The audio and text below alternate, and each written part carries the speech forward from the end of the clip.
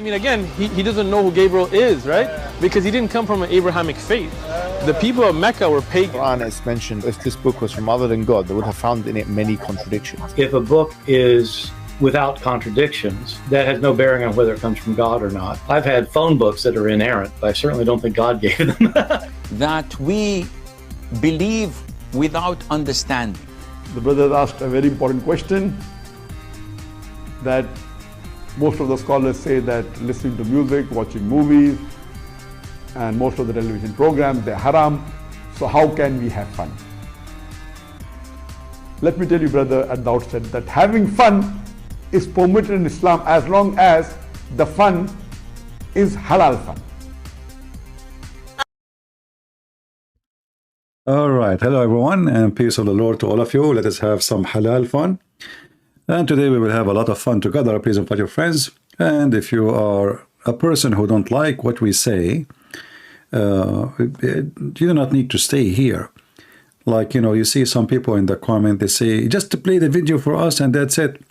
I want to say to those idiots, I am playing for you a video so I can comment about it. I'm not here to play a video for you. You want to play the video, go watch it yourself. So any potato, he is here, he think he is in a restaurant and we are his waiter. Get out. We do as we wish, not as you wish. You don't like it? You don't pay us. It's for free. And this is not your cable. Switch the channel. So today our topic about so-called Basim and Morgan. Before we go there, you know, this guy, where is his video? All right. This guy, Basim, as always Muslims, they play victim. So you cannot accuse them to be the criminal. So before you accuse them, they start crying. And this is exactly what they do. But you will see how stupid he is. However, I'm sure there's a lot of donkeys who have no brain. They will think he is just saying the truth. But if we watch together, you will see how stupid he is and how he exposed himself, actually. So let us go and see. Well, joining me now to discuss the conflict in Israel and Gaza is a TV host and satirist, Bassam Youssef. Bassam is... he's a TV host of which TV? Where? I mean, this guy, he have a program once and he is a TV host. But anyway, yeah, he's a TV host. And are you a TV host too?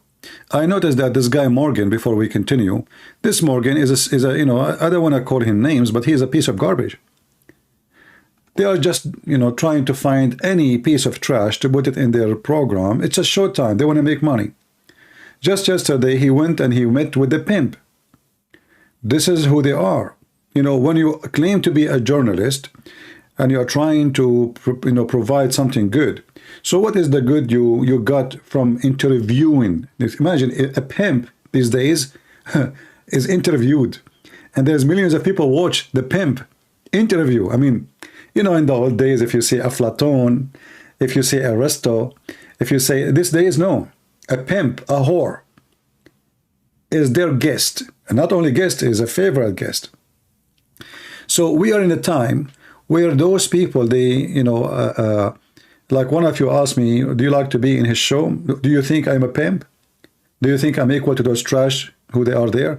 Those people, they are, this guy is just desperate. He bring anyone just to make interesting, let us say, or you know, where people they can get angry, upset, you know, because of what's happening. This is the whole idea. For them, it's a short time. For you, it's the blood of your kids.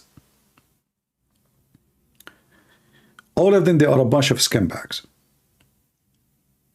Who is the one next one will be interviewed? I mean, if there is a scumbag in the world, did not invite him to your program. So they have a, like, you know, a massive, you know, subscribers. And then, okay, who's next? Who tomorrow? Let me search in the internet who is the one people, you know, maybe they will get angry if I have him, or they will, other side will be so excited to have him.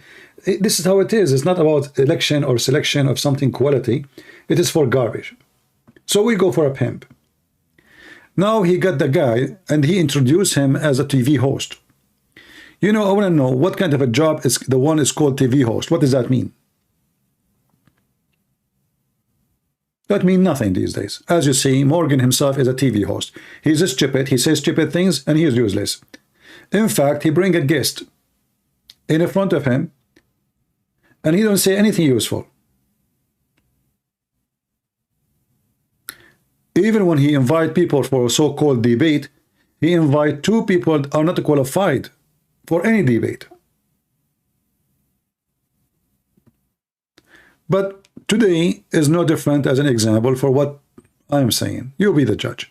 So let us hear what he is saying. Great to have you back on the program. I wish it was under different circumstances. Oh, I wish. First of all, what is your reaction to what happened on October the 7th? It's very important, by the way, to know the reaction. You see, if you go in YouTube, you will find, like even me, I use the word reaction because I notice how stupid people are. Just type the word reaction, people click. A dog react to a cat, 10 million view. A chicken react to her egg, 7 million view. A child react to his mama. The cat react to me. I mean, just type the word react, and then everybody react to the react. And then they put a thumbnail to bring people to click at the video. His mouth is open, like reaction for this guy, like his mouth is, like, you know, he opened his mouth as much as he can, and he take a picture of himself, and he put it there, like, reaction to the Quran. His mouth is open like a snake. And obviously, I mean, the reaction now is happening, not before. Now listen, this is the first time he saw it. So what is your reaction, Mr. Bassem? Give us, go. We are really interested because you are the only one we care for his reaction. I mean, your reaction is extremely important. You know, like, I don't know what to say. Go. Oh, it was terrible, of course. I mean, we kind of get our news kind of also secondhand because... Well, all of your clothes in Egypt is secondhand. And all your weapon in Egypt is secondhand. And even the bread you eat in Egypt is a gift from America. So I have to agree with you that secondhand is you and all the people you stand for, not only the news. In order to avoid talking about the topic, right away he starts with mockery. Bully. They are bully. We get the hand second hand. Look, you got the news second hand. But he mean that, in fact, that he get it first hand. How? Go. Because, you know, my wife's family, they live in Gaza. So he have the news not second hand, he have it first hand. Yeah, and your wife family, they live in Gaza? You have cousins and uncles there, and their house also was bombed. Why? Is that because they are from Hamas or supporting Hamas? And by the way, as long your cousins in Gaza, did they tell you where is the babies, the hostages? I mean, as long you are making mockery over the news coming from, you have first-hand news. You have the terrorists, your cousins. So did you call your cousin, ask them, hey, where is the baby you kidnapped them? So now he is playing victim. Look how their houses is bombed. Our houses, the cousins, my cousins, they are bombed. Do you know that? Like, you know, we are victims. You know, we just killed we are the one who invade our neighbors and we destroy their houses and we burn their houses and we burn some of them even alive and we rape women and children in their houses. And then we came back with a lot of babies and old women. And my cousins, their house is bombed. Is that fair?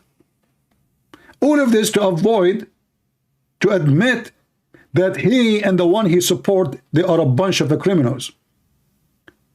So immediately before he start about the topic, he play victim. He's an actor, what I can say. We haven't been able to communicate with them for the past... Why they are not using the yoki-toki of Hamas? How come? Hamas is calling Qatar every day. Why you don't tell your cousin to use the phone of Hamas so they can call the Prince of Qatar and he can forward the call to you? You are not able to talk to them for a few days. So what about those Israeli poor kids who they did not see their mommy for more than 7 weeks? So you know your cousins in Gaza, you are not able to call them. You know, are they babies, or they are having a gray hair like you?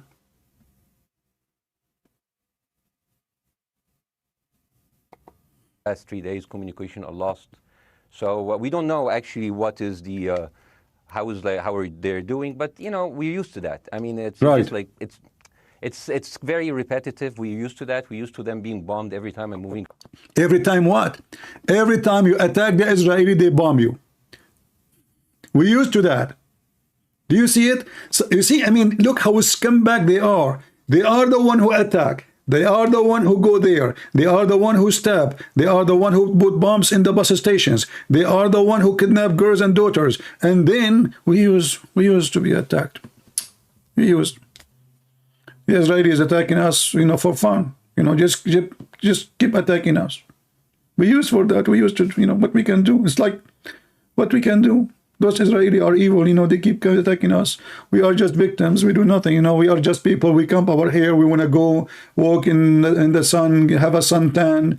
And, you know, this is what we want in life. You know, that's it. You know, that's it. You used to be attacked. I want to ask you, scumbag, as long as you are from Egypt, and by the way, you are blonde. And I find it very funny that you're an Egyptian. Egyptian with the blue eyes. Anyway, I wonder how this happened. But anyway, this is a different story. But listen,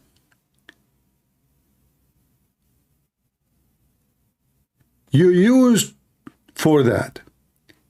When your country, Egypt, attack Israel, how many times Egypt attack Israel and how many times Israel attack Egypt? We will find that every war, it was you, bunch of scumbag, attacking Israel. Israel never attacked you. And each time you go in war with Israel, you got humility and they step and they wipe the floor with you. And then what do? They attack us, you know.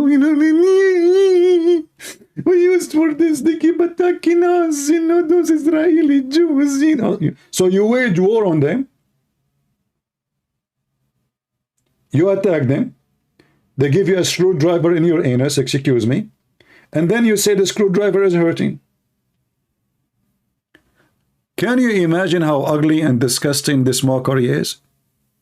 And you will notice that this guy, TV host, Morgan, is an idiot. Shouldn't you say to him, but isn't it you, Arab, who always, by the way, supposedly he claims he's an Arab, but he's a blonde with the blue eyes. But anyway, so isn't it you, potato Arabs, is the one who keep attacking Israel? Who is the one attacking who? Can you name for me the war when Israeli attack Egypt? Give me the name of it. Jordan, Syria, all the neighbors. It is you who, like, you gang like dogs and you go all the way, you want to bite the Jews. And then the Jews beat the hell off you, and then you play victim. You know, we used to it. You know, those Jews, they keep killing us. You know, from one place to the other. You know, it's just like those Palestinians. They're very dramatic. Israel killing us. Yeah, but they never die. I mean, they all. Oh, okay, hold on. They never die. They never die. Are you talking about the Israeli or the Palestinians? Because as I know, you are there to complain about how many civilians they were killed. So are you being now supposedly sarcastic and making a mockery? Or you are talking about the Israeli, which you keep attacking, trying to kill, and they never die? Your filthy prophets come back, Muhammad, police be upon him, and IDF upon him now. He was trying to kill the Jews for the last 1400 years. They never die. You die. You die with your hate. Who is the one trying to kill everybody?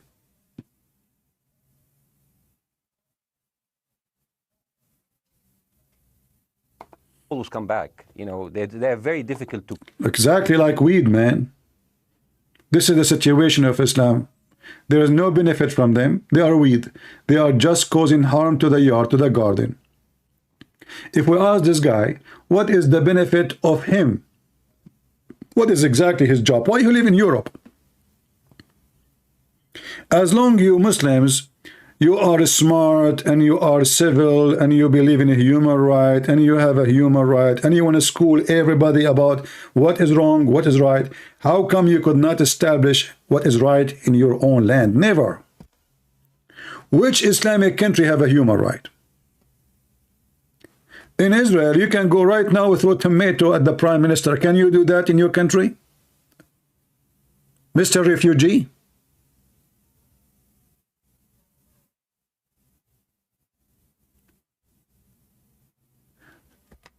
So if they brag about a human right, suddenly they claim that they are the one who defend the human right, but in their land, nobody have a human right. Why? Because people are like him. They are hypocrites. They give you a speech about the human rights. The second you speak against the president, you and your family will disappear. Literally.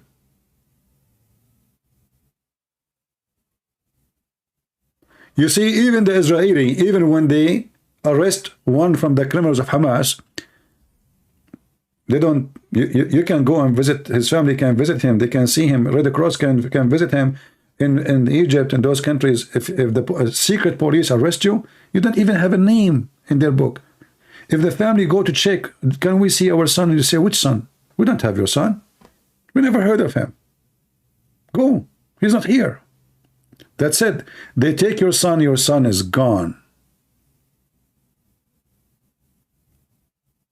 Continue. To kill, very difficult people to kill. I know because I'm married to one. Yeah, I tried many times, couldn't kill her. Yeah, I tried to kill her many times. I could not kill her. You know, I understand your wife, she is from Gaza, and they have a very good reputation in Gaza, you know. I mean, your wife is a Palestinian. They are very good, nice, civil people, you know, we have to say. And they have a good reputation everywhere in the world, to the point nobody in Egypt, they want people from Gaza. Nobody from Emirat want anyone from so-called Palestine. No one in England, no one in Europe, no one in Syria, no one in Lebanon, no one in Libya, nobody in Tunisia, nobody in Algeria, nobody in Morocco, nobody in Emirat, nobody in Qatar, nobody in Bahrain. Nobody wants you. Why? Should we accept refugees from Gaza? Of course, people will say yes. Remember, we've taken over 500,000 refugees in just the last handful of years. In 1992, Denmark took in 300 refugees from Palestine. 64% of them have turned into criminals. What happened to the rest? Only 64% turn into criminals? Well, this is a very positive. I mean, do you see, guys, how racist those people? They are racist to the point they took 500,000 refugees. Racism. In Saudi Arabia, they have 0 refugee. Qatar, they have 0 refugee. But the racist West, England as an example, they took 500,000 only. In Denmark, they took a couple of hundreds of Palestinians only. 46% of them, they turn to be criminals. That is a good percentage. I mean, they are good. Why you see only the positive part? I mean, the negative part. Why you don't see the positive? Why you did not notice that there's 36% they are not in jail yet? Guys, do you see the racism? Only 64% are criminals.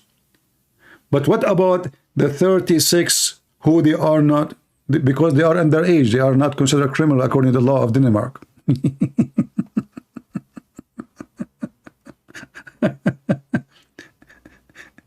So, you know, it's very hard to kill us. Very hard.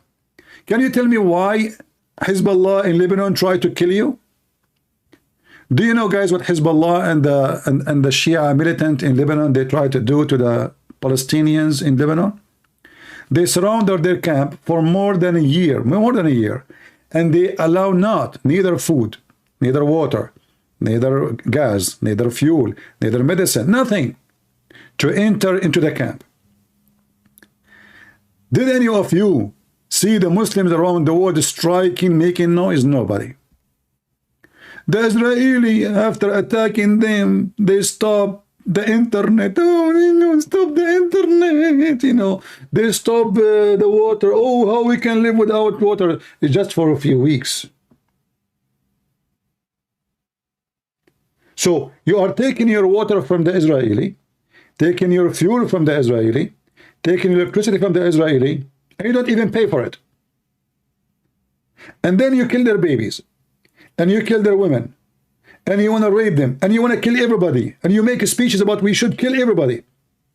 And then if a minister in the government of Israel says maybe we should nuke them, Allahu Akbar, how disgusting. He just said he want to commit genocide. So you in your speeches you say you want to do genocide against them, but in their speeches they cannot say the same.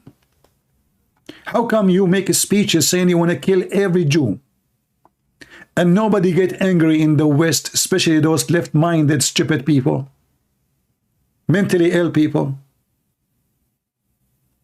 Huh?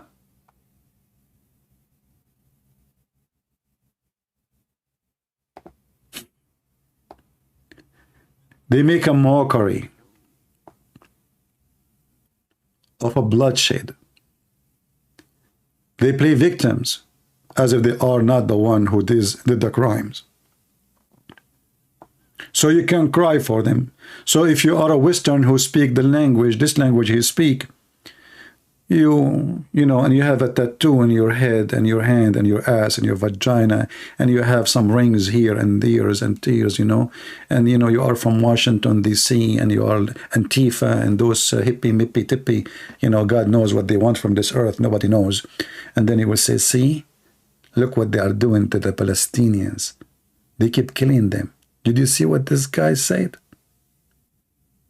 But if you go check the document, you will see that every single war Israel faced, it was those Muslims who started it. Every single one of them. Each one.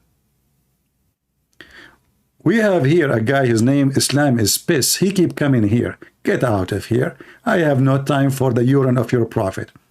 Don't come here again. Admins, anytime this guy come to the chat, just to block him with his name. Hold your tone. My friend, we don't hold the tone.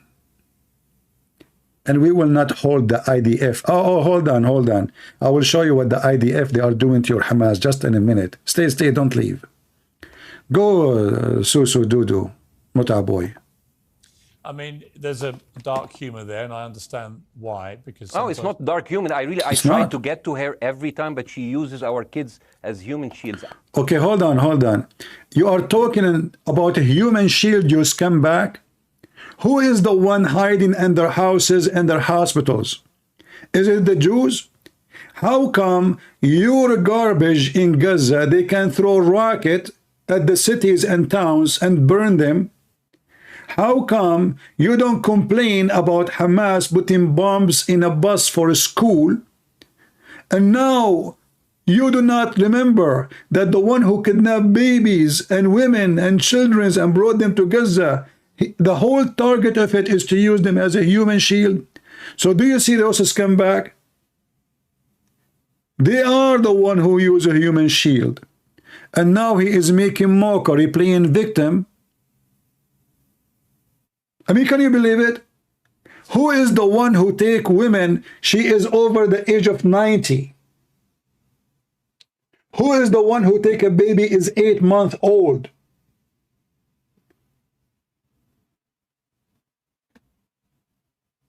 Can you believe it?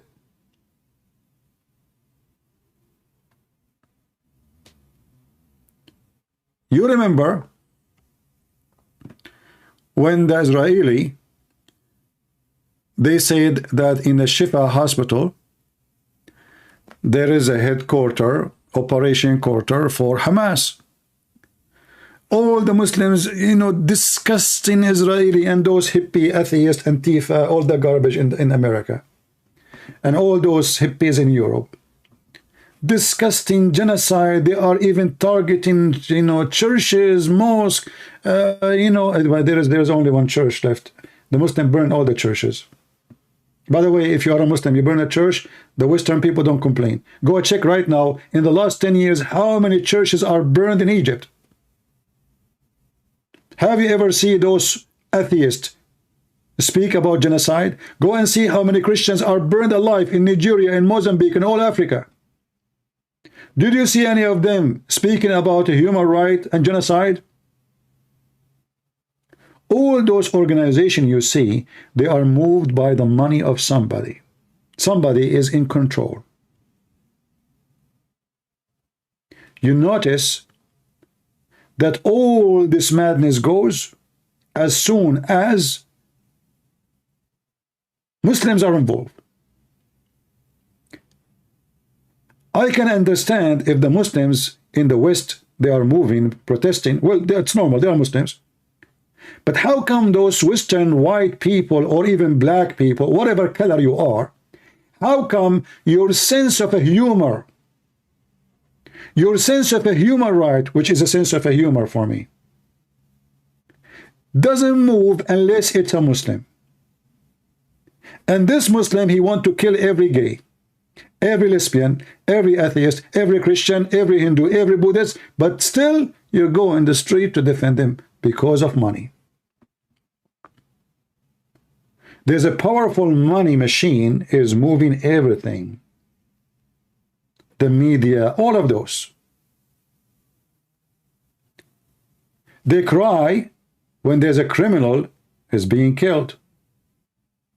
They dance when there's a victim is suffering. This is the Shifa hospital. This is what? This is the tunnels under the Shifa hospitals. What they have there, shall we see? Let us watch together. Hospital compound, we're underneath the ground. We are approximately between the Qatarian building is above us. And this is see the Qatar building above us. Who? Qatar. The way to the street. Meaning this is a way that goes outside from the hospital. We are talking about a tunnel which is more than this, only this specific area is more than 300 meters of a tunnel. So this area goes directly outside of the hospital, approximately to one of the areas outside, maybe a mosque, maybe an apartment. It's blocked. It's blocked and sealed. They knew that we were going to come here more than a month ago, and they sealed it. And now we're going to see the infrastructure of the tunnel. This tunnel is a complex tunnel. It's not the ones that we know. It's more convenient for a long living, like you have toilets. Look at this. And you have rooms that were built in order to contain people. But this room is an operational room that had communication with electricity provided from the source. See, where is this way they will ever... Do you know why they keep asking, we want the fuel for the hospitals? What is the excuse? Hospitals. We have injured people. They are sick. This is against a human right. This is war crime. But the electricity and the internet and the water and all the supplement, including food and medicine and everything, is going down to Hamas under the hospital. Of the hospital, meaning the hospital is providing electricity. This room was evacuated and all the gear was evacuated. I guess it was evacuated when they knew or understand that we're going to enter into Shifa Hospital.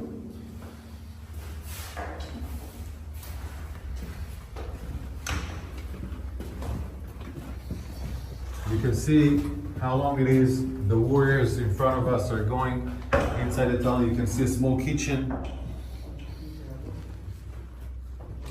So it will provide them food, water, etc. All these facilities of water and food are coming from the hospital, meaning they're using the hospital infrastructures.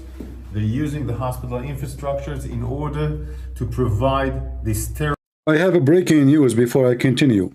US-Canada border is closed in New York after explosion. However, I don't think this is terrorism. I think it's just a Muslim being angry. You know, the media in the West. If it is a Christian prince, if it is a Christian, this is a hatred crime. This is a terrorism. All the ones who vote for Trump, they are terrorists. Everybody, 70 million Americans, they are terrorists. But when a terrorist attack, okay, explosion in the border, how explosion? How explosion happened, but there's no sign of terrorism? And why you close the border then? If it's not terrorism, it's mean whatever. It's somebody fought, let the border open. They're trying to destroy bridges. But remember, it can't be a sign of terrorism.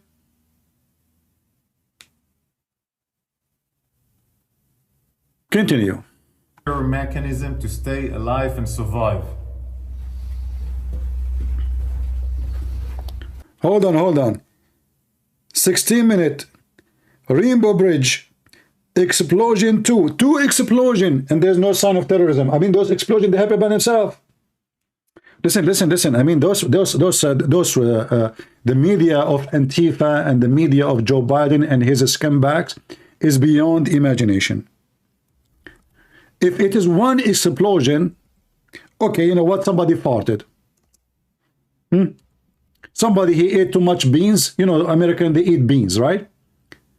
Two explosion, and it is not terrorism. Like, is it normal to have two explosion in a border? And this is not terrorism. And two dead after a vehicle explode at US-Canada borders. Why the vehicle explode? I think I know the reason. We have to blame Israel. Guys, don't you think the Zionist is behind it? It must be the Zionist. We have to blame the Jews. Somebody has come back, he will come now and he will say to you, the one behind it is the Jews, and they are trying to cause a chaos in the state. It's not Hamas, it's not Al-Qaeda, it's not the Muslims, it is the Jews.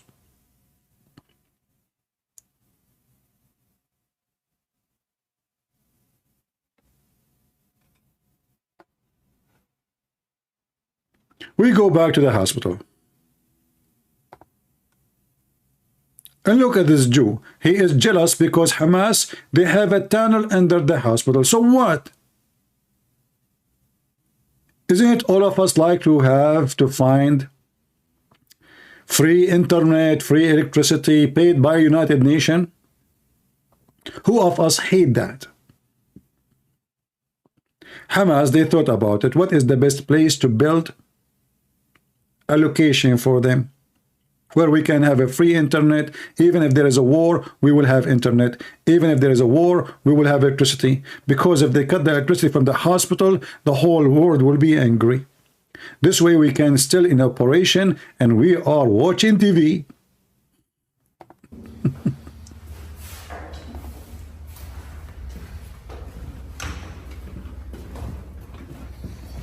You can see how long it is. The warriors in front of us. Look how big. Look inside the tunnel. You can see a small. Look at the kitchen here. So it will provide them food, water, etc. All these facilities of water and food are coming from the hospital, meaning they're using the hospital infrastructures. They're using the hospital infrastructures in order to provide this terror mechanism to stay alive and survive. I want to show you more rooms. More rooms. This is a room, where you can sleep, eat, make command control. It also has... Breaking news. Another attack in Los Angeles. Attack on a bridge. Freeway damage by fire reopen and you know, do you remember the fire happened just a few days ago in Los Angeles in the highway? At that time they said clearly it is an arson act. Somebody did it. Who is the one who did it? Who is the one doing the I will give you names and you choose one. The first one, his name Jacob Shalom. The second one, his name Shalom Jacob. The third one, his name Shalom Jacob. Choose one. None of them, his name is Osama or Ahmad or Hassan or Muhammad. We have, it must be the Jews.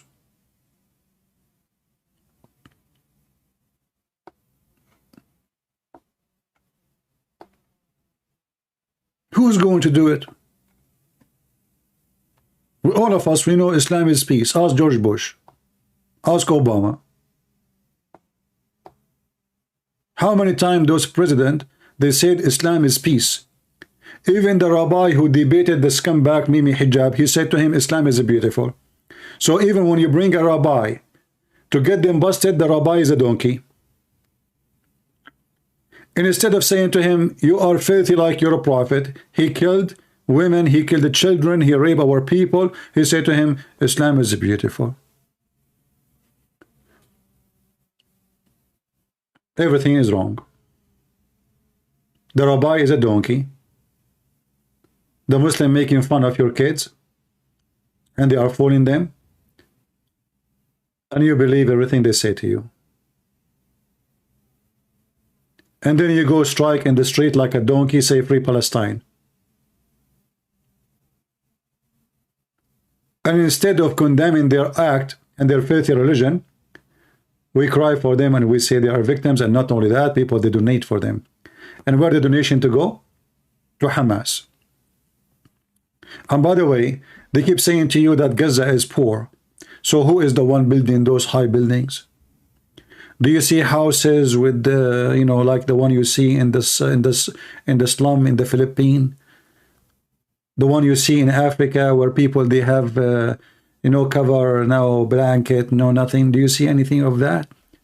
Did you see those Palestinian women, each one of them in the size of a truck? Do they look like people, they are hungry?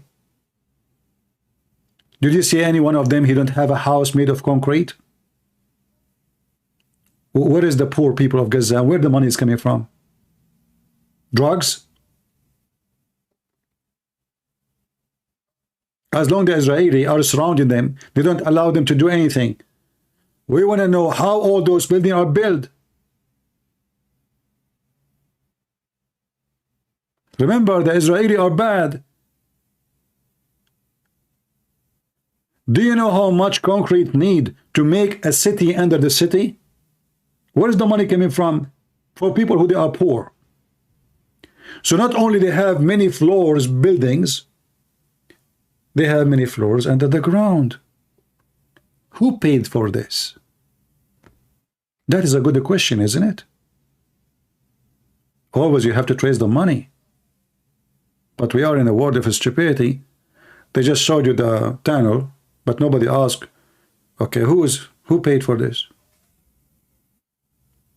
Not only the weapon they have, who paid for this? This is very costly.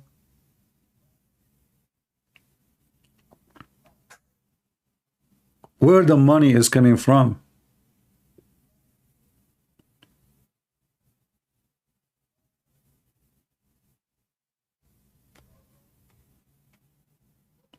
Always chase the money, you will know.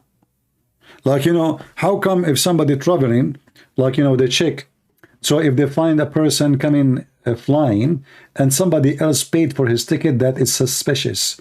Mostly it's a drug dealer. Who paid for all of this?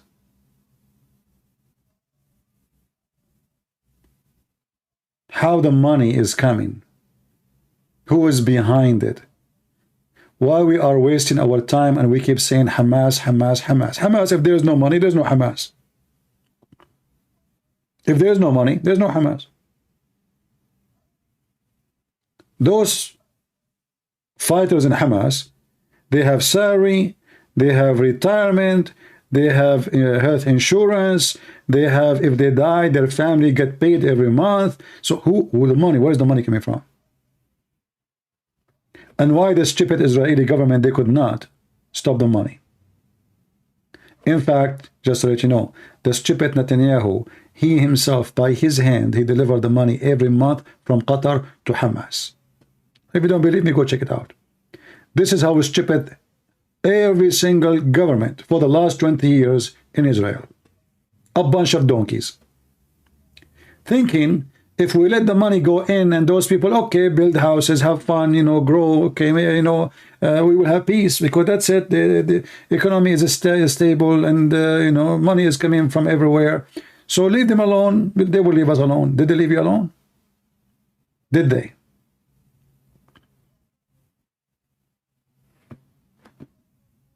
Qatar. Iran is bankrupt. Iran as a country is bankrupt. They don't have money. Iran, they can train them. Iran can teach them how to do things. But Iran is bankrupt. The money is coming from Qatar. The head of the snake is Qatar. Erdogan himself cannot help them. Why? Because they are bankrupt too. He can give them shelter. He can give them camps. But he cannot. He's not capable of giving money. All the money is coming from Qatar. Air conditioning. This air conditioning goes above the hospital. One of the reasons that allows us to understand this complex is that we found the engine of the air conditioning, of course, outside, next to the Qatari compound, inside the hospital, electricity, full electricity. The gear that was inside here was evacuated before we entered, but look at the ceiling. This is not just a regular tunnel. This is a high facility compound. And look, the terrorists, they don't like to have a roof without like a decoration, you know. I mean, he will not like to see a concrete in the top of him. So he put a new roof, like with decoration and nice. And they have air conditions. They have air conditions too. Also, more toilets here. Yeah, because this is a nation who pays a lot. I mean, they get pissed from everything. You make a cartoon, they get pissed. You make a movie, they get pissed. You say a word, they get pissed. It's a pissed off nation. They are pissed. Even when the Arab, they send them food, they get pissed. Did you see the video of the guy saying, look, you know, thank you, Arab. Thank you for the donation. You send us biscuit at 1 year old. Even the water doesn't taste good. So you send them food for free. You send them money for free. You send them water for free. And then they spit at you. This is why Saudi Arabia don't care for them no more. I mean, all these things that they are meeting, etc., they will never care for them. They gave them billions of dollars before. At the end, they spit at them and they curse the Saudi. And they curse the Emirati. In fact, there's videos on YouTube, you will see how those called Palestinian, they go chase Saudi and Emirati and they spit at them. Also, more toilets here.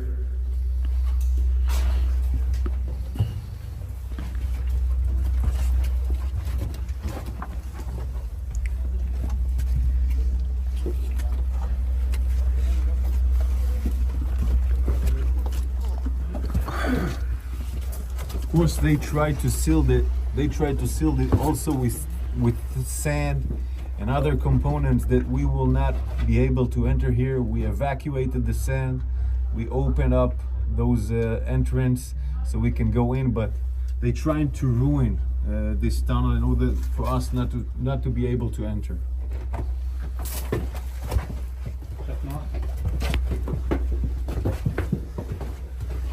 Look how long, look how big. And this is, by the way, after many are blocked, there's many places they could not go in because they put a lot of sand inside. And those soldiers, they have to be careful when they move the sand because they might mean there is a trap in there. There's a bomb or, you know. The stairs here going down. Electricity from all over the sides are electricity.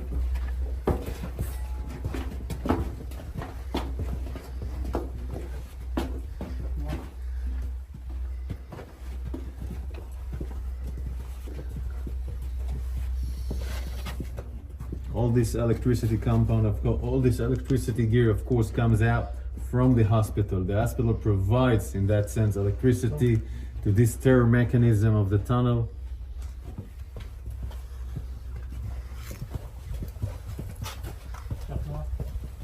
This is a unique signature of the arches.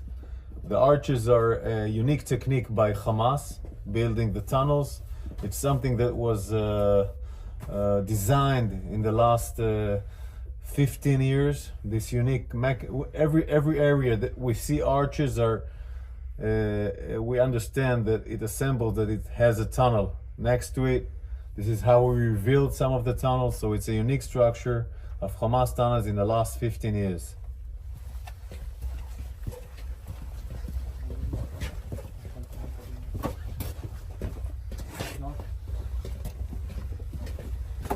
By the way, I have good news. This guy, he won the election.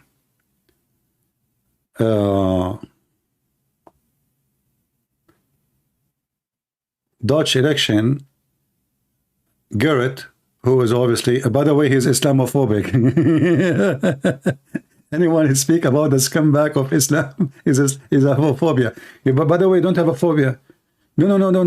They don't rape your kids or kidnap them. No. This is all is a phobia. Phobia. That's not true. It's a very peaceful religion. No. If you have 8-month-old baby, they will not kidnap him or kill him. No. Don't worry. If you are 90 years old women, they will not kidnap you. No way. Those people who speak against Islam and what Muslims do, they are Islamophobic. They are Islamophobic, I'm telling you. Don't listen to them. They lie. So as you see here, it says, Wilder, and by the way, look what the European media, they say he is far right party. You see, they give you a title. You are far right. You are middle right. I mean, they give you a name right away. You know, like just to the title is ready.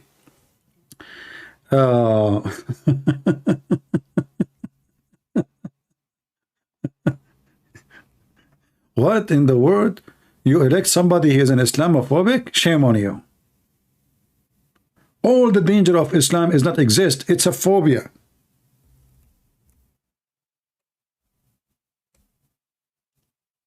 ISIS does not exist. I mean, it's true they killed hundreds of thousands.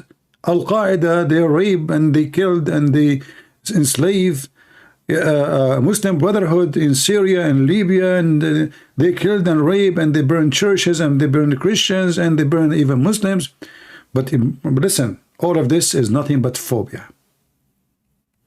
It's fake news.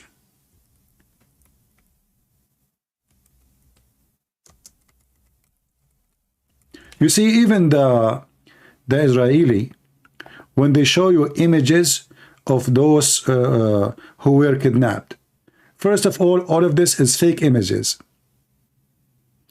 If you look as an example, look, this is I saw actually a video. She was saying, look, you know, she was saying how they are kidnapped and they are smiling. The stupid women, she think that those pictures are taken when they were kidnapped.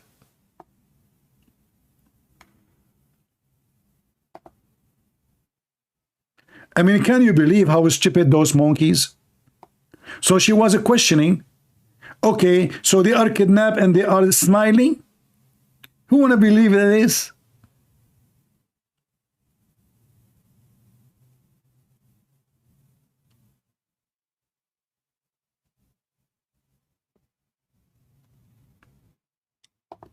This is the woman who did, you know, we saw her video recorded by Hamas. She was kidnapped, they put her in the motorcycle, and look at her, and now she is dead. They found her dead. Where? In a Shifa hospital. And this has come back. Bassem Youssef, he is complaining about bombing hospitals. How come they are bombing hospital and the hospital is there? So the Israeli weapon, they are so, is that fair work? How they bomb the hospital and the hospital is still there?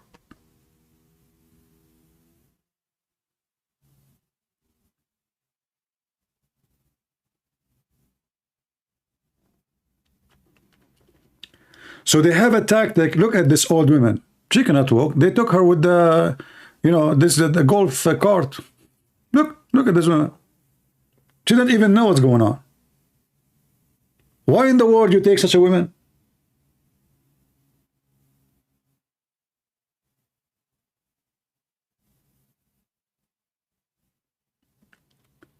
And this has come back, Yusuf, claiming that the Israeli is the one using a human shield.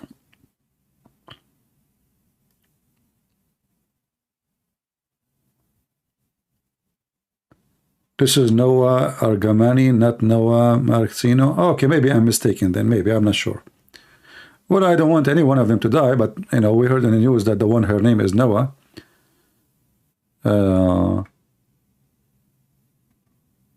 Lord have mercy. So they kill you, they slaughter you, and then they claim that they are the victim.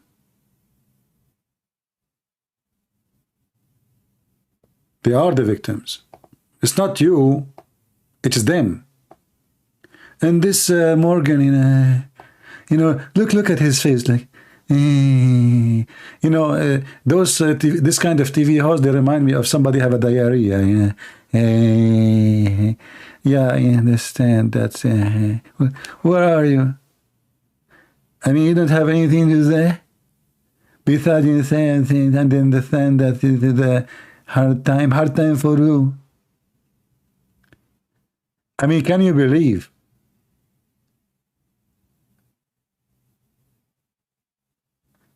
That the women I showed you previously look like Asian? Are you sure? No, she is not Asian. Anyway. By the way, she is not Israeli. If you look at this guy who is hosting a TV show, you will feel like this guy, he lost his energy. It's like just a guy, he came from the gym. He was running for 10 hours. And he's talking so slow and stuff. Where are you? Why you don't get him busted? You know, if you want to make a show and you have only one guest, then you have to represent the other view. You don't let that guy just, you know, bark like a dog non-stop. What about you say to him, okay, you know what, you have a family in Gaza, you have cousins in Gaza. What about those kids are killed?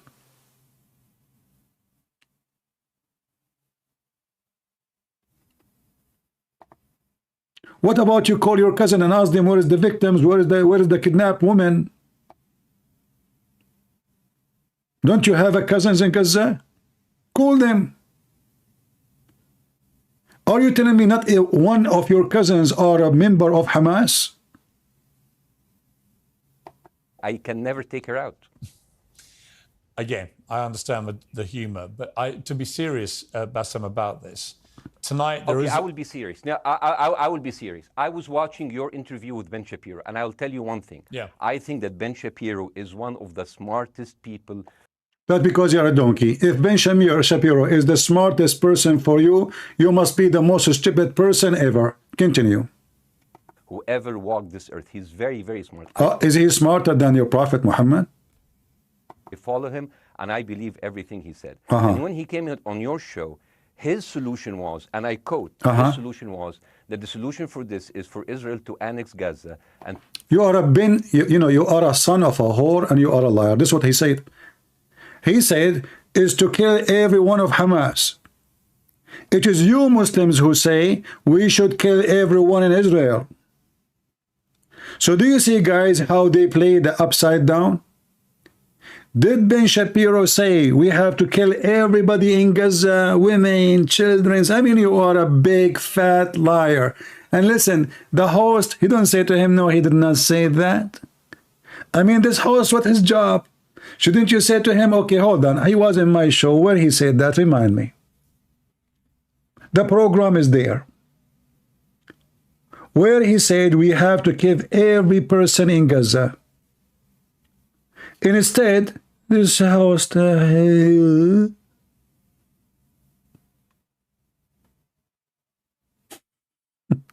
This is a TV host.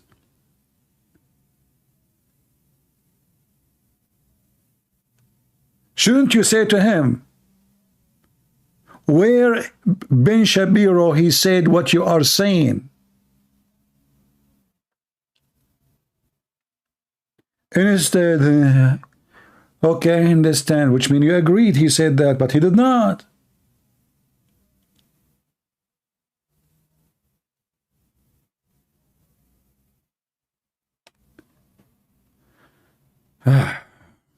He did not say it directly. No, we know what everybody mean, that they have to finish Hamas. They have to finish Hamas. He did not say we have to, and you know, hold on. Let us say for the sake of argument, Ben Shapiro, he said that. Who is Ben Shapiro? Is he the Prime Minister of Israel? Is he even an Israeli? What Ben Shapiro have to do with it even? You know, like, I mean, look how stupid, silly, you know, scumbags they are. If this guy, he said, we have to kill all the Jews. Is he from there? No. We are talking about war. They talk about Ben Shapiro. We talk about war. The war involves Israeli and those who live in those territories, which is part of Israel. Who cares what Ben Shapiro said? And he did not say that. It is you Muslims who say we have to kill every Jew. And you know, if we go right now and watch the videos, which is made by the leaders of Gaza, every single one of them, he says we should kill every single Jew. Every single Jew, not Israeli.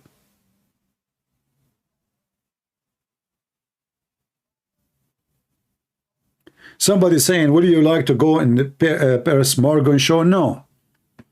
I will never accept to be in such a stupid show.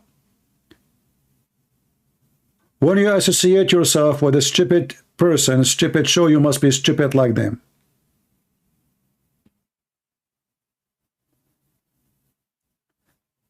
The first thing for somebody to host a show, as they call it, it's a show anyway, it's not even real. Show, it's just entertainment.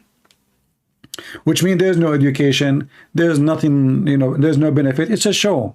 That's why they call it show. It's not called the class. It's not called training. It's called show. People want to kill time. So if I want to be with somebody, I want to be with somebody, he speaks smart, he asks smart, and he answers smart. When you associate yourself with donkeys, you will look like a donkey. And you will talk with donkeys. In order to do so, you have to speak the language of donkeys. People, they go in such a program just to become famous. That's all. This guy, he have big numbers of viewers. And if you want to be famous, be there. But is it really my business to be famous or my business to be truthful? We have a guy, he keep arguing with the admins. Admins, anyone, he argue with you just to block him. You don't like to come here, we have a topic. If you are coming here to call the admins names, get lost. Nobody is asking you. If you don't like the admin, leave.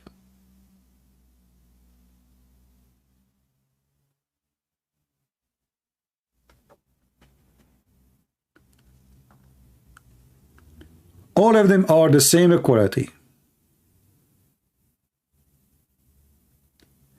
They play victims and they take advantage that the host is a donkey. He is so submissive.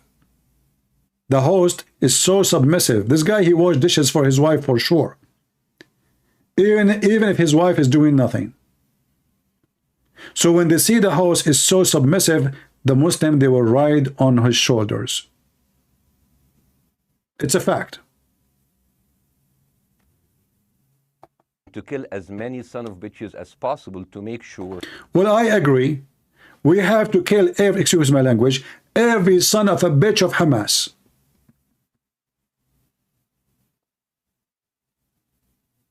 Why not? Is it in your country? In your country, you sentenced to this many Muslim terrorists? In your stupid country. So how come in your stupid country, in your stupid government, in your stupid president, you can kill every son of a bitch of those terrorists, but they cannot kill them in Israel? How come it's lawful for you and it's not against a human right for you, but it's against a human right for them?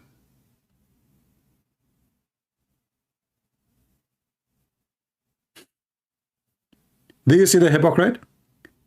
Every single Muslim country, if an organization killed anyone, the punishment is death. How the police, they arrest those terrorists? By gun machines, shooting them dead or alive, get them and then they hang them. So how come in your country, you go after them with guns, you use even airplanes like what happened in Sinai, not far away. Go and see how many attacks happen in Sinai. The Egyptian government, they use airplanes, they use artillery, they use tanks, they use missiles, they use rockets to find the terrorists. How come there nobody complain? The Egyptian government, they wipe even villages from existence. In fact, there was a city, it's called Old Rafah. Called what? Old Rafah. Do you see now the Gaza they have?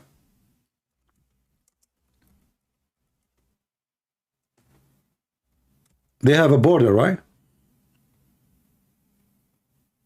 Correct? But there is a city called Old Rafah. The old one. That one, the one close to the border, is destroyed.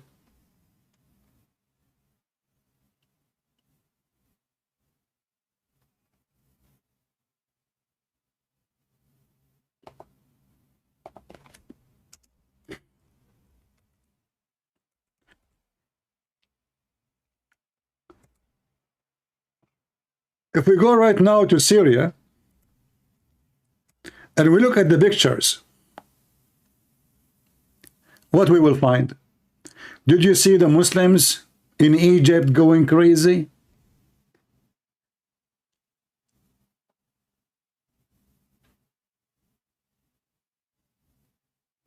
How come they go crazy only with Israel?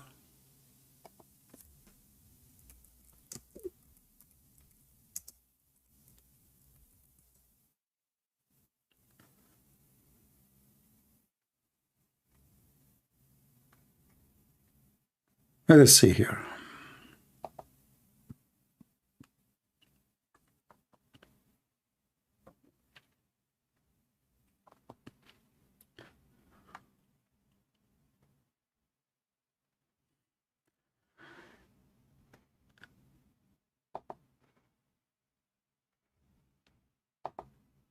I'm opening the maps.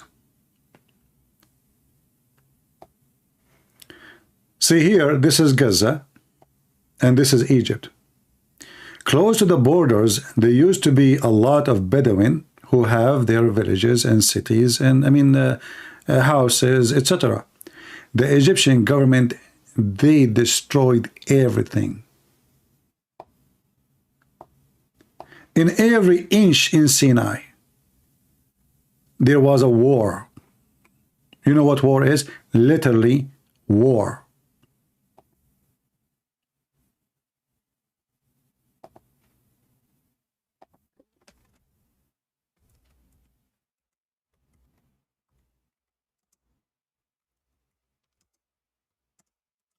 Let me see.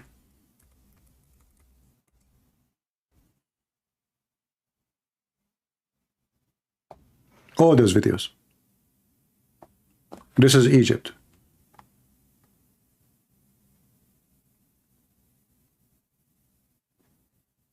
The video name, look how the Egyptian, they are dealing with the ground. They do carpet bombing to kill the terrorist. Here the title is killing, shooting, I'm not going to show the video, The soldier here, he will shoot the captured terrorist alive in front of you in the camera. They record him.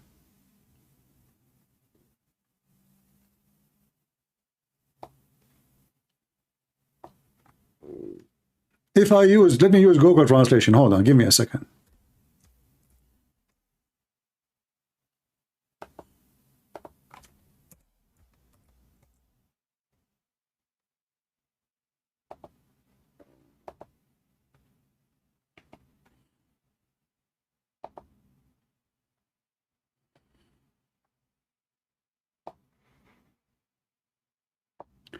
Rear video, watch what the Egyptian army did to terrorists in Sinai.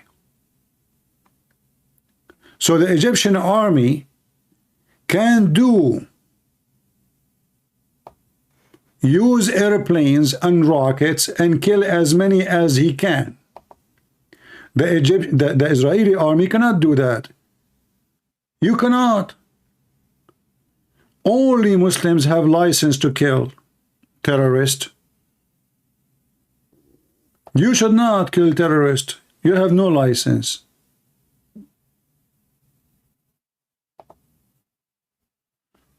I'm trying to find the video. It's not working.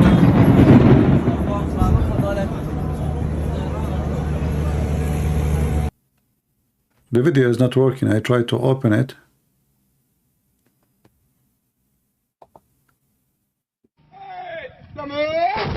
Here we go. Look. Look, this is the Egyptian army fighting against their own Hamas.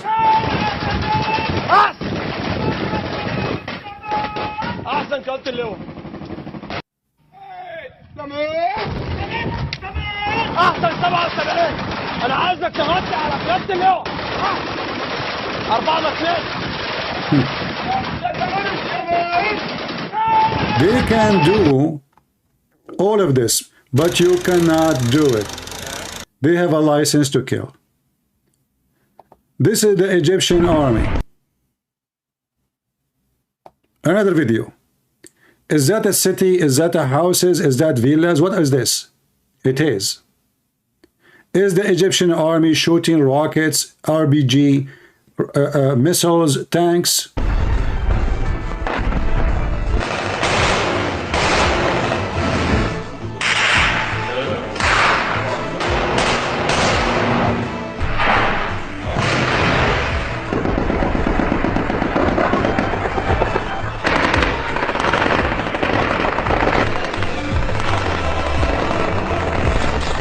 This is not a movie, this is a real video of a real war with the organization the same as Hamas. In the comment you will see the Muslims saying, may Allah bless you, army. Look, nobody's angry. May Allah give you victory, the army of Egypt. I just use Google Translation. May Allah protect you, have wide mercy on murder, and give patience to their family. Long life, Egypt. But they are killing Muslims, terrorists.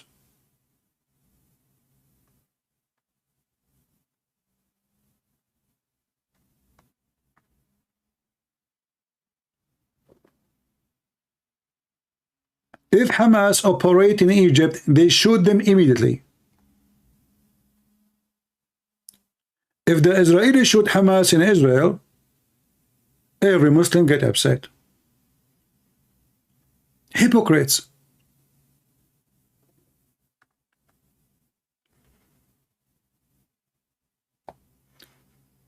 And in their way, they destroy towns and cities. It's okay. No problem.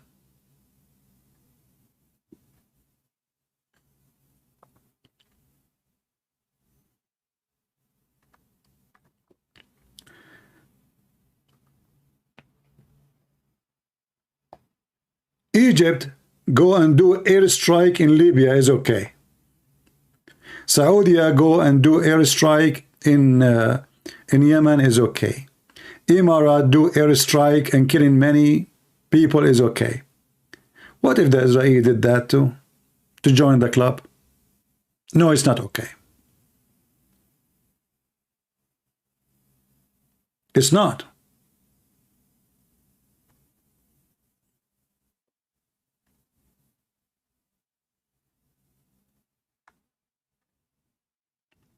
This is a real war.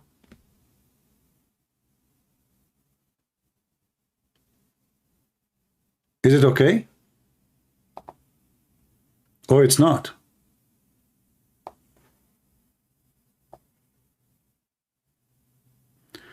We will not play it because YouTube saying you have to be signing whatever. Yeah, forget. So do you see how they are hypocrite and how they are liars? They in their own land, they don't mind to kill everyone who carry an armed action against the government, not even necessarily civilians. But if the Israeli did that, the Israeli are very ugly, disgusting. In fact, all Islamic governments, all Islamic countries, they kill Muslims non-stop.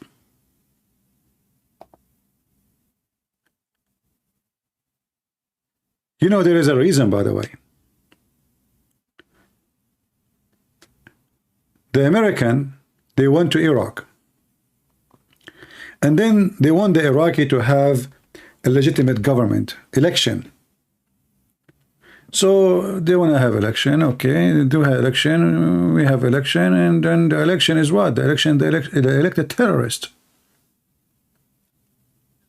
Those stupid Americans, they think those countries, they can survive if they have a president who isn't a dictator. Those countries cannot survive without a dictator. Dictator is the only solution. The second you give them freedom, everybody will be killing everybody. The second they notice that the president or the government are weak, the killing machine will start. Cities will go upon cities. Town will go upon towns. Shia will kill Sunni. Sunni will kill Shia. They will kill Christian. They will kill everybody. This is why in the Middle East, having a dictator is a must. The stupid Western took them centuries to learn that this is not Europe. Those are savage people. It is reality. They are my people. You told them democracy, they will kill. The stupid Western, they decide to give democracy to Libya. Go and look what we have in Libya. Oh, we will take al-Qaddafi, he is a dictator. We want to have election. Good luck with the election. Now Libya is killing Libya non-stop for the last 10 to 15 years. The same they did with Syria. Oh, Syria is a dictator. We need to replace the Syrian president. Good luck with Syria now. Syria now become many Syria. Syria ISIS, Syria Al-Qaeda, Syria Kurdish, Syria Alawi, Syria Shia, Syria Iran, Syria Sunni, Syria American, Syria Iranian, Syria, any Syria you want. Western are very genius.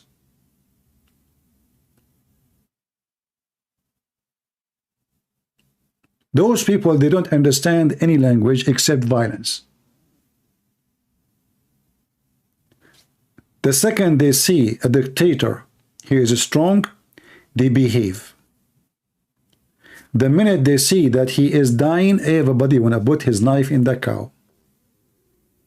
It is reality. And I challenge anyone to say this is not true. You see, why Saudi Arabia is still intact together? Saudi Arabia, there's many problems inside. There's many tribes, they hate each other. There's many tribes against each other. There's many tribes, Shia, Sunni. There's hatred. There's a tribe who believe they should be the royal family. What is making Saudi Arabia still intact together? Because they are terrorists. The royal family are terrorists. Anyone open his mouth, what they will do to them? Do you know what they did to Khashoggi in Turkey? Anyone remember?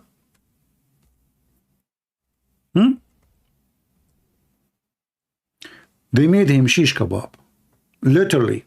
So even if you are abroad in different country, they will send their men to cut you pieces and grind you in the grind machine and let your skin and meat goes in the sewage. Until now, they could not find the guy.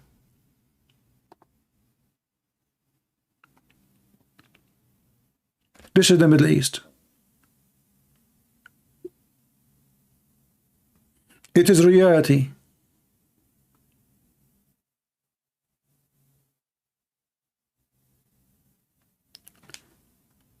Why the Muslims don't go and strike in the street for a killing machine happening in Syria for the last 15 years?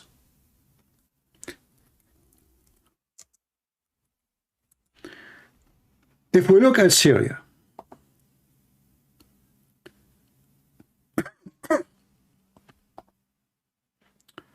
look those human rights Antifa, and you know, they are upset only for Gaza.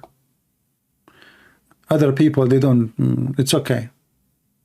You know, their human right get activated by Qatar when they want. This is Syria. Dust.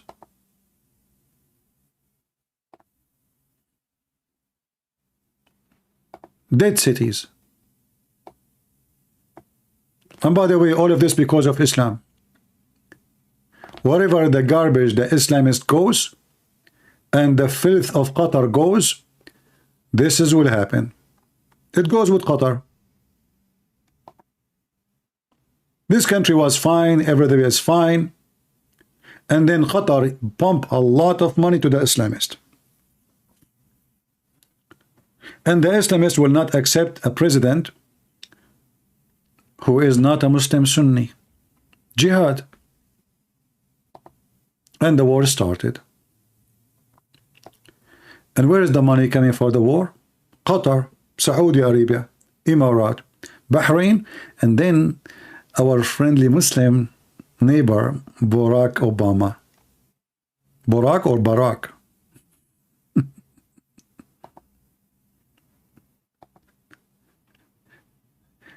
If you remember McCain, John McCain, the scumbag, he went to Syria and he took pictures with the, he called them rebels. The terrorists of Syria, the Mujahideen who burn churches, you know, kill Christians. John McCain, even he defended them. They said to him, so how come they were shouting Allahu Akbar next to you? He said, oh, Allahu Akbar in Arabic means God is a great. You see, well, Allahu Akbar when they want, it is terrorist. Allahu Akbar when they want, Allah, I mean, Allah is a great, you know, they are not terrorists, those are friendly. What are you talking about? Those are very peaceful protesters, you know? Are you kidding me? This is why we have to give them missiles and rockets and tanks, because simply they are peaceful. What's wrong with you? Do you think really those people, they are, you know? And by the way, a lot of pictures you see in the internet is fabricated. Like, you know, you see a picture like this child here, you know, fake pictures. And, you know, people believe the same as in war now, like in Gaza, tons of fabricated pictures. They put a child with the makeup in his face and dirt and etc. And the guy, he opened his mouth and there's a dust behind. You know, remember, Photoshop is very wonderful. I can be back 17 years old, even though I'm 19 now, by Photoshop. This is why these days women, they prefer Chinese phones. I mean, she just go back 20 years just by opening the app in her phone. So, but is the war real? Absolutely. Did hundreds of thousands of people die? Is true. What is the reason? You will find always the reason behind all of this garbage is Islam. Wherever Islam goes, disease, plague, death come with it. Prove me wrong. They cannot live in peace. They cannot.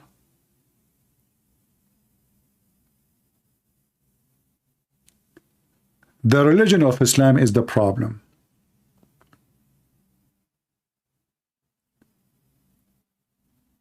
When the stupid American and the stupid European, France and etc., they want democracy to Syria.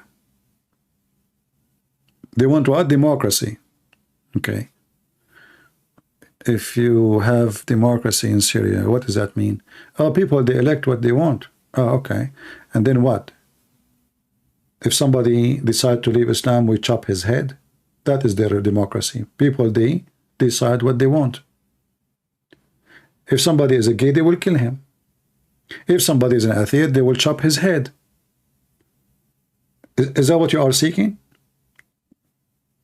What do you mean by democracy? They did the same in Algeria. Algerian government. France put a lot of pressure on Algeria to go for election. It's time for election. Enough dictators. Then the election happened, and who is the one who won? The terrorist. Suddenly France don't want such a government. And the war started. How many people get killed? More than 1 million. Islamist. Every single one who speak in the name of Islam, even the one who speak to you with a friendly face, if you put them in office, immediately death will come. So as you see, Islamists, wherever they go, war started. And then who is killing who? Muslim killing Muslims. But nobody complained.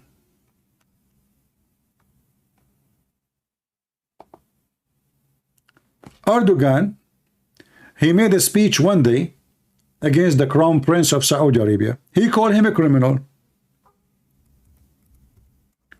He want to bring him to court. Correct? You remember?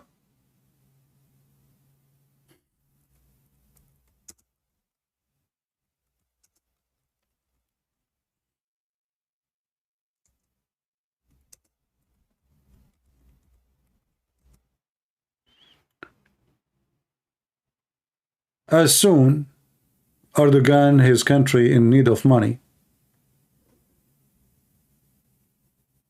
Erdogan is kissing the ass of Saudi Arabia. We forgot everything. Money. He was barking like a dog, non-stop. All of this to get paid.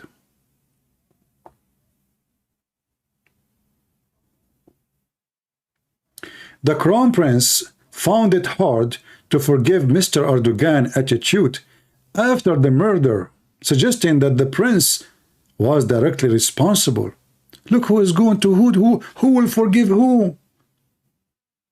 The murderer, the one who killed the guy, he's not responsible. Are you kidding me? He have no idea what's going on. Those are my men. They go kill people in the street without telling me. I'm just a crown prince.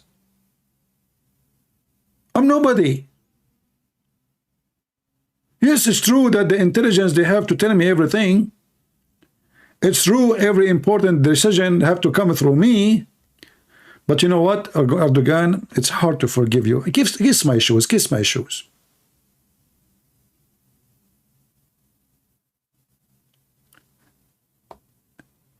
Erdogan, he just a week ago, he called the same to Israel. Crime, you know, we will announce Israel as a war criminal. Just wait. 6 months, 8 months from now, he will come to Israel, he will kiss their ass. Who wanna bet?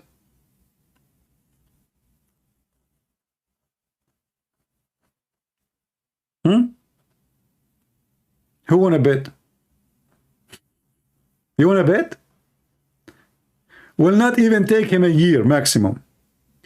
Erdogan, the same guy who is now so angry. Do you know why? Because he knew what is the consequence of being the enemy of Israel. Actually, I saw a video already. Netanyahu threatened Erdogan that we are going to support your enemy. I can look for the video and find it. If you notice, when they have a march for Israel in Washington, D.C., who is the ambassadors was in the front?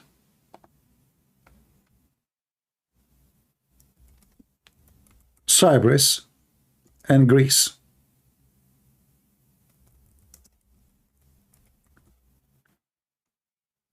Do you see the message?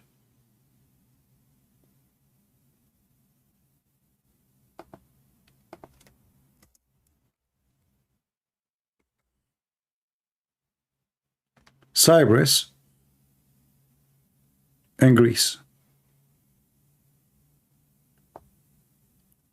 Which means the Israeli saying to him, behave yourself or else. We can arm your enemy with the most advanced weapon. They can make your ship go down and sink like cockroaches. 300,000 they march in Washington, D.C. for Israel. And 2 foreign ambassadors, Greece and Cyprus. I am sure you know that this is not what was not a coincidence.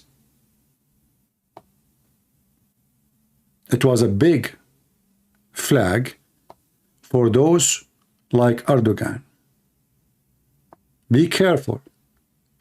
If you notice that when Putin he announced that he support Hamas, 3 days after, the foreign minister of Israel he went to Ukraine.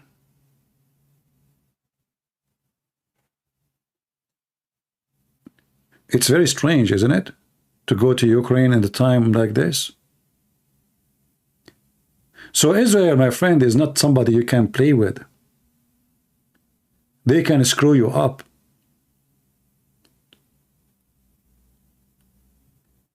This is why Erdogan, he is mute now like a dog.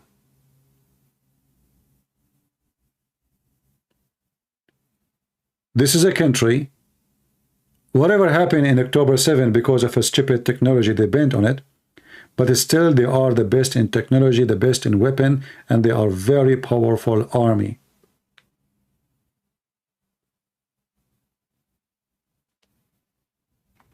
In fact, even America, most of our technology here depend on Israeli scientists.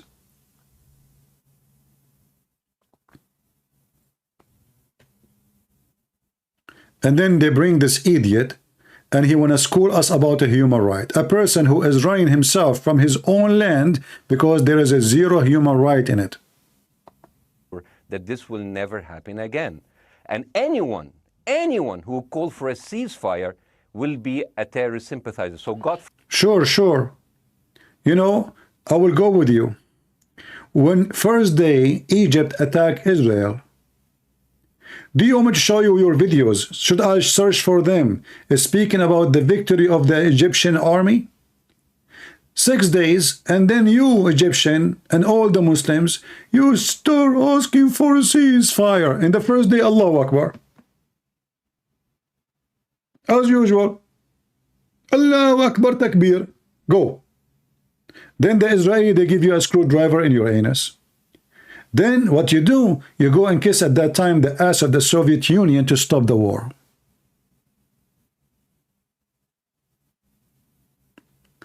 What are the pros and cons in ceasefire? I don't care about the pros and cons. This is not Amazon review, my friend.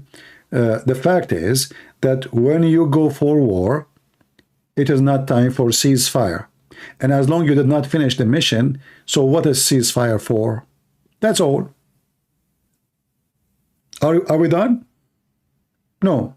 So ceasefire for what? And always the one who asks for ceasefire is the one who is losing. If Hamas is the one who is victorious, if Hamas is advanced inside Israel right now and taking cities one after one, do you think this scumbag will ask for ceasefire?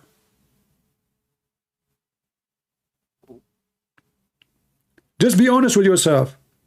Do you think those who are striking now for ceasefire everywhere in San Francisco, those scumbags, If the Hamas is the one invading cities, taking one after one, do you think anybody will go in the street and ask for ceasefire? No. It doesn't matter how many Jews die. It doesn't matter how many women raped. It doesn't matter how many children are burned alive. They will never ask for ceasefire. Ceasefire is when they are losing.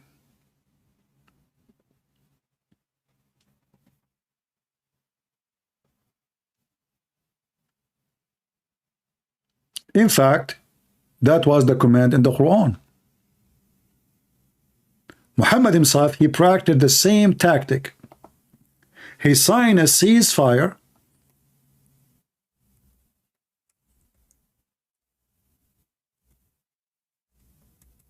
when he's weak, until he regroup, prepare himself, getting stronger, he attack. And the enemy thought that they have peace. The Quran made it clear.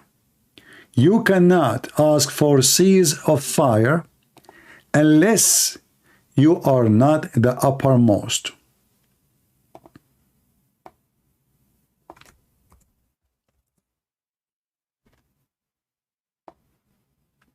Everything they do is in their yellow pages book. The filthy Quran. So be not weak and ask not for peace from the enemies while you having the upper hand. Do you see it? So when the Muslims are allowed to ask for peace, this peace will be temporary. Until they have the upper hand, then they attack again. But they are forbidden to ask for peace as long they have the uppermost. See now, Egypt signed peace agreement with Israel. Do you think this peace agreement will live? I assure you, I don't know when this will be broken, but I assure you, as I know everything about myself, I can see it, that the war with Egypt is coming. Those are Muslims. The only way to have peace with them if your neighbors are not Muslims.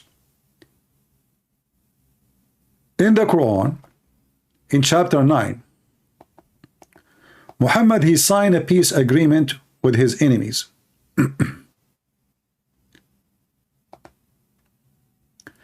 You see, the chapter here is called a Tawbah. Tawbah mean repent. But this is not the real name of the chapter. The real name of it is Bara'ah. What Bara'ah is? It is the first word here. Bara'ah. What does this word mean? Freedom from all obligation of peace agreement. Kill them. He signed peace agreement with them. He regrouped. He prepared his army. His stupid enemy, they are taking honeymoon. And then suddenly he sent them a warning. You have 4 months. Either you leave the town or I'm going to slaughter you all. 4 months. After 4 months, anyone I see here is dead. He took over the city already. You have 4 months. Then those people, what they will do? I mean, they will lose their houses, their animals, their everything. They convert to Islam. And Muhammad, he promised he will chase them to the end of, even if they go to China.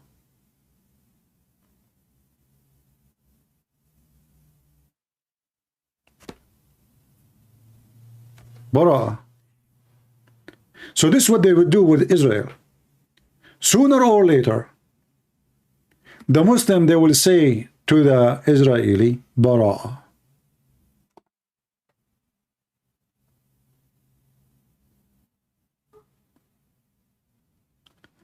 And if you don't understand your enemy, that's your fault and this is your stupidity.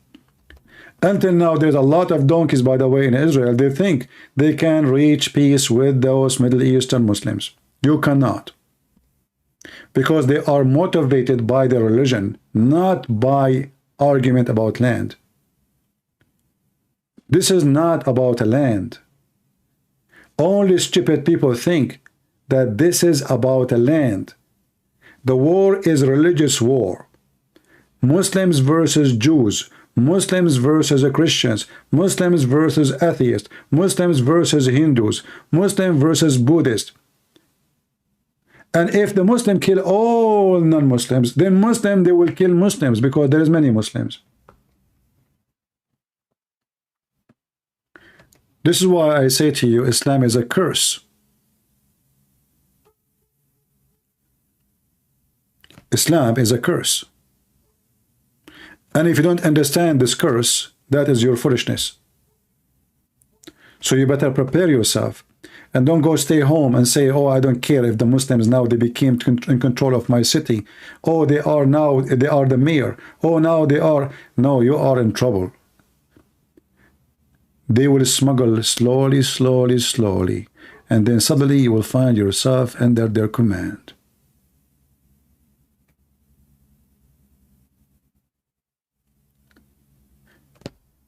And always you will find, which is very weird and funny, that the one who Muslims hate most is the one who support Muslims most.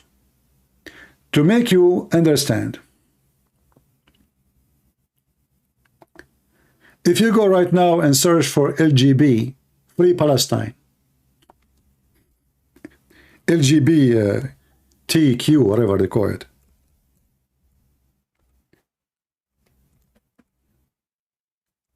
now it's LGBTQH, which means Hamas.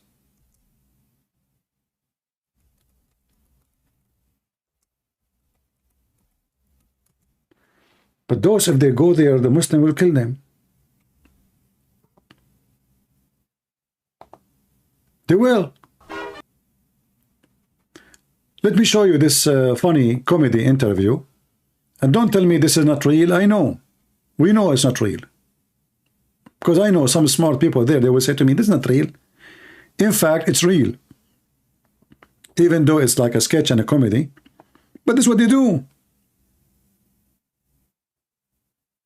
The West is suffering from foolishness.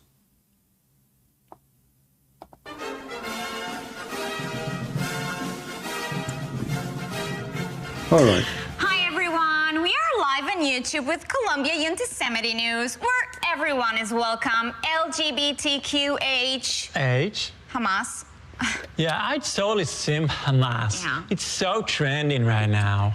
From the river to the sea, Palestine will be free. Do you know why it's true?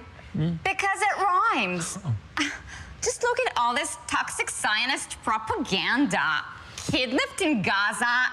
Does this look like Gaza to you? Yeah, bro, I have no idea what Gaza looks like. And they're smiling. Do hostages smile? Zionist liars. Totally sus. Do they think we're stupid? Stupid? I major in queer post-colonial astrology. Ew. Jews make the world dirty. Yeah. And no, I'm not anti-Semitic. No, he's not. I'm racist fluid. Exactly. And now for a little break from all this activism, we want to say hello to our BFF. Bestie freedom fighter. Abu Fatwa in Gaza. Salam alaikum. Alaikum as-salam. And inshallah, Allah will kill you all infidels. Thank you so much for joining us. Love the headpiece, the all oppression chic. Very drip. Mr. Fatwa, how are you? Are you safe? Oh, yes, I'm safe. I'm in a tunnel under the Gaza hospital. Above me, I have Allah and 2 million civilians protecting me. Community is so important these days. Do you need like humanitarian aid, food, fuel, medicine? It's okay. I have everything. I'm only hungry for rockets. As long as it's organic. Yeah. I wish I just could be there with you. You can. You can come to Gaza anytime, and we will throw you from the roof, you homosexual dirt. Do you hear? Bro, want to throw me a rooftop party. They are so welcoming and inclusive. So shukran. And you are also very welcome to come here to America. We will come. First, we finish with Israel. and America is next. Great! So I guess we'll see you soon. Yes, it would be a blast. Can't wait. It'll be so multicultural. Ya Allah, you are so stupid. Thank you so much, Abu. We love you. I won't even bother killing you. It's a waste of bullets. Good vibes only. It's better you just kill yourself. Okay, bye. Die. From the river to the sea, Palestine will be Jews free. Yeah, that sounds better. It is better. Even though it's a comedy, but it represents really the stupidity of those people in the West. This is exactly, he said to them die, they said to him bye. Die, bye. We will throw you from the roof. Oh, they will throw me a party in the roof. Thank you. Very welcoming, very exclusive. They changed the meaning of everything. If it's us, the Christians, who say we will throw them from the top of the roof, imagine what they will do. As long as a Muslim says that, it's you know, I mean, those are people. They are under stress. They are under stress. We need to understand. He is so thirsty for rocket. As long as it's organic, no problem. It's our problem. Organic, you know.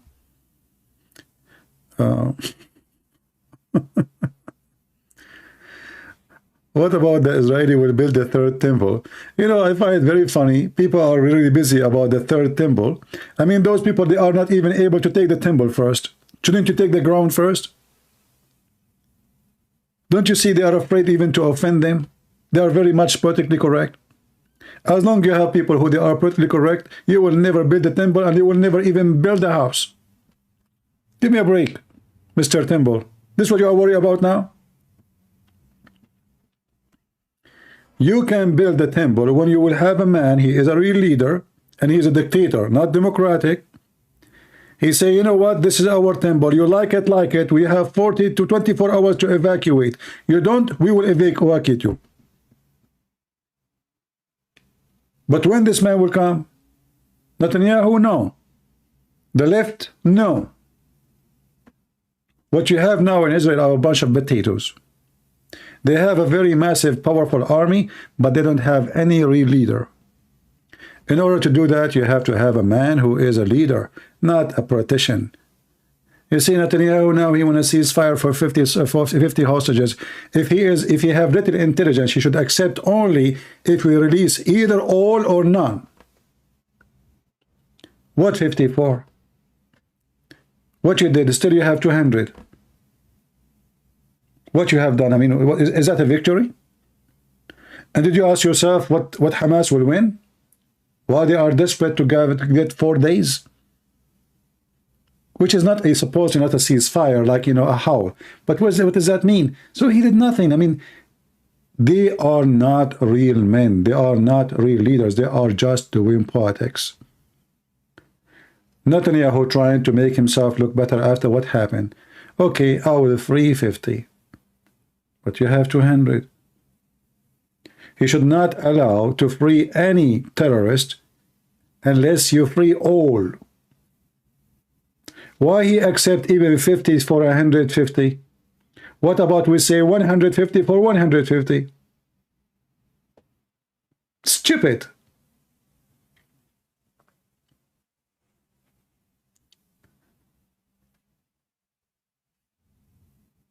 I support Israel, but I don't support Netanyahu. However, in time of war, if I am an Israeli, I will support him because it's war. In wartime, we have to be united against the enemy. And even after the war, by the way, we should be united, but we should choose a better prime minister. Someone is smart, strong, and not hypocrite, and not after money.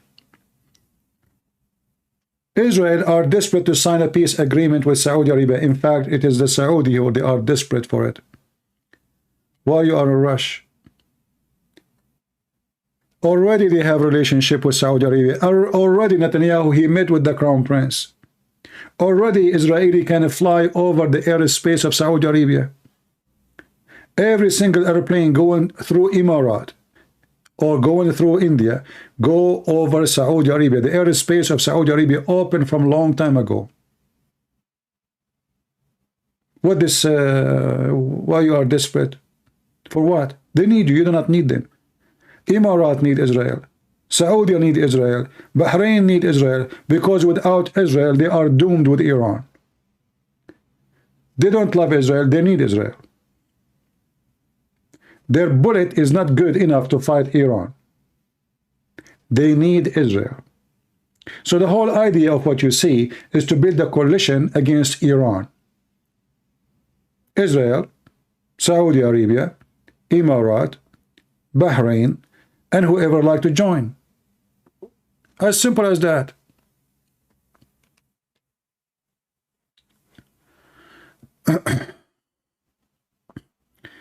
This is why, you know, democracy is dangerous. It might be good in some way, but it is bad in other way. Because, you know, you have like now in America, we have somebody, his name is a Trump. He flipped the direction 180 degree. Then we have someone, he is Biden. Then he flipped the direction 180 degrees. So what happened? We have zero, nothing changed. The guy, he spent 4 years to build the wall. He could not finish it. Then the guy after him, he came and destroyed the wall. So we are back to zero. Stupidity. Democracy maybe is good. Actually, America is not a democracy, by the way. But, you know, I mean, as a general word, we can use it. But in such a system where the direction of politics change 180 degree, those countries is going to be very hard for them to accomplish anything. In Saudi Arabia, they have the same direction, the same system for the last 70, 80 years. So don't go back to zero. Even though, because they are Arab, they are always stay in zero. It doesn't matter how much they build. But that not because of a change in direction, but because always their plan go wrong.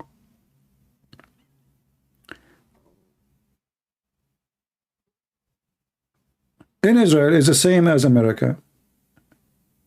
It's a democratic society election. And because of that, the government is not too much effective. Even decision for war and peace, it's not in the hand of one man. It's very complicated, it's very hard to do it. And after all what happened in Israel, until now, there's many opposing the attack on Gaza. This is how stupid and how many stupid people until now they are living in Israel. In Israel, they have other problem. There's some group, they call themselves Orthodox Jews. Those that don't want to serve in the army. Why you don't force them to serve in the army? What about you say the one who will not serve, we will strip him from his civil right? He cannot vote? Don't kick him. He cannot vote. He have no rights to be elected. He cannot be official. He cannot work for government because simply you don't serve in the army to defend the country. Those who are willing to defend the country is the one who deserve to be getting the benefit of the country. There's many things need to be changed in Israel. Every one of those who call themselves Orthodox Jews have to be forced. Isn't it a shame that somebody, he claimed that he believed in God, he believed in Yahweh, he believed in the Torah, and then he don't want to go to war to defend Israel?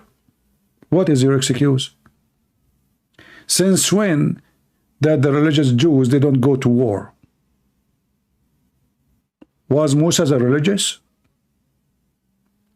So many things need to be changed in the system. But I am not from that country. I cannot tell them what to do. In the top of that, supposedly I'm an Arab. So that will make it even more funny that I am the one giving them advice how to fix it. Isn't it?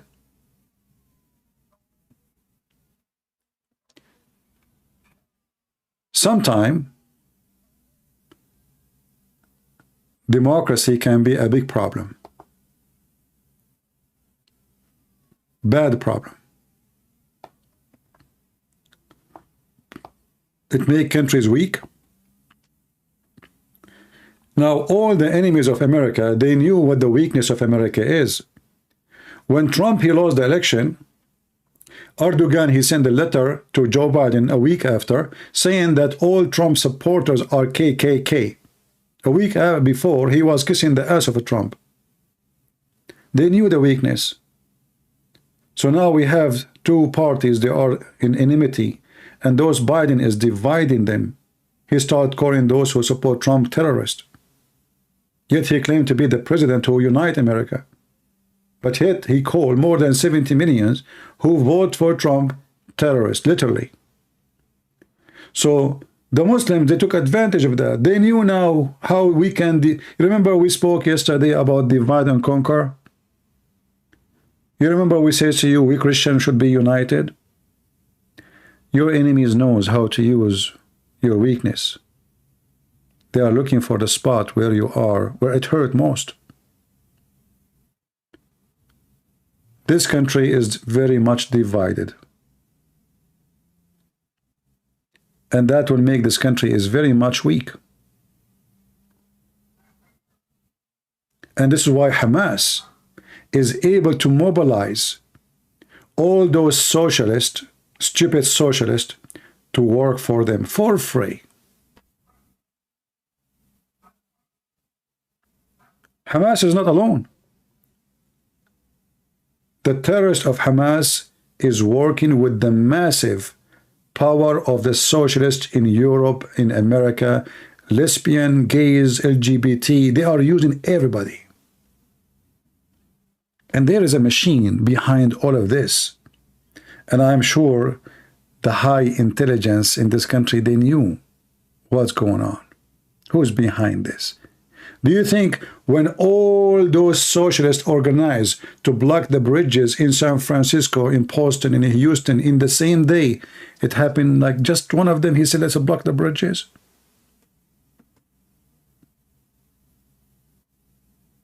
Something big is happening.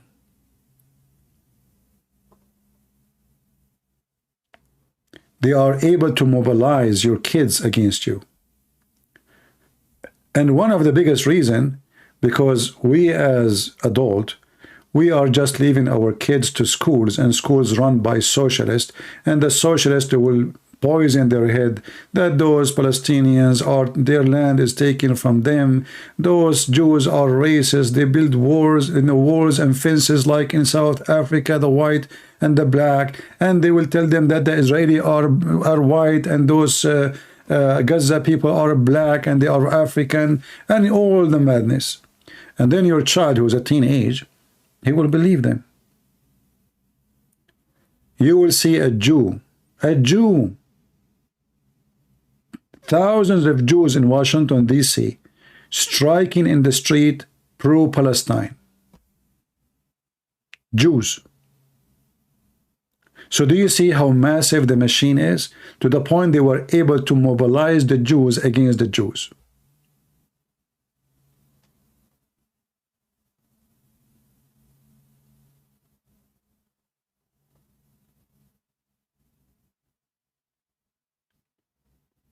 This is what we are trying to do here, so we can warn people about what's going on. But as you see, the big machine is so big. Like this guy Morgan, you will notice he is helping to spread the propaganda of those terrorists. Tucker Carlson, Morgan, and all the scumbag in the media who they are very famous, and the stupid, many stupid who so-called Christian, they think that those are conservative Christians, when the fact they are supporting terrorism.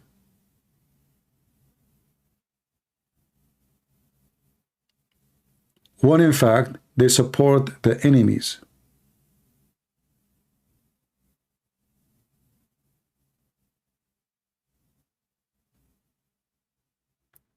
But the second you say Tucker Carlson, people, they will say, oh, this is the guy. He's the only one say the truth. He's the only one say the truth. If there is one truthful thing he said, anyone can remind me of one truthful thing he said, Tucker Carlson?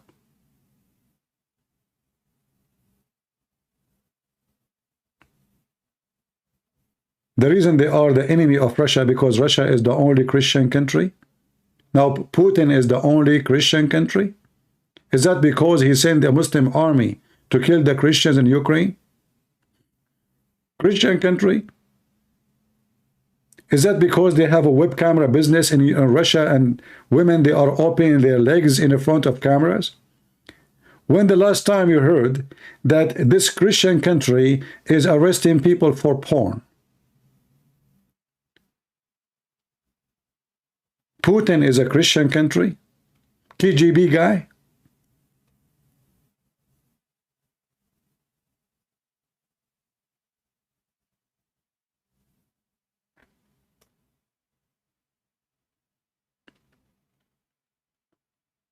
And who is attacking who? So,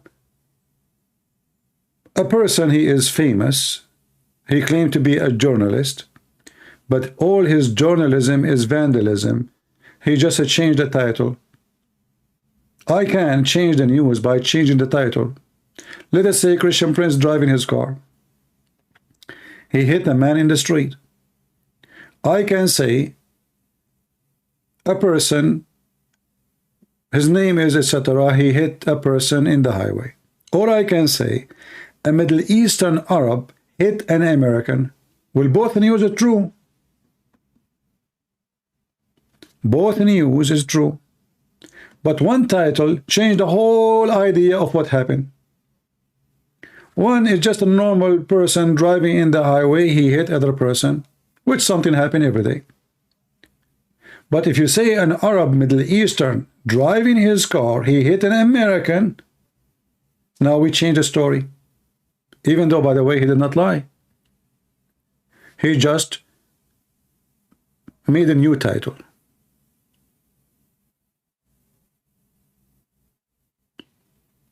Do you understand? Somebody saying, CP, do you know that Putin, he wanted to join the NATO in the beginning?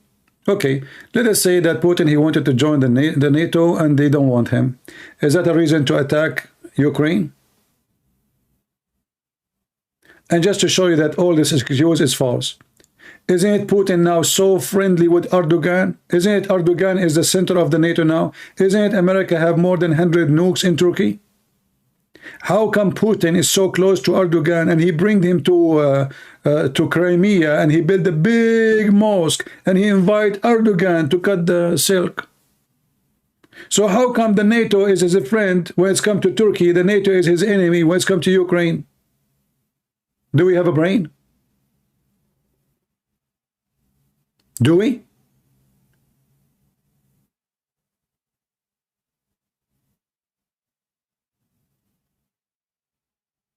Are you with me? We have a guy, his name is Mazen, saying, CP making money from comments.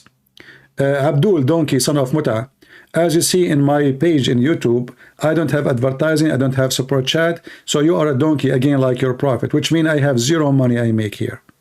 You are a certified donkey like your prophet. Stop drinking camel urine. Same time you stupid Mazen.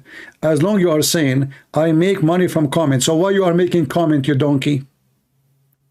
Are you stupid like your prophet, or you are stupid like your prophet?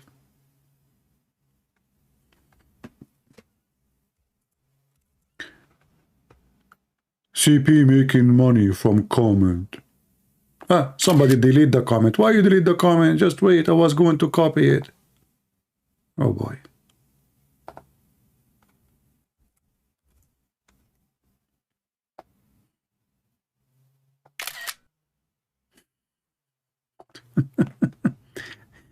Just to show you how stupid you are, let us say for the sake of argument, I'm making money from comment. Why you are making comment, you donkey? Are you making me rich? What your mom, she fed you after you came from between her legs?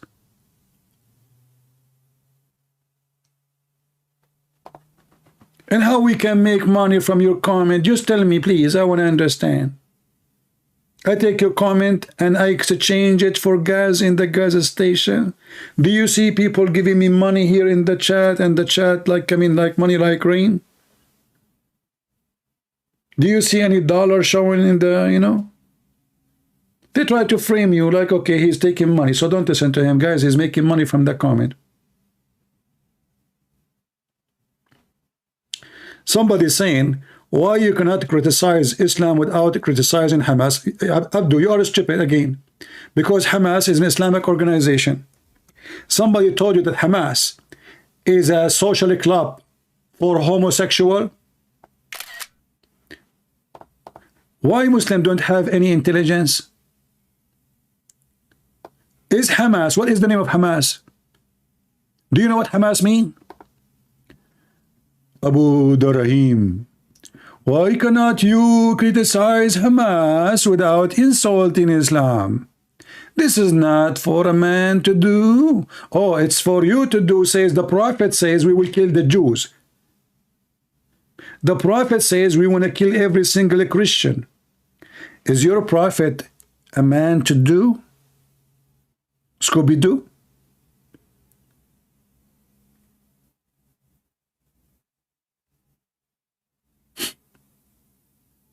Hamas is an Islamic organization.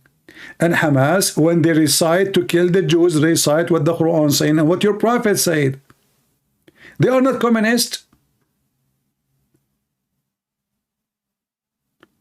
So if Hamas is communist, then we will not say anything about Islam because simply they are communist.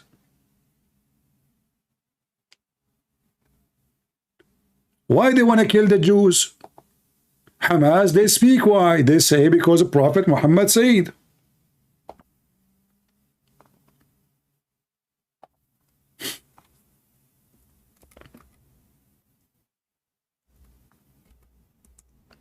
Prophet Muhammad said.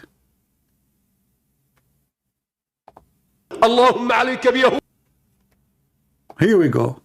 What Hamas say? Oh Allah, bring annihilation to upon the Jews, Allah. This is their prayer. شل أركانهم ودمر كيانهم اللهم مكننا من رقاب يهود اللهم مكننا من رقاب يهود فلقد اقترب يوم ذبحكم وصالكم والقضاء عليكم حتى لا يبقى يهودي ولا صهيوني على وجه هذه الأرض. عقيدتنا في قتالكم أننا سنبيدكم على بكرة أبيكم. Do you see it? He said our doctrine, our religion is to kill you all.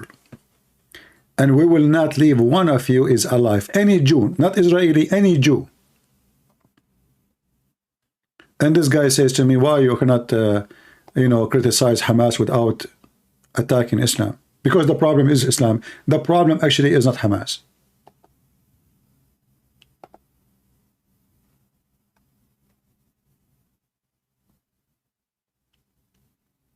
Abdul Rahim, you sound like a nice guy. Do you like to call me?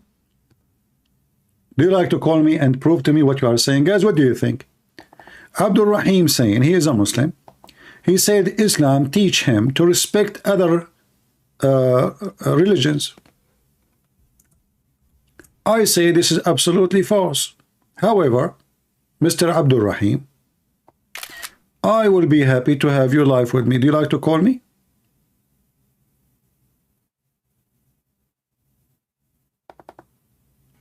Do you like to call me? And I will listen to you. If you can prove what you say, I will apologize from you in the front of everybody. What do you think?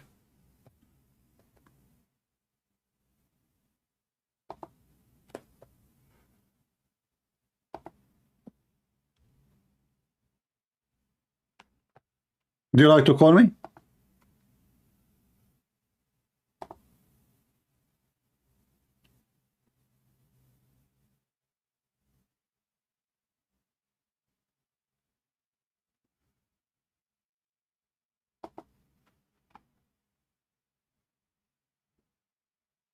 What do you think?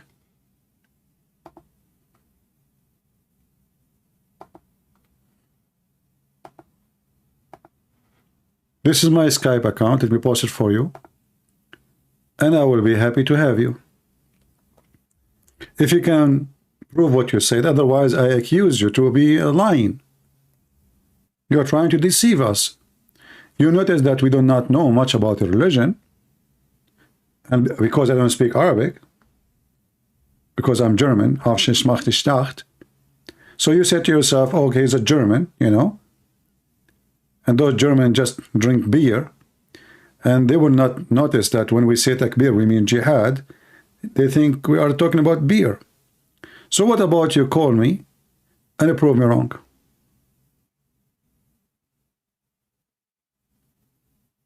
Or just because I'm from Germany in China, you are taking advantage of my ignorance.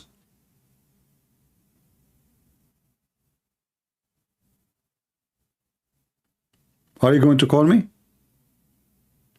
See, this is what you do. You see somebody, he is from Brazil in Germany, you know, if I'm coming from the Amazon River in Indonesia, you say to him whatever, you know, he don't know what he's talking about. We fool them, we lie to them, and then boom, boom, like, you know, yeah, and Sheikh Uthman, he take the wife of his brother, and that's it.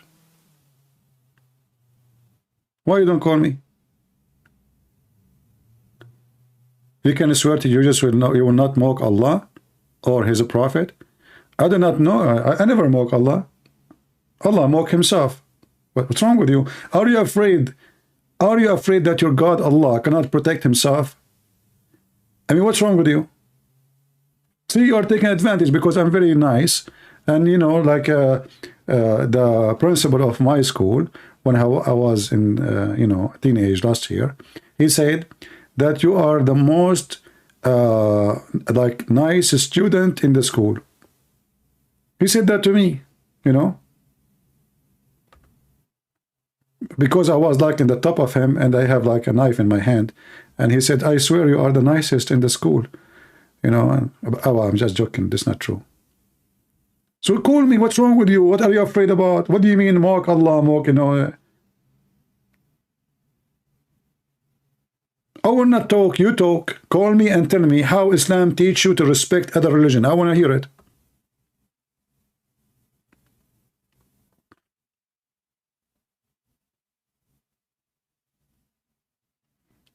Okay, I'm exaggerating. It was not last year when I was teenage. Not, it was like a year and 6 months. Guys, come on, take it easy. I mean, you know, Muhammad, he took a donkey, he fly to the seventh sky, and nobody saw. I mean, why you go in details too much? Just let it go. Last year. Okay, make it 2 years. Are you happy now? Even though it's not even 2 years. I think it was like a year and 9 months. Do you like to call me Abu Abdurrahim?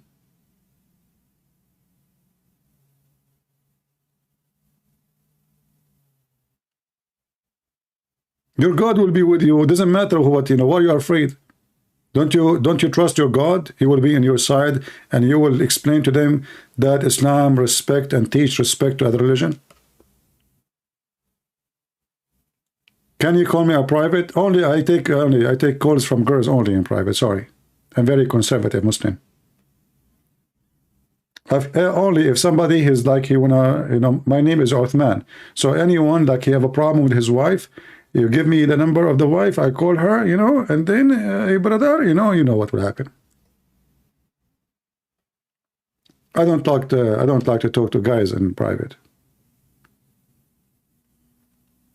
Why in private? Don't you want to show the people here the truth?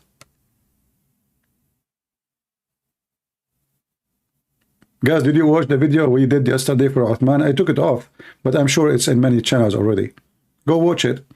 Uthman is a wonderful guy, you know, turned to be this guy. He's very helpful in the society. His friend, he came to him, he have a problem with his wife, and they are separated, so he gave the number of his wife. Uthman, he took the wife. I mean, how nice this sheikh is.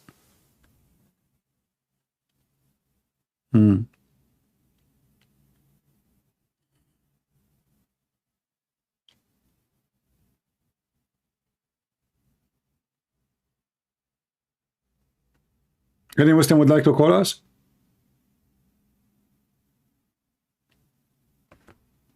Do you want to join us? Abdul Rahim, last call. If you don't, just let me know. You know? All right. Well, obviously, he's afraid to join. But my friend, Mr. Abdul Rahim, your prophet, he called the Christians and the Jews and non-Muslims pigs, monkeys, the worst of the creatures, donkeys, people of hell, kuffar, animals, filthy, najis. And you are telling me that your prophet taught you respect to other religions? Are you serious? Did your prophet call non-Muslims najis? And can you tell the people here what najis mean?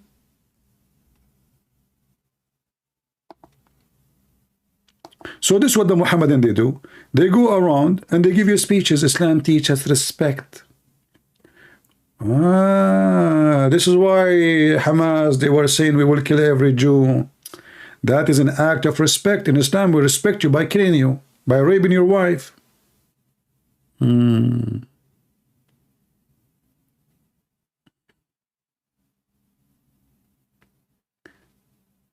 All the apologists are adding to it. Oh, people, they are using my videos now in their video. Okay, that's good. Anyway, by the way, I decided to, I learned from Uthman, so I think I'm going to open a clinic, you know, like a shrink, you know. So somebody like he have a problem with his wife, his well, you know, Fatima, I take all, especially if they are young. I'm not going to involve, sorry. I don't want to solve a problem between wife and husband if the wife is old. I'm telling you, I have my policy. She has to be beautiful and young and hot. You know, I like spicy food.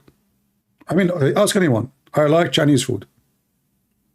Not Indian, because that's too much spicy. It will kill me, you know. I cannot, like Indian food, I mean, too much. Don't remind me. So, I will open a clinic, you know, like this brother here. Where is his video? Oh, hey, here we go. I mean, beautiful, beautiful, you know. The guy, he have a friend, his name is Uthman, and his wife, she is, you know, they have a problem with his wife. And, you know, this is what friends for. What friends for? Let us be honest. Friends is to support each other when they need each other. So this guy, he said to his brother Uthman, Uthman, I need your help. And the help is coming. Allah, God bless you. May Allah grant you Jannah, Ameen, Ya Rab. So, almost a week ago, you asked Sheikh Osman how to find a good wife. How? So you ask. You go and ask Sheikh Osman how to find a good wife? See, Sheikh Osman, he have many jobs and, you know, he have skills in how finding good wives. That's deep. That is so deep. This guy, he have even degree in finding good wife. Okay, you know, what Sheikh Uthman, he says to you, like, they have to have nice hips. What about the lips? How Sheikh Uthman will find you a good wife? What does that mean? I mean, you Muslims wearing burqa, you don't even know what is inside the box. You don't even she have a mustache or she have a beard. Okay, what happened? So he asked him how to have a good wife. Ask him 2 methods to find a good wife. You ask him about dating apps. He said no. And you ask what about OnlyFans. He's like, don't remind me of the fan. You know, I have my cousin. He cheat in the exam. Always he cheat. So when he went in the class before the exam started, he got a good idea. He wrote all the information on the fan, which is in the front of him in the table of the teacher. But at that time, the fan was off. When the teacher get in, he turned the fan on. You know those fans, you put them in the table? And my cousin was moving his head in the same speed of the fan, trying to read what he wrote there. Ooh. So he said to him, only fan? What the heck is that? So they are fan, but yet they want to have sex together? That is a very funny fan sex machine. Only fan? That's deep. I don't know what is OnlyFans is. Oh, Uthman, he don't know those things. He care for halal, only halal. It's totally fine. Yeah. Sheikh Osman doesn't use those methods. He uses a better method. No. Exactly, totally different. Oh, okay. That's what fits his style. Subhanallah. May Allah. But it's funny, they keep saying subhanallah, subhanallah, subhanallah. I mean, the guy, you are smearing the guy, you are exposing the guy, you are making public speech against the guy, and you are saying subhanallah. You are religious, brother. You are very religious, subhanallah. You know, it's like subhanallah is like the you know, like when you do poo-poo, you wipe your ass with it. Like so, like all the excuse my language. I don't want to use the word shit. It's not forbidden in YouTube. You can't say shit. Did I say shit? I did not. Okay. So like now he all his shit and then he wipe it by saying subhanallah. So now he is a religious now. He is a good guy. He just said subhanallah. So we go in public and we make a video to expose a guy, to damage his reputation, so everybody will know that he's been exposed. And now at the end you say subhanallah. Smash your Allah. Guide us all. So who you will wait, I'm gonna tell you the the process. He is gonna wait for a friend and see if he can help him.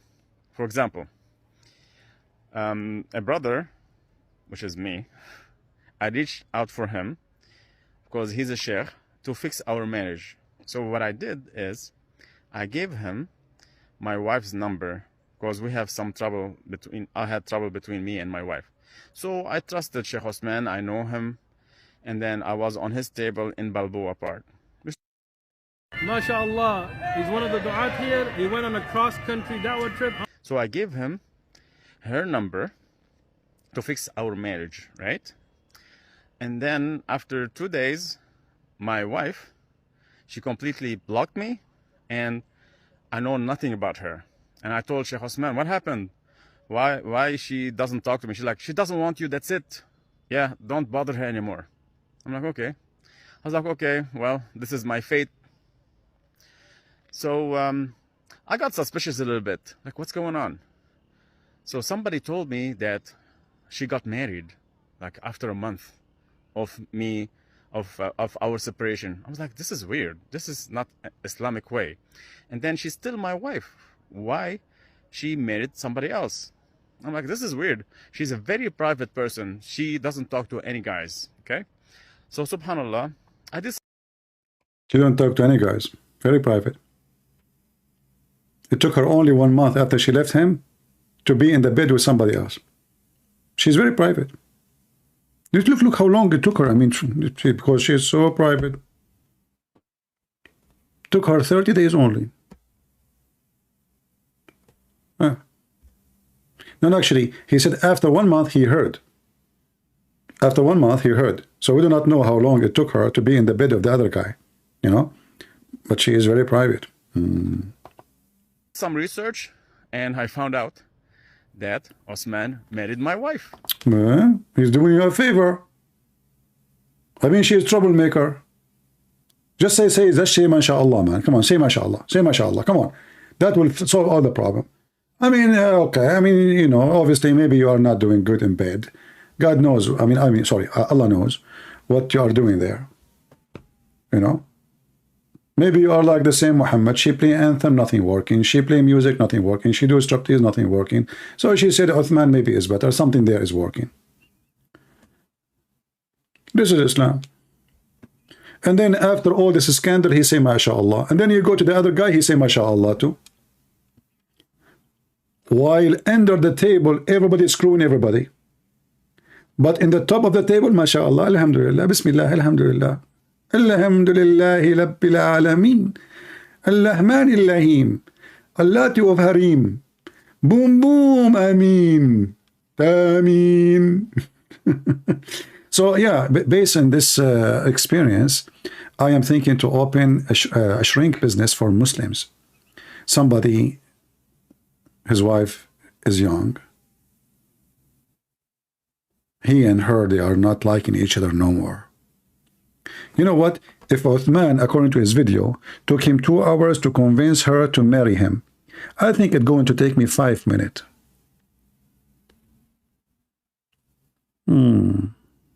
Maybe 5 seconds.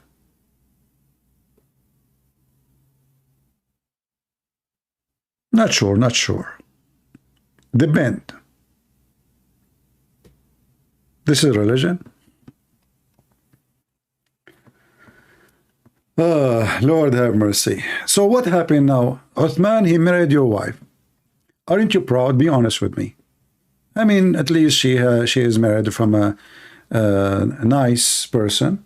He do charity, and this is additional proof of his charity in the community. You know, I mean, the guy giving semen for free. Did you pay? No. Did that cost you anything? No. So what is your complaint? What is the problem? You ask him for help, he helped you. She's gone. Instead of fixing my marriage, he fixed your marriage. What are you talking about? He fixed it. That is the real fixing. Married her. Still, she's still married to me. Okay, oh, hold on.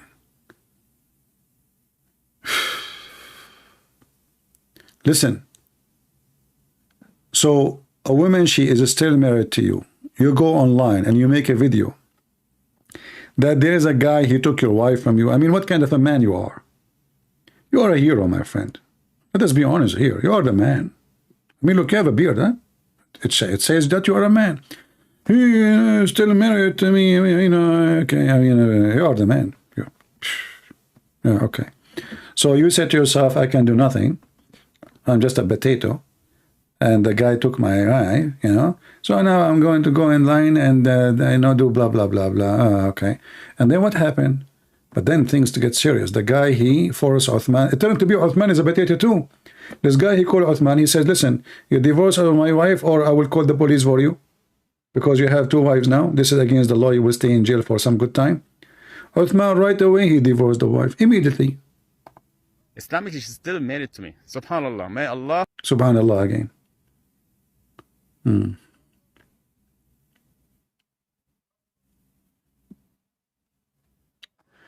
All right, anyway.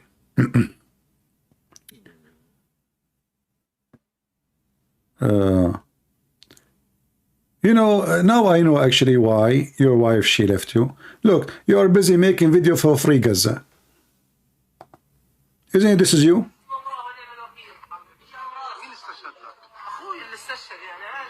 Free Gaza.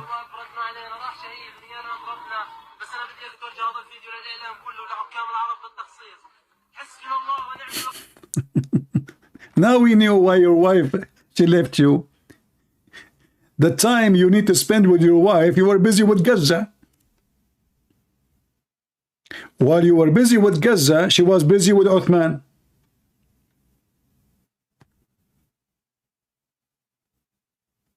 See what happened to those who support Palestine? They got screwed. Shocking act. Uthman is Zani. Assalamu alaikum wa rahmatullahi wa barakatuh, brother Sneeko. MashaAllah, God bless you. May Allah. This guy, suddenly he is connected to Sneeko now. Every video he makes is Sneeko. Sneeko, he became his spiritual father. Assalamu alaikum, Sneeko. I mean, there's a billion people in the internet, but this video is for Sneeko. Who's a Sneeko? I mean, the guy, his name is a shoe. Sneeko is from a sneaker. From all the people in the world, you choose to talk to Mr. Sneaker? Peace be upon him. What do you want to say to Sneaker? Allah grant you Jannah, Ameen, Ya Rab. That's it. He's praying for him. You will go to Jannah. I mean, they are a holy community. What are you kidding me? This is a very holy community. May Allah take you to Jannah, brother. Make your penis endless and your testicle, the right one, is bigger than the left one. So when you walk, always you walk in the right direction. Because then the right testicle will be heavier and that will force you to go to the right direction. Always you will take the right exit and you will take the right street and you will go to the right bathroom and then you go to the right Gaza and then you will never come back because the IDF is there. Go. So a week ago, almost a week ago, you asked... Are you sure it's a week ago? Are you counting days, aren't you? Sheikh Osman, how to find... He's a sheikh, isn't it? He? So you call him sheikh after he just took your wife, you call him sheikh? What a shaky person you are. A good wife. Good wife? She's good. So you ask him 2 methods to find a good wife. We played this video already. What 2 method? I want more method. We don't want the same method. What is that? Let us see this one. Is that a new? If somebody goes to your mother's house, does that mean they're married to you? Thank you, Sheikh Osman. Got permission from my husband to try and sell these for my mother-in-law. These. What? What's going on here? More scandal. It's a new scandal, guys. Invite your friends. More scandals. A new scandal. This is a new video. Fresh video. Allahu Akbar. Allahu Akbar. I will take the job of Tucker Carlson now. Hey, Tucker Carlson, I'm taking your job. We have a new scandal. Bombshell. Look, bombshell. I mean, do you see those internet? Bombshell. Trump. Bombshell. Biden. Bombshell. I mean, you think you are listening to the news of Hamas. Everything in the internet have to do with the Trump or Biden, or it's a bombshell. I mean, there's bombs everywhere. This is a new video. What the heck is that? What's going on? Look, the screen is a black mystery. Guys, aren't you excited to see what is in this video?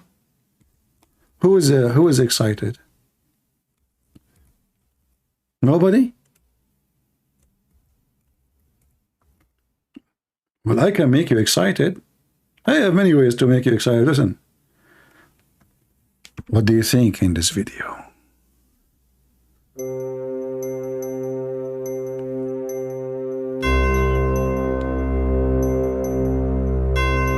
The screen is black.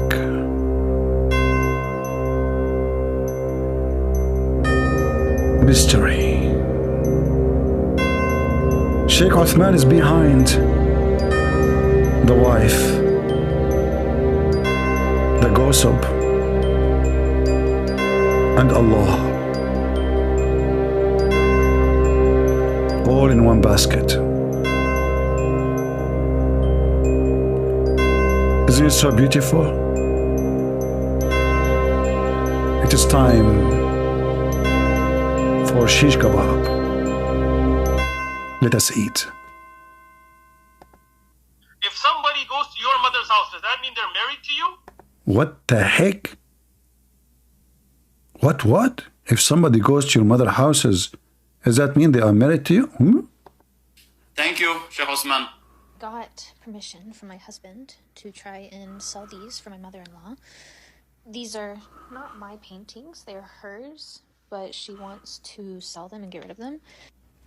Assalamu alaikum wa rahmatullahi wa barakatuh. A lot of craziness happening. I didn't want all of that, but subhanallah. Hold on. I see a picture there. What is that, a mushroom?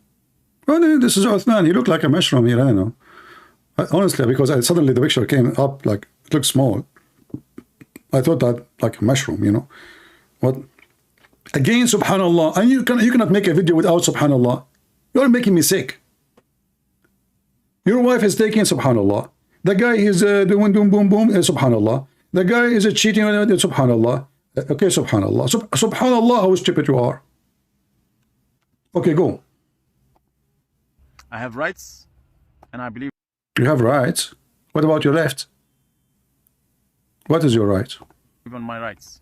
What? Islam. What? Hold on.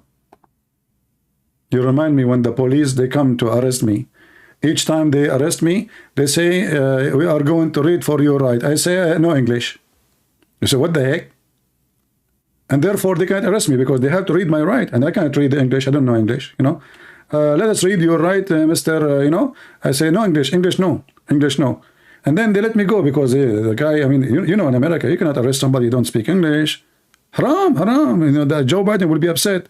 He must be a refugee. So even when I joined the army in USA, the drill sergeant, he came to me, he screamed at me, no, go down in the mud.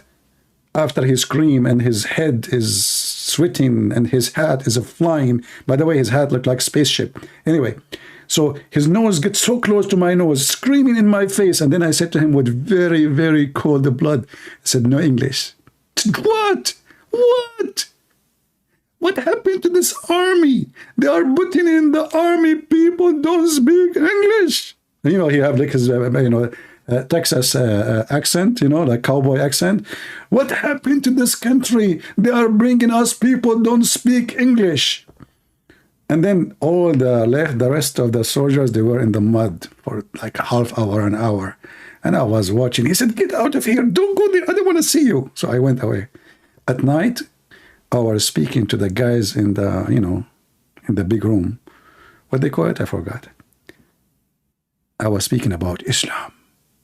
And then suddenly the room became so quiet. And nobody is moving, freezing.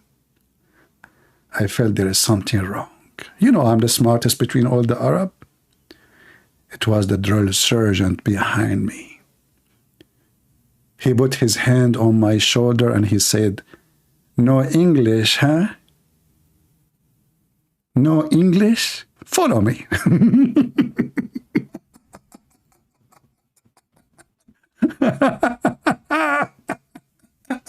And you know, my friend, what I said when this happened? I said, Subhanallah.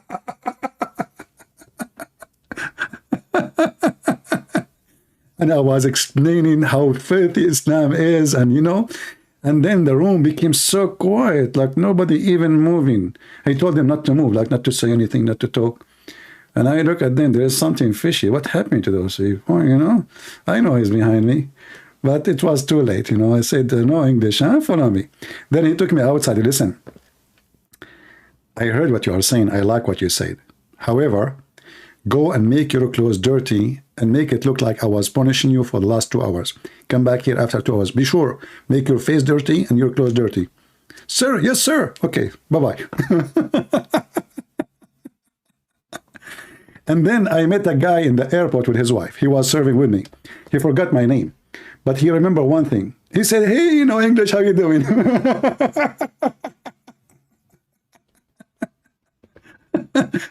His wife, she said to him, what's his name? She said, no, long story, I will tell you later. I don't even remember his name really, you know, but right away I know that he was with me because he said no English. So I said, hey, you know English, how you doing? I said, I'm doing fine. So are you done with the service? No English. So brother, can you tell us in English what's going on?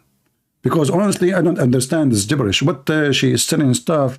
So now you have a proof that those are your mother stuff, is aren't you?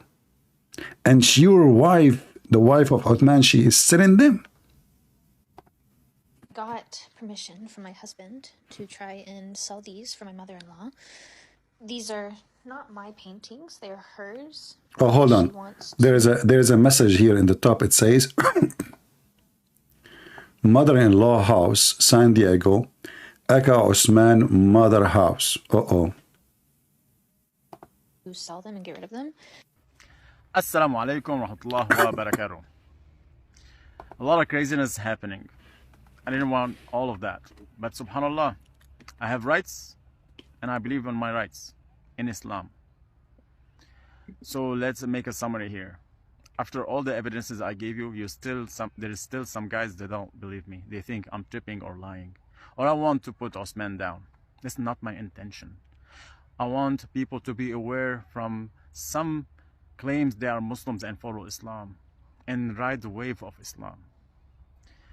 When they get money and fame, they lose the basis of Islam. Oh. I hope I'm wrong, but this is the truth. So let's get to the point here. I have a question to Osman. What is my wife doing at your mother's house? And you know that she's still my wife. Your son told me that the paintings, I'm gonna show you in a video, those paintings are your mother's, okay? So why my wife call your mother my mother-in-law? And I will give you options.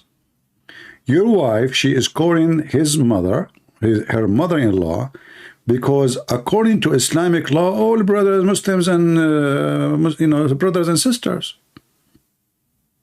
I mean, isn't it obvious? Now, about the paint which is going to sell and those owned by the mother of Uthman, very simple. Muhammad, he attacked the house of Uthman. He took the booty because Uthman at that time, he was a Jew. So he took the booty, and now those booty being given to your wife to sell them in the eBay. Here we go. The problem is solved. So what the problem? What do you mean? Why your wife? She is calling Uthman her mother-in-law because she is his mother-in-law. Okay, what is this? Let's get to the point here. I have a question to Osman. What is my wife doing at your mother's house? And you know that she's still my wife. Your son told me that the paintings, I'm gonna show you in a video, those paintings are your mother's, okay?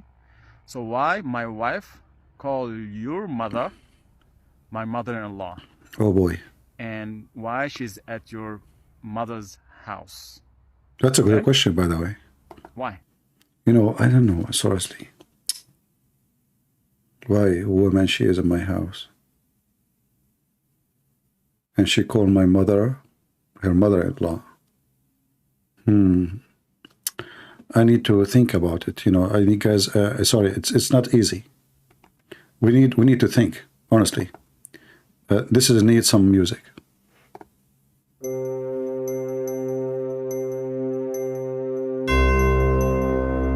New information.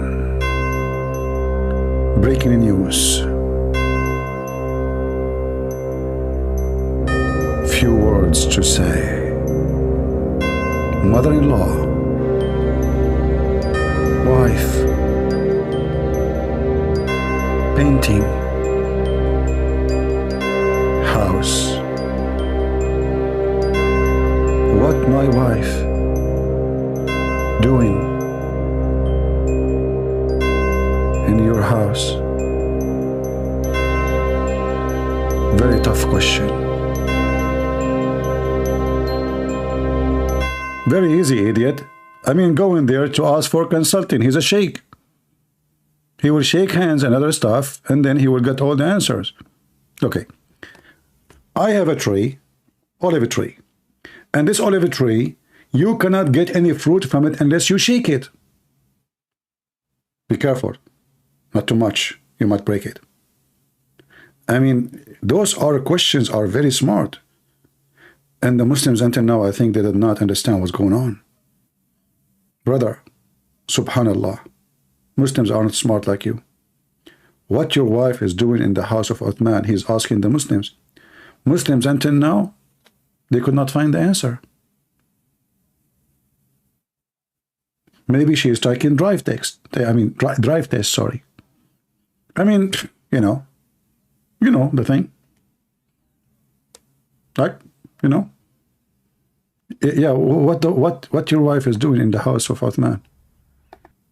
Your son told me that the paintings, I'm gonna show you in a video, those paintings are your mother's, okay? So why my wife call your mother my mother-in-law? And why she's at your mother's house, okay? Why? Why? You know that she's my wife, and you know me very well. Why you didn't tell me, Abu, your wife is renting? You said she rents there. Why you didn't tell me, Abu, your wife is renting from my mother? That's what you said. Why didn't you tell me that? Why are you hiding that? And why you lied to me in a message that you told me that your mother lives alone? Guys, okay, see, guys, I want to teach you a trick. Do you see this? Do you see this message here? Let me read for you this message. This guy supposedly he delete all. Okay, why you delete the rest of the message? As long as you want to expose the truth. Let us read, guys, together. Hold on. I will take a screenshot.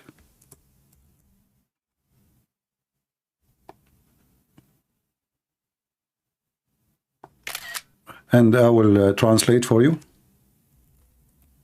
I will use my AI software.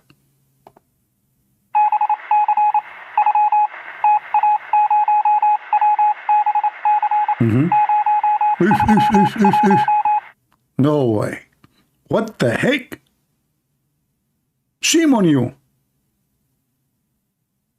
I can't believe it.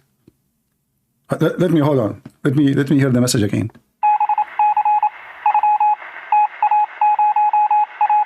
Disgusting.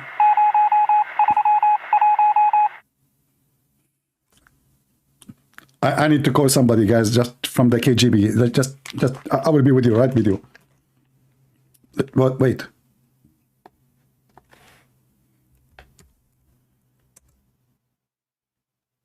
I can't believe what's going on. Unacceptable.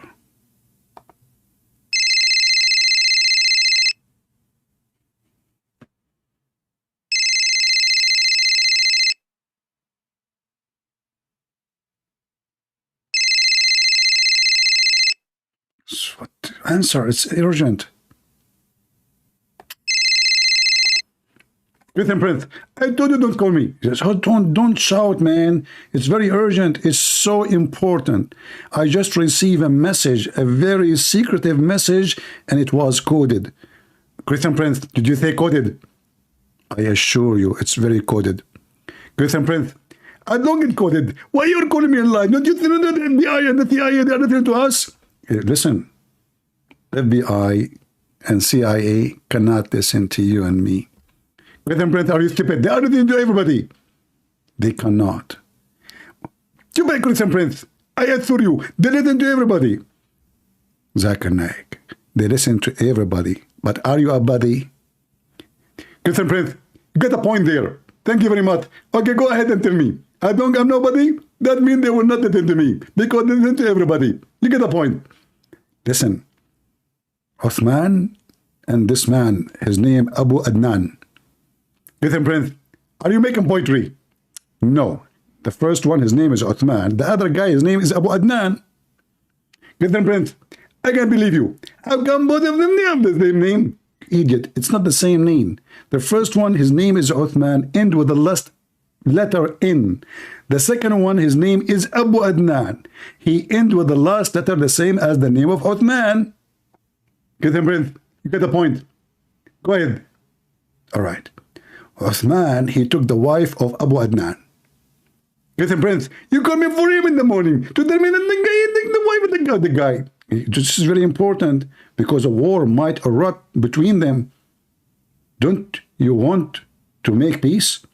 Christian Prince, this is a piece of that. Don't call me again, and I want to warn you, I will call the police for you. Okay, Zakir Naik, don't call the police, man. I'm just trying to make peace between the Muslims.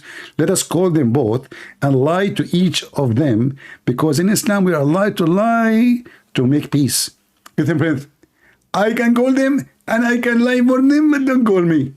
Okay, just go. So guys, Zakir Naik is gone now. Oh boy. Anyone able to read the message here? The coded message? What the heck is this?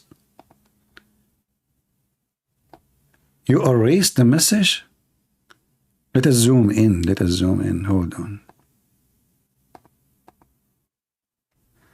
Okay, this one, it says really? What the heck? What?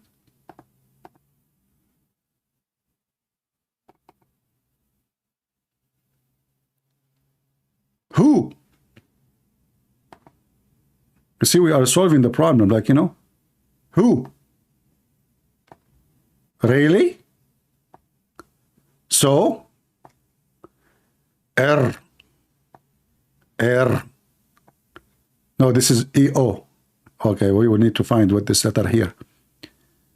Okay.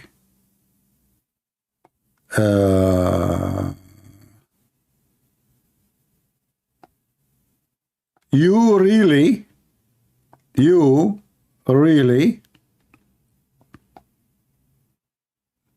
tell. Okay, can you post more messages? And why you are, what about the other coding? Like, what is this? Hold on, what is this? Recording? He is telling him, why you are recording me? Ah, I see the word recording there. Ah, okay. It's a war in WhatsApp. What's up? What's up? Let us have war.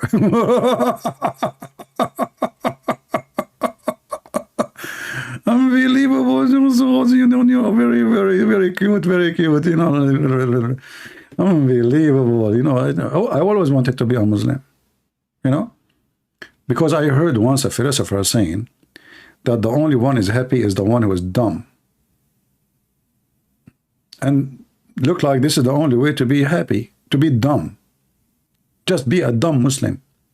So now you are posting, why you are sugarcoating, I mean, why you are, sorry, erasing those messages? Don't you think people, they will say this is suspicious? He is hiding something? Okay. This is my last message to you. Until you both get on call with me. She want to talk to two men in the same time. No, with, oh, this is, I don't know who's calling here. This is the message from who? I don't know who is that you are talking about why my mother lives alone. Trying to force the same argument, not going to change my answer. Is it? What? What is this? I mean, listen, you just provided us with the answer. We are talking about my mother living alone. What are you talking about? So he want to say he's, you know, this is what he said. Shakshuk Uthman, he told him, he confirmed that his mother, she lived alone. So what Uthman he did, according to him, he brought the wife of this guy to the house of his mother so he can do boom boom her. Okay, I mean, it's a free rent anyway, you know. Mostly he's paying for the rent of his mother. At least he can use the, you know, the bedroom. So, okay, what happened? Then what happened? Conclusion, what is this?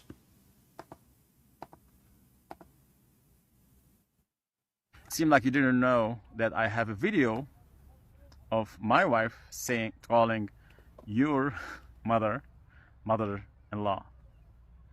So anybody who slandered me, may Allah forgive you. May Allah forgive you again and again and again. Please, guys, I told you, have patience. Islam is about patience. Patience. I was wondering what's going on. I spent years trying to study this religion, and now we discovered that Islam is about patience. Well, the guy was not patient to take your wife. I mean, she just left you. Second day, she is in his bed. He wasn't patient. But brother, I have to say, you are so patient. I mean, she is there doing boom boom, and you are, you know, making videos in TikTok. Tick, tock, tick, tock, tick, tock. And look here, the Muslims are giving advices. Look, this is a serious advice. Let me show you the comment. You want to see the comment, guys? Do you like to see the comment or to hear the comment? Tell me. Because as you know here, we care for customer service. Which one is more effective for you? You like to hear it, don't you?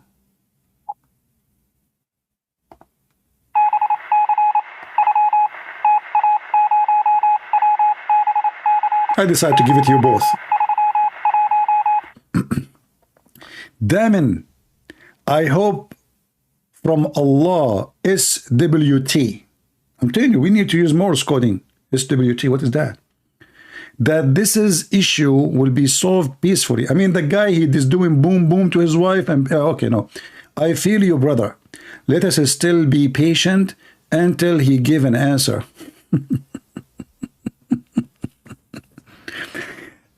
You know, like, this is why I love Amazon. Yeah, 30 days to return the product. Patient, have patience, you know. Abu Adnan, he said, I hope so too. Look at this guy. This guy is a smart Muslim. Couldn't there be better approach to this akhi, which means my brother? The big anti-Islamic Christian. He's talking about me. I hate it. I hate it. The Muslim, they get me wrong. I'm not anti-Islam. What are you talking about? I just friendly criticize the garbage of Muhammad. So YouTubers are eating this story up, and having a field day with it. Subhanallah. You say Subhanallah? Even you? Everybody look like Subhanallah is a pandemic, you know. Subhanallah, brother. You are much better than Bru. This will pass with all the right answer and growth. Don't talk about the growth, please. I mean, just stop. For everyone to remain on the straight path. What the heck would this comment mean? Did you say anything to him? Nothing. May Allah give you strength. Trust me. This is exactly what he needs. If he have the strength, the wife will not leave. Sorry, guys. I would be so angry. Oh my Allah. But don't, Muslims, why you are saying, oh my God? You change your God name? Oh my Allah. Just imagine, guys, you trust that sheikh with your marital problem. Marital? Marital problem.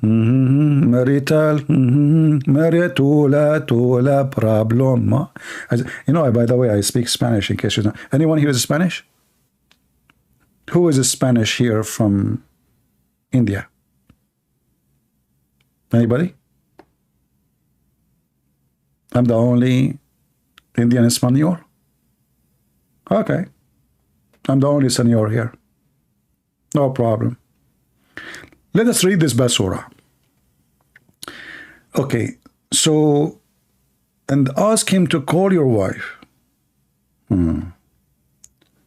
If women left you and she don't want to be with you anymore, you have no right to talk bad about her.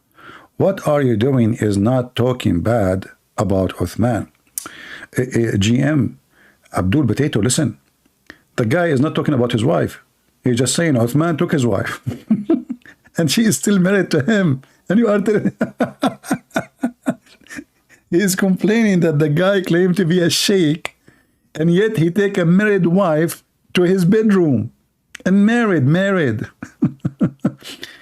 Then more questions coming from the same gentleman. He's so smart. I think this guy, he was working in San Francisco Police Department. Simple question. You see, I like those simple questions. Like, you know, once I ask a simple question to a Muslim.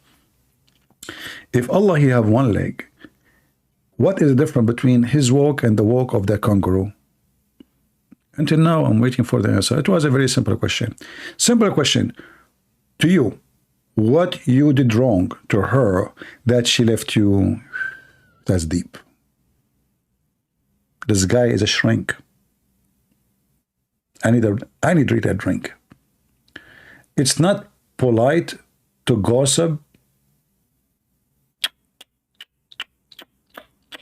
I did not say anything. I mean, this is what you Muslim says. You make a video about it. We watch your video. We comment about the video. Now I'm the one who's gossiping. The guy saying his wife in the bedroom of somebody else. I am gossiping now. Guys, this Abdul saying it's not right to gossip. Do you know what gossip mean? Gossip mean I am saying things nobody heard of. I'm making it up. This is the husband himself making a video, posting it online. If he don't want to talk about it, he don't want anyone to talk about it, he will not post it. When you post it for public, it's public. It is public. It is publicity. Okay. Even according to Islam, if she wants to be separated from you, you have no right to talk. This donkey, by the way, is donkey, because in Islam, no. In Islam, a woman, she can be forced to be taken back to her house, the house of her husband. That is called Baytut Ta'a, the house of obedience. This guy, he can call the police if she live in the Middle East, and then they will make a warrant in her name to be arrested immediately. Doesn't matter where she is found. Airport, street, mall, her father's house, it doesn't matter. And then after she will be arrested, she will be cuffed and she will be taken to the house of the husband like a goat. So this guy, he do not know what he's talking about. Toshiro, he says, This is why women are one of the biggest trials for men. Oh boy. Oh man. These are private matter. Well, tell your friend if it's a private matter. I mean, it's a private matter. You put it in TikTok. Listen, Abdul, I heard that TikTok is a private app. So the guy is posting it in TikTok. He have 26,000 subscribers. And this is a private matter. Why you don't call me? You know what? You remind me of a private matter. Let's hold. You remind me of your prophet. He told the private matter to his wives, and then he put it in the Quran, which only 1.34 billion they read it. It's a private matter.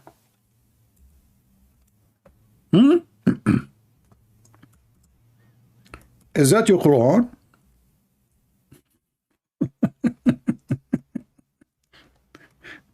So it's a private matter. I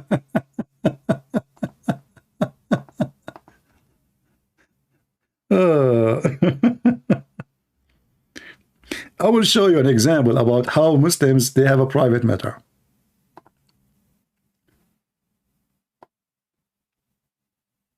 Read with me and tell me if it is a private matter in Islam, not to mention what happened between wife and husband.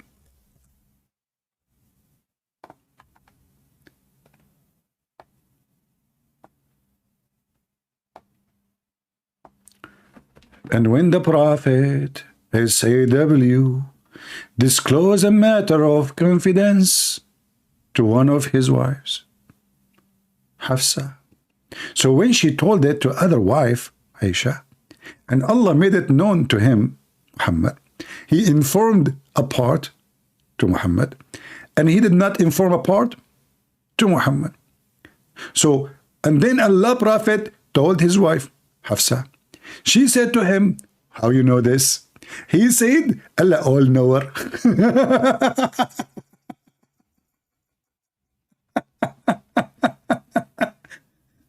And by the way, they say to you, who can make Quran like this Quran? I mean, I'm getting dizzy. What?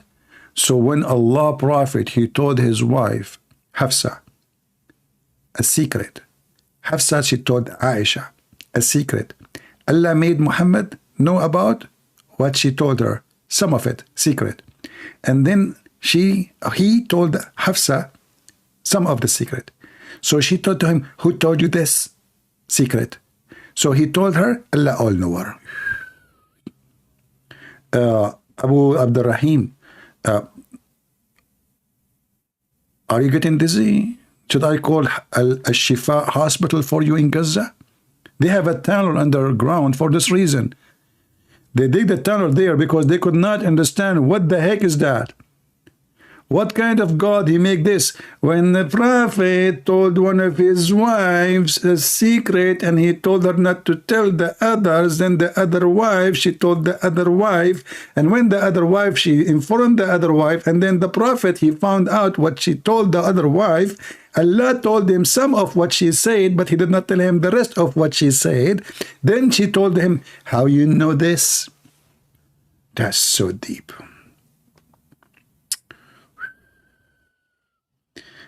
Abu Abdurrahim, my friend, if I know your secret, I would not share them. I am a respectful man.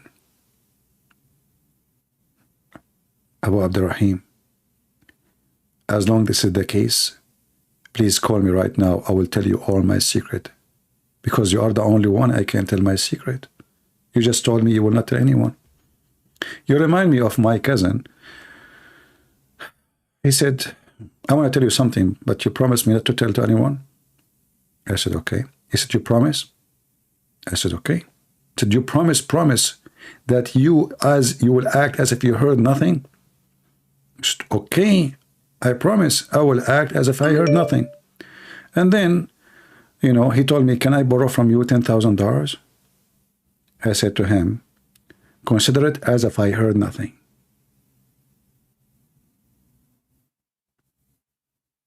Are you going to call me Abu Abdul Rahim? What secret? The guy, your prophet, he put it in the Quran. His wife, she found him in the bed having sex with the maid. The maid, her legs was open like victory sign. Victory to Palestine. Muhammad, he was in the top of her. Going up and down, going up and down. By the way, he was not doing anything wrong. It was just push up. Okay? Push up. Not push down. You see, there's different. There's push down and push up. His wife, she said to him, in my bed, in my day, you idiot. Then Muhammad said to her, if you don't tell anyone, I promise you your father will become the caliphate. This is the story. Why you don't call me so we can discuss it? Hold on, the guy with the glasses is calling me. No way.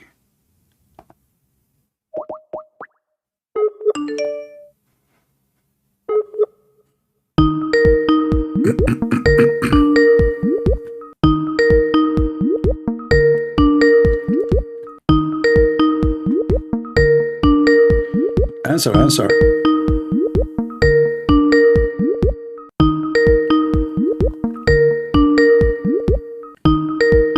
Answer, buddy.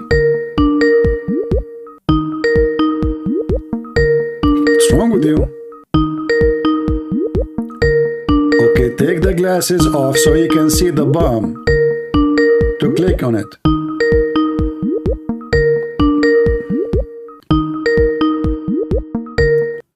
Oh boy.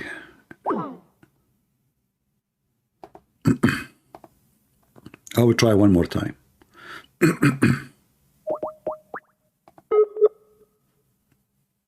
I wanna buy glasses like those.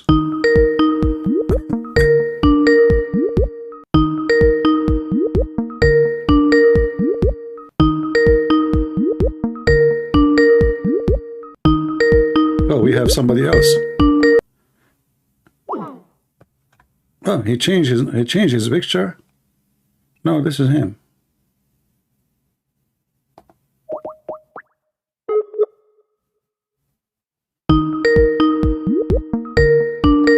Did he say he is at work now? Oh, listen, you want to debate face to face.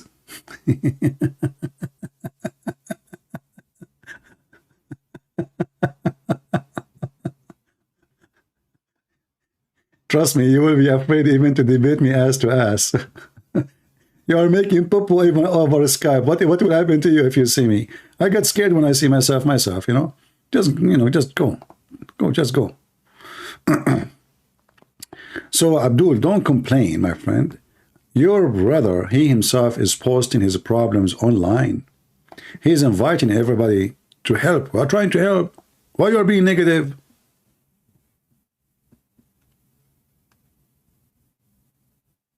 What's wrong with you? Don't you notice we are trying to help to see what the problem? Don't you know I have a degree from the SSUSSNOHEOFAOM University? And my specialty to fix the problems between wife and husband? And this is why Allah himself, he sent two angels from heaven. Their name is Harut and Marut. Guys, why does divorce happen? We know it is Harut and Marut. Do you remember?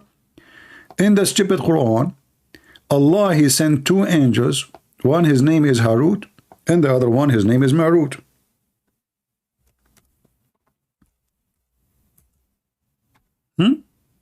And Harut and Marut, they opened a Harry Potter school in the Babylon Tower, which makes sense. You watch the tower and the Lord of the Ring, the Lord of the Ring, Ring of the Lord. I mean, English is funny. You know, in Arabic, we say like, you know, we say, like in English, you say beautiful house. In Arabic, we say house beautiful. Honestly, in Arabic is like different direction. Lord of the Ring. Oh. Okay. But who is the Lord of Harut and Marut? So Allah, he sent two angels specifically to earth to teach magic, and the purpose of this magic is what? Is to make the wife and the husband fight. Who is here? He is fighting lately with his wife. Be honest with me. Give me one. Give me one. I will start with myself. Even though I'm not married, just to encourage you, you know. Here we go. Don't be ashamed. It's okay. I mean, you fight with your wife, so what? You know. If you have, by the way, if you want to buy bandage, I have some for you. I mean, you know, women, those high heels is something dangerous, man. You know, you go to visit your friend, he opened the door for you, he have a bandage over his eye, over his forehead, over his head. What happened to you? He said, nothing, nothing. I fell in the driveway. Yeah, you really? In the driveway? And why the driveway have number 10 in it? The size of your wife's shoes. You know, she have a big shoes, you know. Anyway. So if you have a fight with your wife, thank you for all those, the one who fight with his wife. I appreciate your fight, honestly. I'm a lawyer. We need customers. Call me. My specialty is divorce. You know, once I was in McDonald's, and there was a birthday party, and the guy was giving cards, you know, like they reserve a part of McDonald's. The guy, he's a photographer, giving cards. So I said, what is?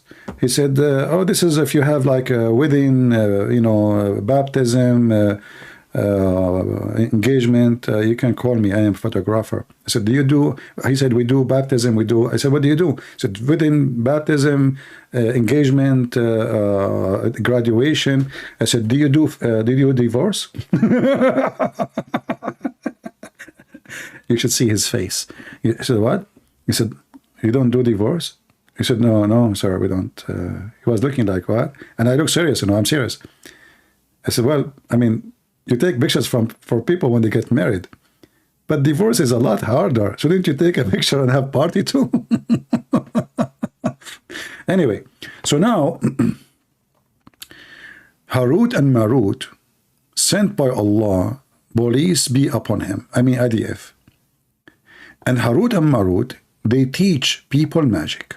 And they are angels. But remember, before they teach you magic, they make you sign a disclaimer. What the disclaimer do? They teach you magic about how to cause separation between a man and his wife. Hey Allah, just a question. If your angel is the one who caused separation between a wife and the man, who caused separation between two gays?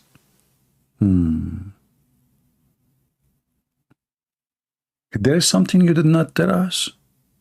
Oh, anyway. But then the angels, after they teach you how to make separation between the wife and the husband by magic, they will tell you that you should not do it. It's a trial. Disclaimer. Disclaimer. I mean, when you join you know, when you join any school or anything, you have to sign a contract disclaimer, you know, like etc. So Allah, He made a disclaimer. We will teach you magic to separate the wife and the husband from each other by making them fight and hate each other. But disclaimer, any learn that which harm them and profit them not. Look at the decent Allah. So He opened a school to cause divorce, and then He tell you after you graduate, don't do it. What the heck is that? So why you taught them how to do it? Like what? Guys, why you are laughing? Are you laughing at me or laughing at the Quran? If you are laughing at me, I have a warning for you. I know a person, he made fun of me. Second day, he woke up in the morning, he looked like me. Literally. You know, I got scared. He called me, he said, I am you. I said, you stupid, what are you talking about? He said, I swear by Allah, I am you. I said, you are what? I am you. I made fun of you today. I became you. I said, that's even better. Two of me, better than one. The earth, this is the sign of the end of the time. Anyway, you know, forget about me, you know, like laughing at me or laughing at the Quran. It doesn't matter really. What is important is your health and to be laughing. You know, anyway, you will wash dishes after 5 minutes because your wife, she will say, hey, it's Thanksgiving, you idiot. Come to the kitchen. Anyway. Anyway, so Allah, He opened a school of Harry Potter to separate between the wife and the husband. Now we go to our friend story. You see, we forgot about even the original story, Basim, but we are done with it. We expose him. So this guy now, obviously, he don't understand that whatever happened between him and his wife, it was because of Harut and Marut and the school of magic of Allah. Anyone here can prove it wrong? Christian Prince, you crossed the line. I unsubscribed from you. Bang, do me a favor and close the door behind you. I unsubscribe. As if I care. Abdul, listen carefully. I go live on air if I have 1 subscriber or if I have 160,000 or 200,000. You are a stupid fool. Just to let you know, when I came in YouTube, I have 1 subscriber. Still, I go on YouTube. And by the way, the WhatsApp subscriber was only me. I make another account. I subscribe to myself. And then I talk. And I chat with myself. I ask myself questions. I answer them, immediately. I'm very fast, And I debate with myself. Like I say, I will get you busted. So do you think you, potato, fried potato, you are telling me you crossed the line? Which line? Do you think when Muhammad, he went to his own son's wife, and the wife was alone, and he flirted with the married wife to his son, he crossed the line? Or you don't care? You Muslims have a line since when? Is that the line of Barleaf? The Jews, they break it. So, yeah, just forget about him.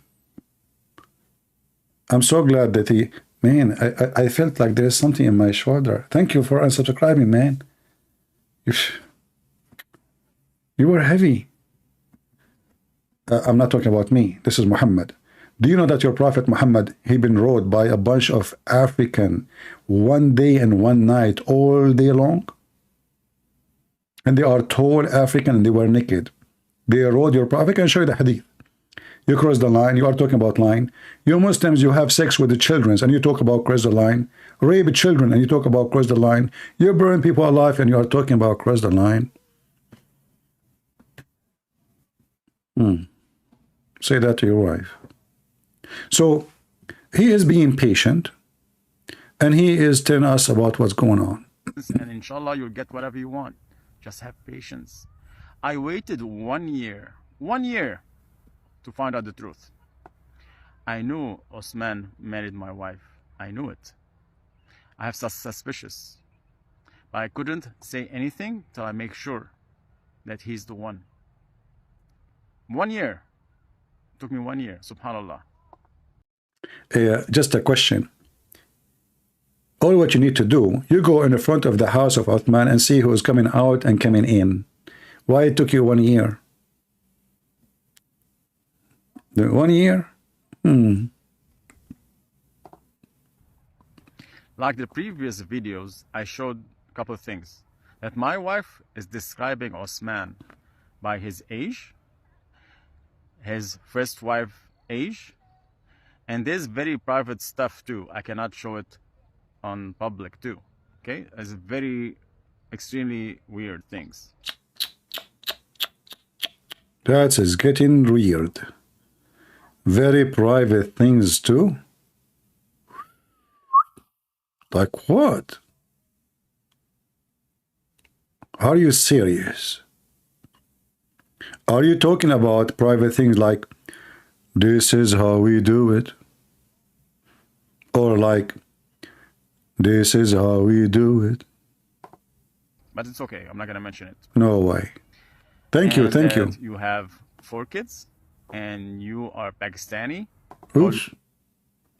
So you will not mention it because he have 4 kids and he's Pakistani? You will mention it if he's from Bangladesh, but if from Pakistan, no. Oh, okay. Your wife is Pakistani. She's an Pakistani marrying Pakistani, their child will be Pakistanis. Like me, if I'm an Arab, I marry an Arab, my child will be Arabanis. That's. But how come you Muslims that Ishmael, his mother is Egyptian, his father is from Iraq, Aramaic, his son is an Arab. Anyway. I mean, he married Egyptian. Ishmael, he married an Egyptian. His mother is an Egyptian. His father is an Aramaic. His son is Muhammad. Really? True story.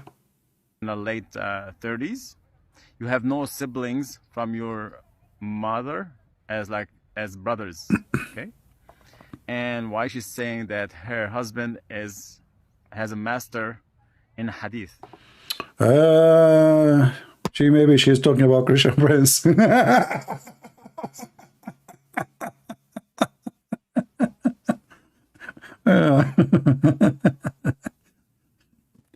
Oh boy.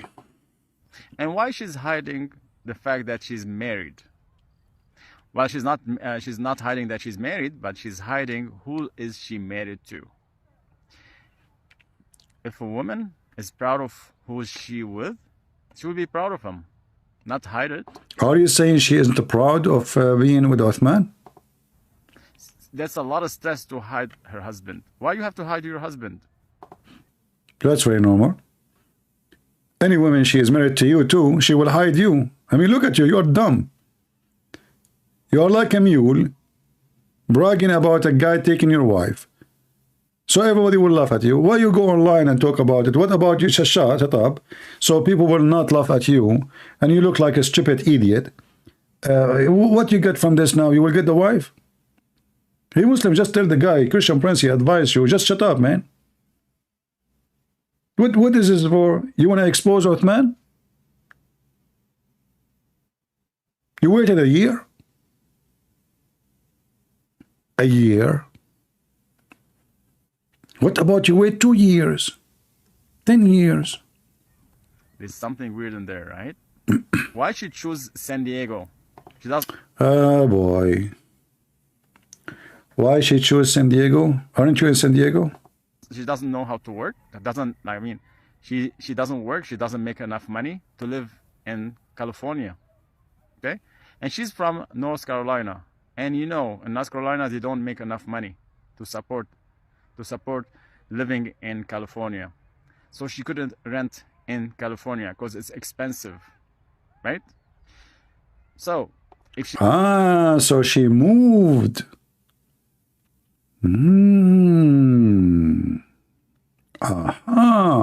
is renting at your mother's house as what you claimed. Can you show us the receipts? I know my wife, she doesn't pay cash at all. She always use either her credit card or checks. Can you show us any receipt? Shame on you. You use the Jewish credit card? Visa and MasterCard? Hey Muslims, how many times I told you you need to be caught Israel? Free Palestine, you idiot. So you make a video about Gaza and then you use a credit card? Idiot. Of the renting. And why she traveled from San Diego to North Carolina, like when everything popped out, right? Another thing. Why she chose your mother's house? United States is extremely big.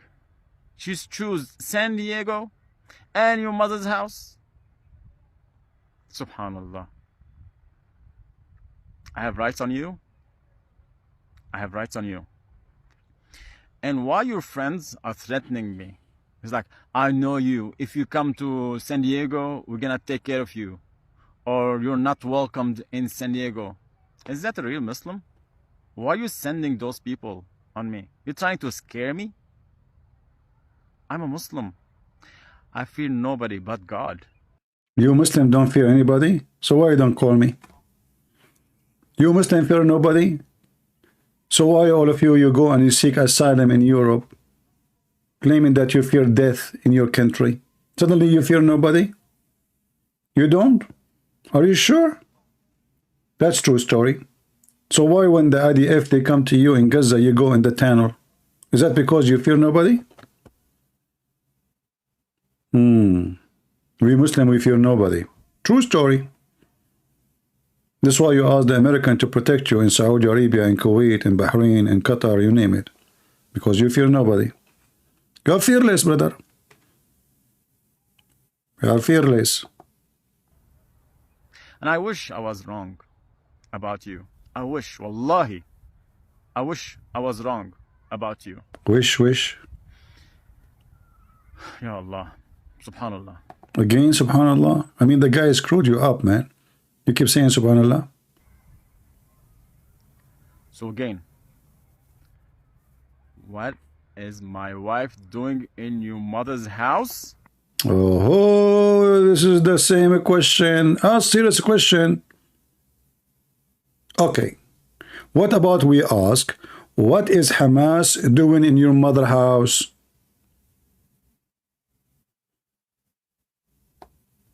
This is the drama now. We will spend the whole day what my wife doing in your mother's house? Eating falafel. Here we go. We will give you an answer. What's wrong with you?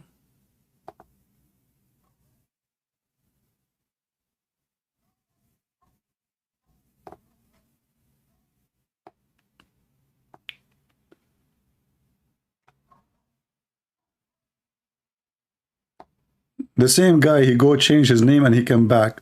Christian Prince, you are being unfair here. Change your name, come back. I thought you unsubscribed already. The compound, we're underneath the ground. We are approximately between the Qatarian building is above us, and this is the way to the street.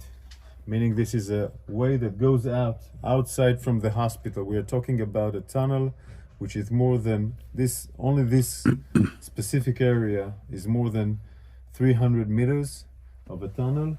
So this area goes directly outside of the hospital, approximately to one of the areas outside, maybe a mosque, maybe an apartment, and it's blocked.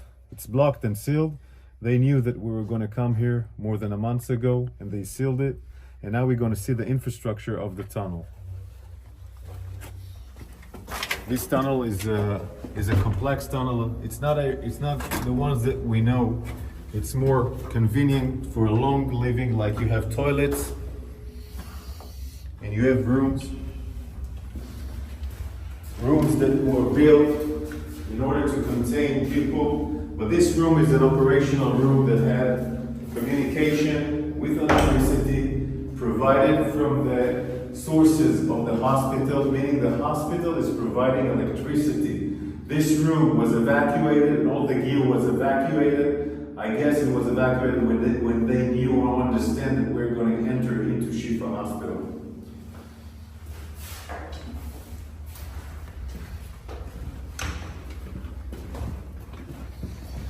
You can see how long it is. The warriors in front of us are going inside the tunnel. You can see a small kitchen. So it will provide them food, water, etc. All these facilities of water and food are coming from the hospital, meaning they're using the hospital infrastructures. They're using the hospital infrastructures in order to provide this terror mechanism to stay alive and survive.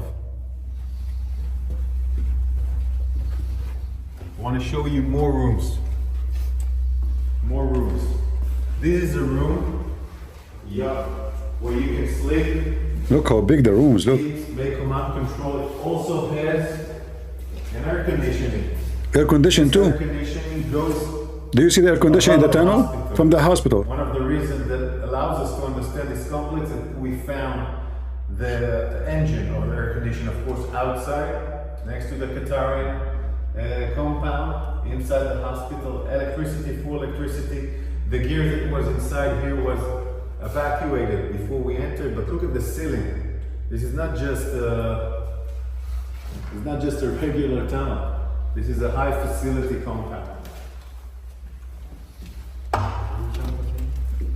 Also more toilets here. A lot of toilet, man. They were preparing for the Israeli attack because they will piss a lot. See, they dump a lot of, this is because of explosions. So some of the tunnel is exposed already to the sun. They tried to seal it.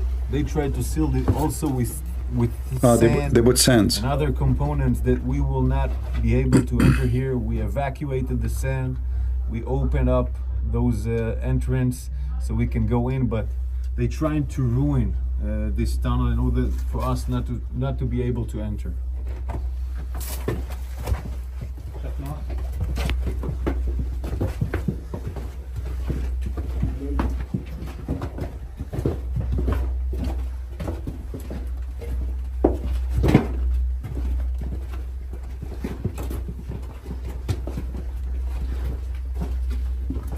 You can see the stairs here going down. Electricity from all over the sides are electricity.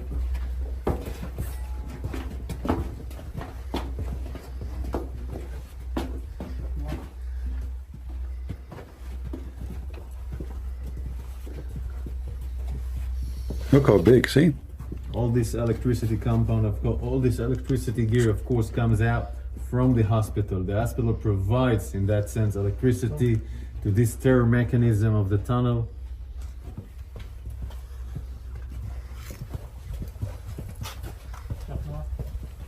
This is a unique signature of the arches.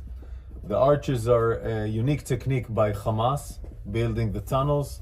It's something that was designed in the last... I see Andrew in the text, he's saying Hamas bombed the hospital, not IDF. In fact, neither Hamas, neither IDF bombed the hospital. The hospital is there. They lie. Nobody bombed the hospital. It was a big fat lie. The explosion happened in the parking lot, have nothing to do with the hospital and far away from this hospital. What is... How they bombed the hospital and now just yesterday they evacuated the hospital?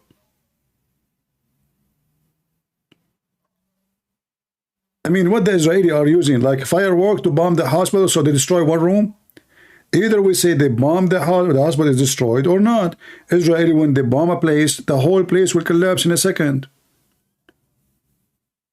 The hospital is there.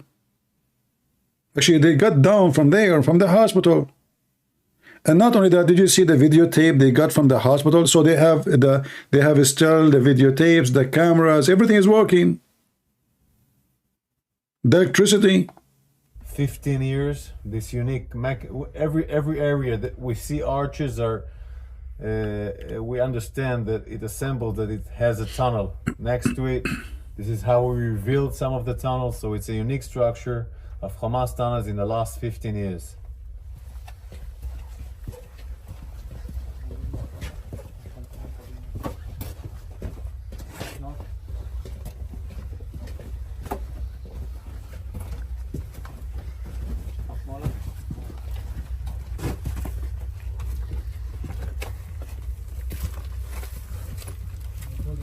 You see, this is why you should not watch intelligence, like intelligence tape from the intelligence department of the army with women. Tracy, she is saying, move the clip. He have a scary eyes.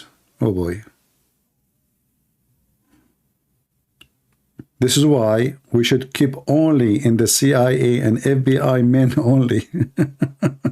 Women, they will be watching. You have a scary eyes. No one want to watch this video. You have a scary eyes, man. I mean, come on. So why are you looking at his eyes? Look at the tunnel, Tracy. Focus on the tunnel. The video is about the tunnel, not about his eyes.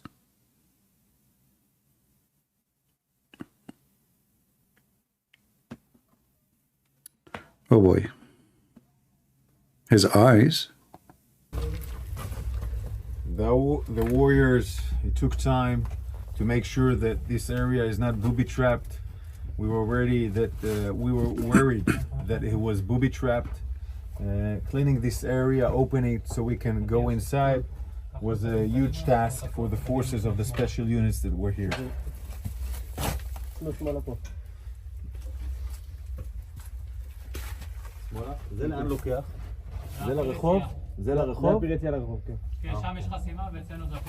Say they block the other side, they put sands. It goes directly to the street, meaning it again goes out from the hospital to the north side of the hospital, where we found another tunnel which has an elevator like the Rantisi tunnel, and it goes up and goes out. So it's all a tunnel systems that ends in the hospital. It's a mechanism of a tunnel system that ends in the hospital. Now we're going to turn left and go out again in the hospital just to see the size of the tunnel.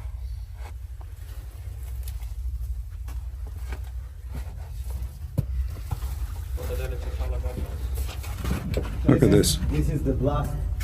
This is the blast door, the one that we opened, where we have seen in the movie that we reached to the blast door. We took us time to open it. We were making sure it's not booby trapped.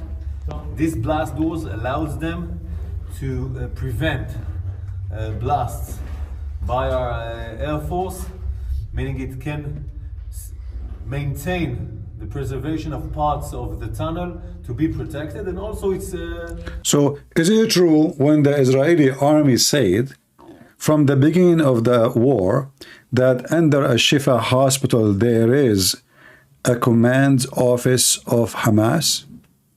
Guys, did they lie? By the way, they brought many journalists inside the tunnel already, many TV stations already. I'm playing just the IDF recording, so nobody can come and say this is a copyright thing. But already many stations, even FP, Reuters, CNN, many stations, they've been there already to record, and you know they have their TV team. They went inside the tunnel. They check to be true. Is it true? Is it really in the hospital or it's in a different place?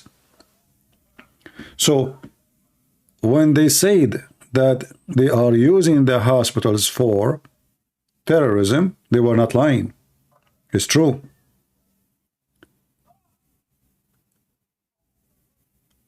In fact, if I am them, I should send the commanders from that time to the hospital area to free the hostages, as long as we are sure that the hostages is here. We should not wait.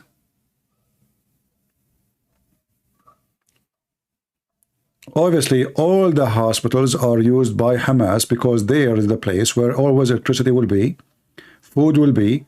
They do not even need to cook food. Remember, the hospital have kitchen. They have supply, they have gas, they have fuel, they have internet, they have everything. And based on in the international law, you cannot attack a hospital. It's a forbidden area. So Hamas using hospitals as a very safe, secure location where the enemy can maybe will bomb every inch of Gaza. All what they need to do to be under the hospital, and they will be protected.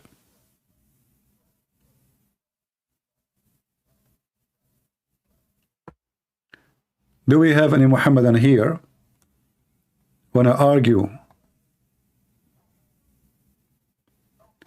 This is why when we say Israel is right and those cowards are the one who is hiding, using a human being as a human shield. When this guy in his video, he claimed that it is Israel using a human shield. It is the opposite. It is the Muslims who attack. It is the Muslims who kidnap babies and women and children to use them as a human shield. It is the Muslims who, make their tunnels under houses and schools. Even like we saw videos of them using schools, not only under the schools. We play it here in this channel, if you remember.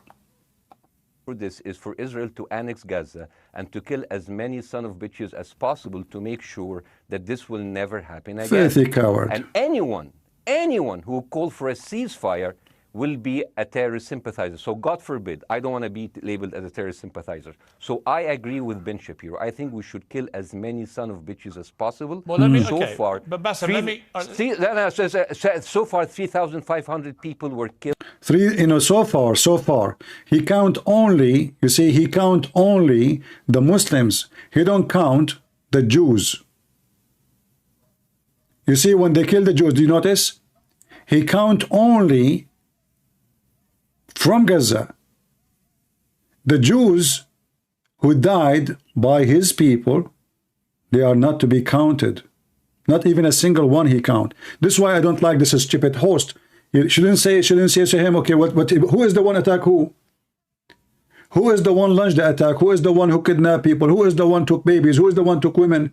And, you know, this host is sitting like in a... I mean, this is... What an idiot. You are the TV host.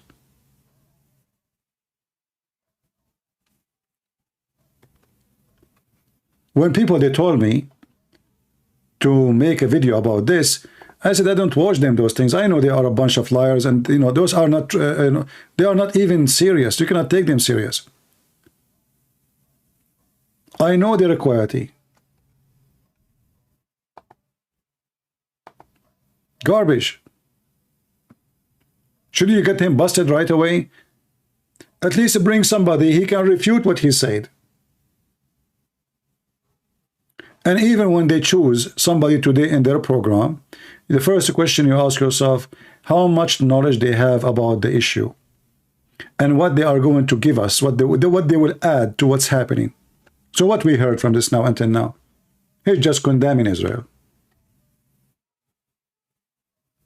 You know, any person, he have a dignity of little righteousness. He will say the negative and the positive about himself, correct? Because there's no way everything about you is positive. The same I speak about the Israeli government, how stupid they are and how many stupid things they did. So how come you notice and you remember and you are good in counting numbers about how many of Gaza died, but you do not remember one person of the Jews who being killed just because they are Jews, and how many they were kidnapped, and yet you are talking about the human shit, and this guy is sitting like a donkey in the front of him. So what this guy Morgan, he bring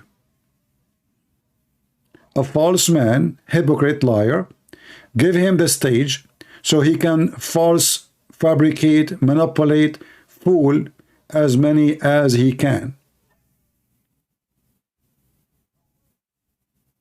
This is what they are doing. And their show, by the way, all what they care for is about how many views that will bring. So I will bring somebody, he say all stupid things, and that will bring more people to talk about it.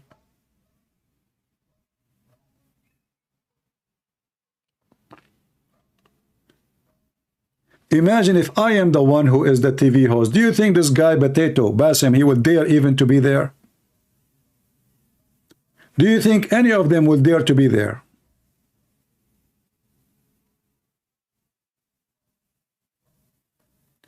No, this Morgan is the same as a Carson. All of it is money. Do you know how much money those people, they make from those programs? You see, we are here for free. We don't get paid from YouTube, right? But those people, they sign contract with big company. Huge money. Ramble pay them. What it's called Daily Wire. You know, like this woman, her name, Candace? What her name, Candace? I saw a guy, I never heard of him. I saw like he have 20,000 people watching him live. I don't know, is he?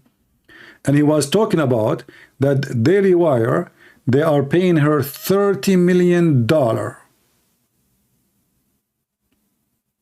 30.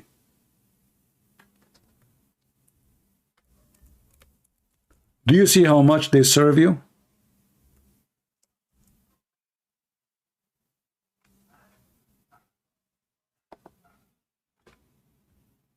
$30. This is a big, big business. And the more they can bring people to watch their program, the more money they make, and the more publicity, and the more the contract will get hired. No, I'm not talking about the Egyptian guy. I'm talking about this idiot, Morgan. The Egyptian guy don't get any money from being here.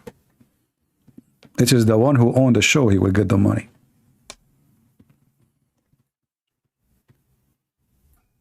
All of them are garbage. And you know, all of them, they Jordan Peterson get 200K a month from them too. Well, I don't know. In my case, I will not even pay Jordan Peterson even a penny. I mean, this guy, you think he is almost going to sleep, and he is confused, and he himself need a doctor. You know? He himself needs a doctor. I mean, all of them, you know, look, all of them, they are really struggling even to think and use their brain. Do you remember when Mimi Hijab, he brought, he have Jordan? Jordan looked like a fool. It looked like he was taking drugs, you know? Very weird. I don't know, for me, I see them all weird and stupid. And if there is one person is smart, he will not be known. They will bury him. You have to be stupid to be famous. You have to be stupid to be supported. You know, each time my channel like have 70, 80,000, I lose it. Did you ask yourself why I keep deleting my videos? I delete them. Like I just made a video yesterday, I took it off. Because YouTube is all over me. If I am like them, I will have millions of subscribers by now, and I will be making a lot of money from it. Just go by their game. Just be hypocrite. Just be politically correct. Just don't say it as it is. And then you are fine.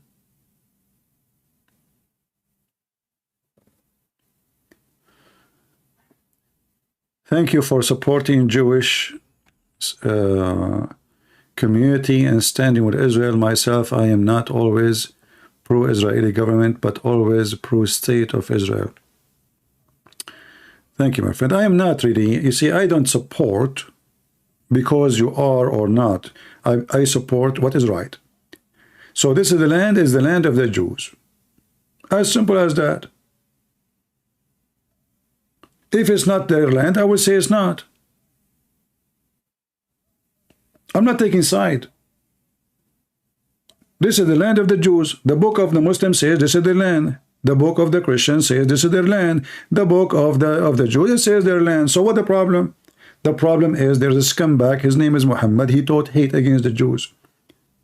And since then, the Muslims, they cannot live in peace with anyone. They want to kill everybody. And everybody avoiding to speak about the problem. They keep talking about Hamas when the whole issue is not Hamas. Is somebody living in Pakistan is Hamas? No. Somebody living in Iraq is Hamas. Even the Shia, they want to kill the Jews. Somebody living in Iran, he said death to Israel. So what the problem? The problem is Islam. Why somebody living in China don't scream death to Israel?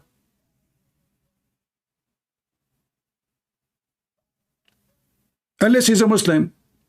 The second he is a Chinese Muslim, he will say death to Israel. So what the problem? The problem is religion. And nobody dare to say what is the problem. What do you think about son of Hamas, Musab?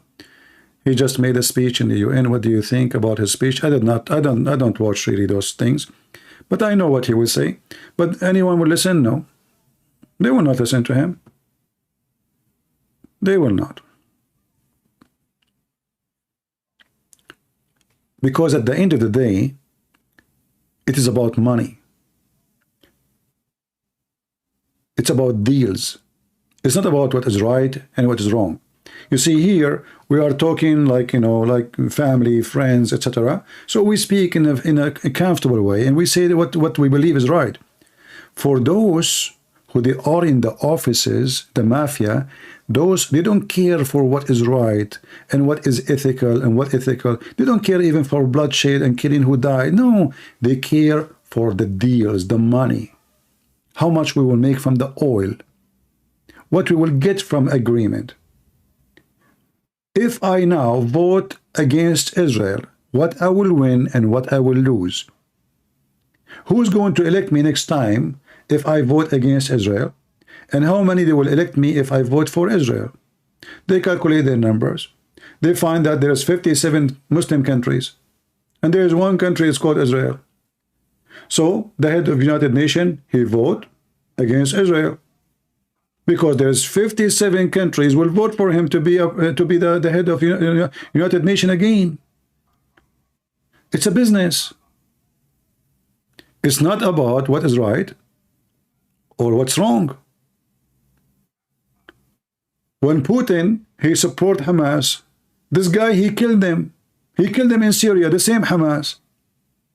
So why he support Hamas? Because he's upset. He's upset from the American. He's upset from the Israeli. They are supporting his enemy, the Ukrainian. It's just exchange of fire.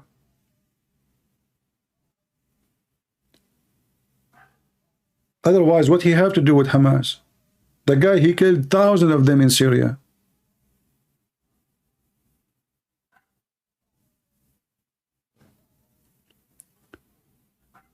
So what do you see in the world? Even when Biden, he say he support with Israel, do you think he care for Israel? Anyone really here think that Biden, he care for Israel? He don't. He care for his coming election. So if he say I am against Israel, it's because he think it's better for his election. If he say I am with Israel, it is because he think it's for his election. Do you see all of those who go in the stand and we say we stand with Israel, from Democrat and Republican? The only one who is saying that he stand with Israel is the one who is conservative, and he understand very well that this is the land of Israel and this is their right. But I assure you, most of them, they don't care. It's just about election.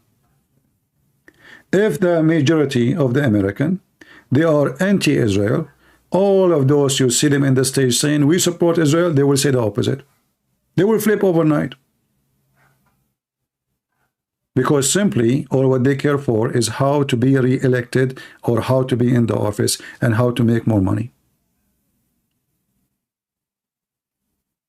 Trump, he want to sign peace agreement for Israel. He brought Qatar, he brought, Emirat and Bahrain. But then Trump himself, he protected Qatar.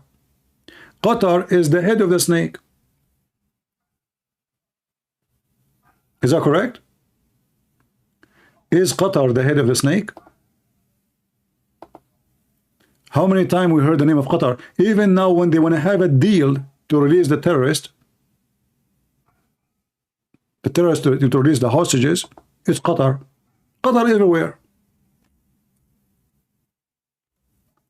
So Trump, he go in front of the White House, he say, Qatar have to stop supporting terrorism. Okay. Few weeks after, Qatar rent a building from his son-in-law for $1 billion. Suddenly Qatar is a friendly country.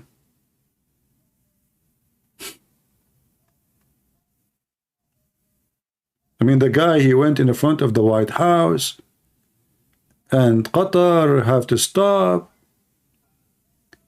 and they are funding terrorism. What happened? Money.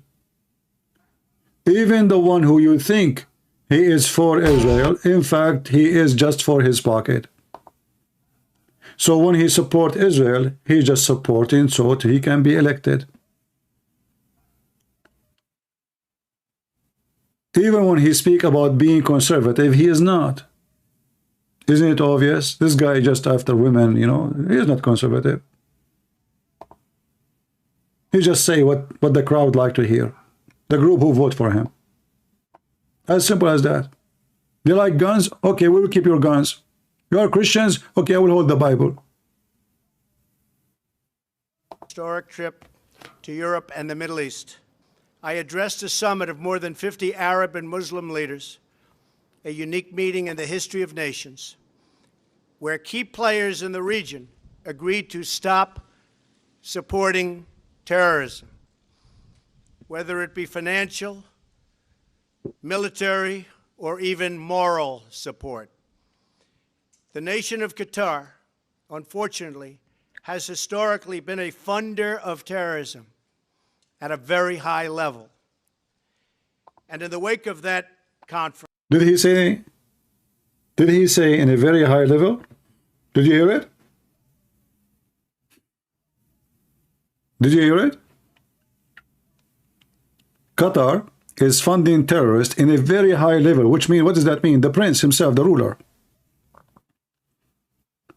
And then he became their best friend. But why Trump, he attacked Qatar in this speech? Because the Saudi, they gave him money and they asked him to go against Qatar. He is their dog. Then the Qatari, they offer more money. You see, he said, I just came from meeting from Muslim leaders. He met with the Saudi. The Saudi, they hate the Prince of Qatar. He is supporting Hamas. He is supporting Muslim Brotherhood. He is. Do something. He go in front of TV. Hamas, Qatar have to stop supporting terrorism. Qatar, they got it. They went to Washington, D.C. They met with his son almost bankrupt, son-in-law. They rented his building for $1 billion. Did you ask yourself why until now the FBI and the Department of Justice did not question his son-in-law about such a deal? Isn't it obvious? $1 billion rent from Qatar.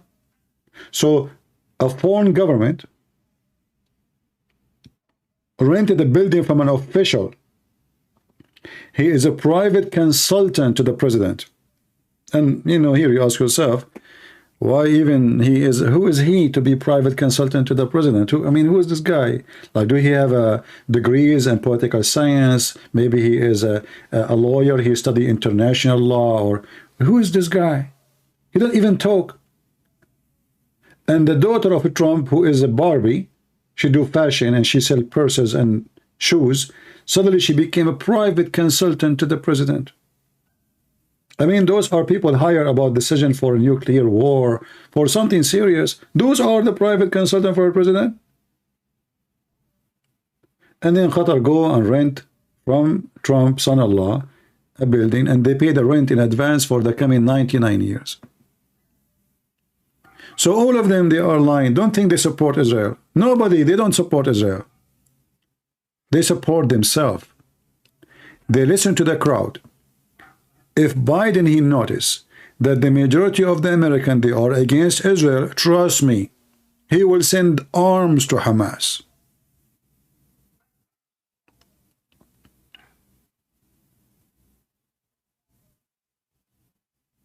All what they care for, who is the one who will make them win? As simple as that.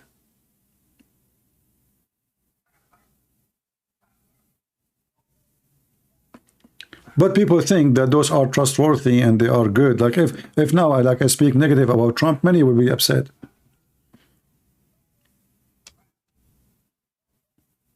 Many, they will be upset, very upset. But this is the truth. They don't care really about you. They don't care about Israel.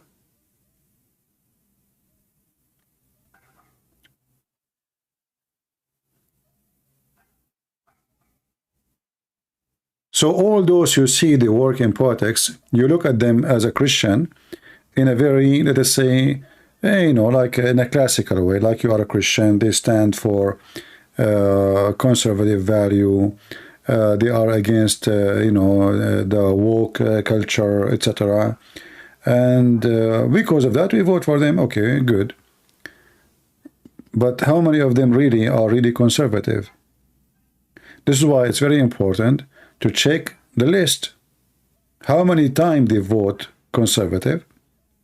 How many times they did not vote conservative? How many times they absence from vote against something not conservative? Because when you don't vote against it, it's the same as you vote for it.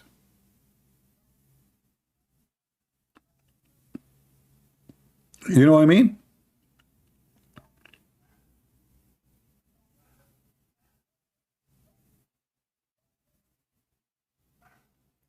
So when they say they want to legalize marriage for homosexual, and then you claim that you are a congressman voted by Christian groups, and you claim that you are conservative, and then during the day of vote you are absent.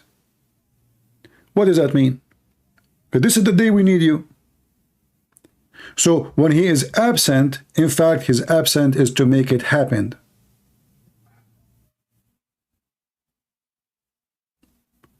In the same time, he make himself like, I wasn't there, I did not vote for it. Go check the name. I did not vote for it, but the fact he voted for it, that's why he was absent. He did not join the vote to say yes, so he will not have a mark in his name that he did vote for it. So they get absent.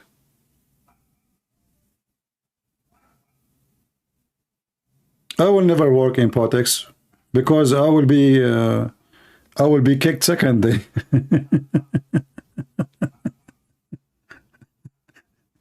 Imagine me in the Congress.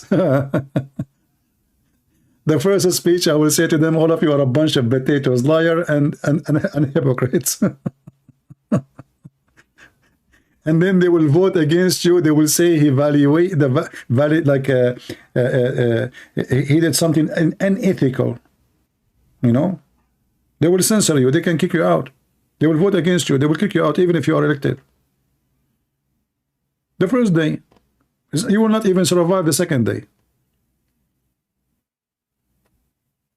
You have to be part of the gang to survive the gang. You cannot be the priest between the drug dealers.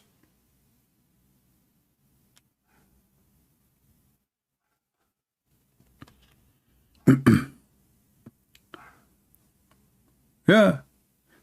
Even though I know if I go and make a speech, a lot of people, they will like me to know about me, but they will not let you go on. They will not let you stay. You will not even be able to be in that day where you can say I want to go for election. They will smear you, they will frame you, they will say, look what he's saying, he's Islamophobic, he's Islam, etc. You know? Yeah. Anyway, I don't want to be in such a place because when you work for government, you are not afraid. You're not free. If you have money, they have the right to check where you got your money. They can frame you. They can say, oh, where he got his car from, where he bought his house, how he made this money. We have subpoena for his phone. The second you became an official, you need to be ready for all the garbage they have. Like now, Trump, he became a president. I mean, how higher you can be. I mean, the guy, they are taking him from court to court to court to court. And all of us, we knew, regardless if he is good or bad, all of this garbage is just because they don't want him to be the president. They are afraid he will go for election. We know it. And here you understand that the system is not good. Democrats are terrorists like Muhammad. They are trying to terrify the guy. If you don't withdraw from the election, we will put you in jail. Terrorism is just a form of terrorism. All the problems Biden he have, Hunter he have, there's no problem. January 6th is the big problem. The guy, he took a mortgage, he paid the mortgage, he did not even take extra penny. He gave them the interest, and now they are going after him. Oh, you overvaluate. They are looking for any reason to put the man down. You see, I speak against him, right? I just 5 minutes ago, I told you what he is doing. But obviously what they are doing is evil. They are not decent. That's why we cannot trust the system. Like we say that we have democracy, we have election, we don't. How we can trust the election if anyone can send a printed page by mail? What they will lose if everybody will vote, will go and have his ID with him. What they will lose? They will lose the election. Because then they cannot do fraud. Because we don't know who is making election. People are dead, they are voting for them. Democrat is very dangerous. You know, this last election, actually, I learned how dangerous they are. And Republicans are very naive. Until now, they think they can win the second election. Well, if they were able to do this, what they did last election, why they want to do it again? Are you with me?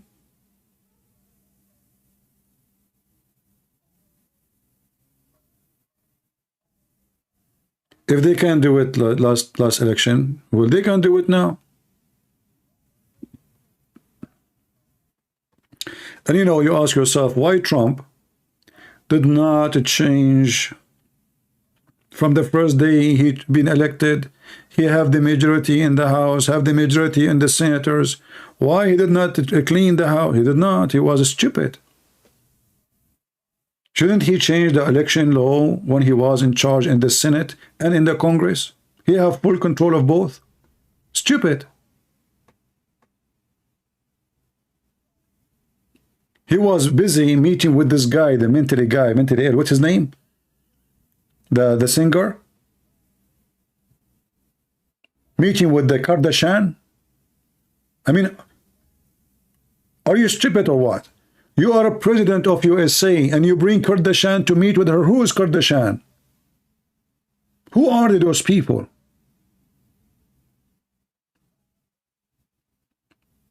And this is how you say that your president have a brain of a mosquito. He is a president already and he needs the support of Kardashian with her boobs. That is a booby trap.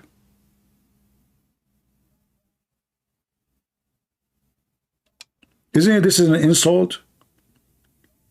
You are #1 person as a president in the world.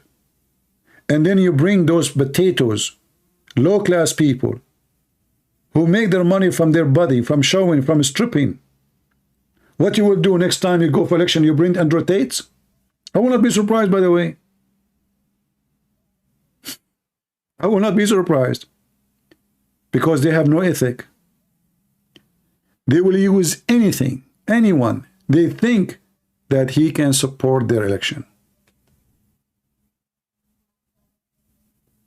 So do you understand the problem? This is why if we want to vote, we should try to find somebody. He is conservative, a Christian, for real. Those, they have nothing to do with conservative. Those, they are just businessmen. Sex, money, fun, and power.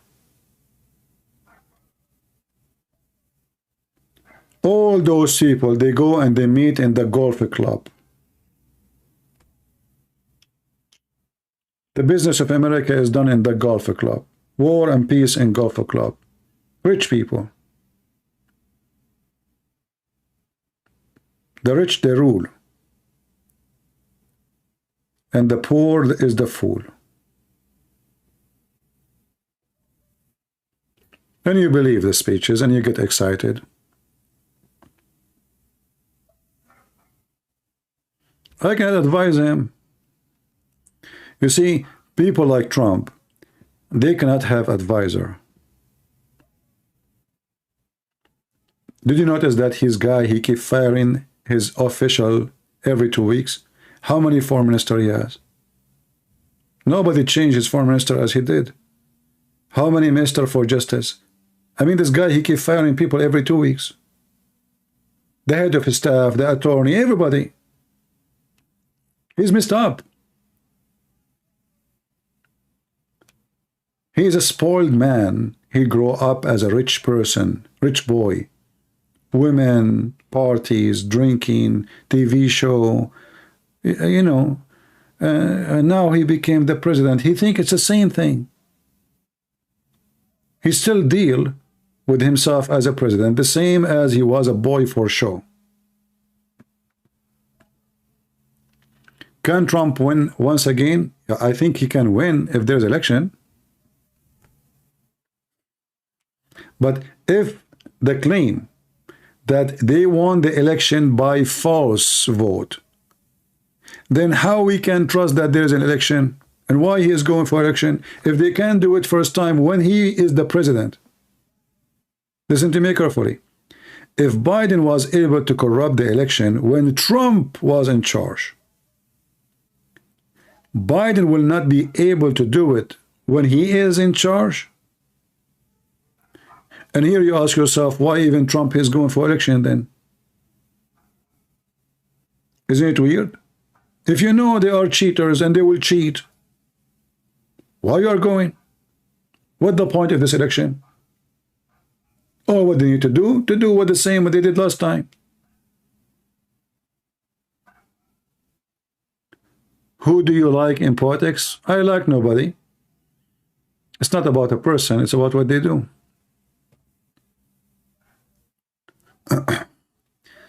Anyway, who should be the next president? I think the sentence, he is smart, he's educated. His wife is very smart too. He have a good advisor. I heard her making a speech. And he did a lot of work, not like Trump. This guy, he drove those nuts, the woke culture, like crazy. This is the guy they fear. Trump is nobody. Trump, if he take the election again, he win. All what he said before the election will not happen. Lock her down, lock her down. Second day, he's shaking hand with Hillary Clinton. He's a talker. After he become president, he will do nothing, if he become. DeSantis is the man they fear. This guy, he gave his crew Disneyland. Disneyland is like an empire in Florida. They have their own land. They have their own police. They have their own governor. They are independent. They are totally independent.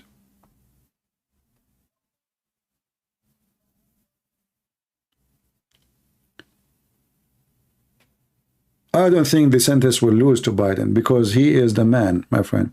And even if he loses, better than having a loser as a president. Trump will be a loser again. He will spend his time making a speech about how good he is, how smart he is. The only thing he will do good, he will start drilling oil and the gas price will go down and prices of food and everything will go down. Okay, that's wonderful. But that thing can be done anyway, by anyone.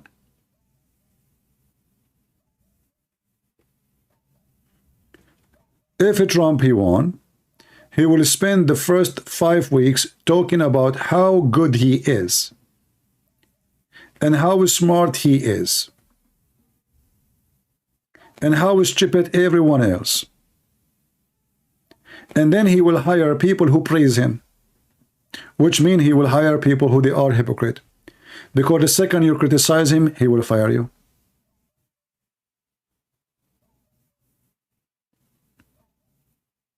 So the fool will stay a fool. He will not accept anyone he work with him, criticize him.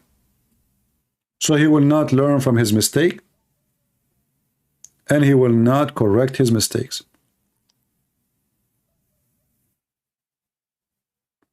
However, if you ask me, for sure I prefer Trump over anyone from the other party. Like imagine now this guy Biden, he die.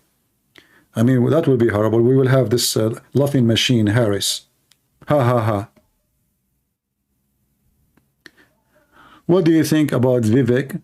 I mean, this guy should not even be in the stage. He's just a kid. Go right now, check where he is. I'm sure he is in the bar. Presidency should not be for someone too old, he cannot remember his name, and should not be for someone is too young, for it's easy for him to be doomed. Should be for someone is smart, intelligent, educated, have experience, not just a guy he just took off his jeans and he is 30 years old and now he want to become a president.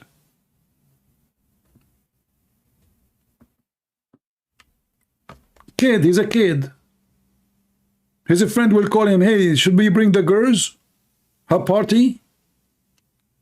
Imagine Hunter Biden become the president now. And by the way, Hunter is way older than this guy. So don't do it. It's a kid. It is just a kid. You have always to have somebody have experience. And, you know, age is very important because, you know, when you are just a very young, life will take you, you know, many temptation. You have different interest.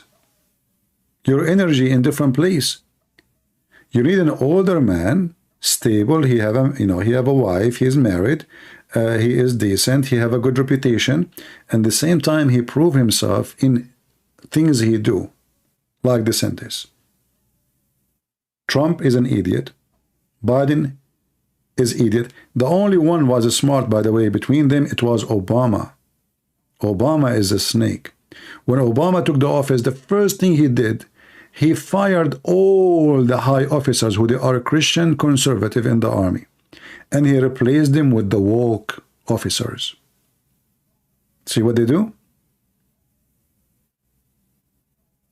He's like Erdogan, learning from his cousin Erdogan. Erdogan, he took all the judges who they are liberals. In the case of Obama, he did the opposite, because what make him survive is the liberals.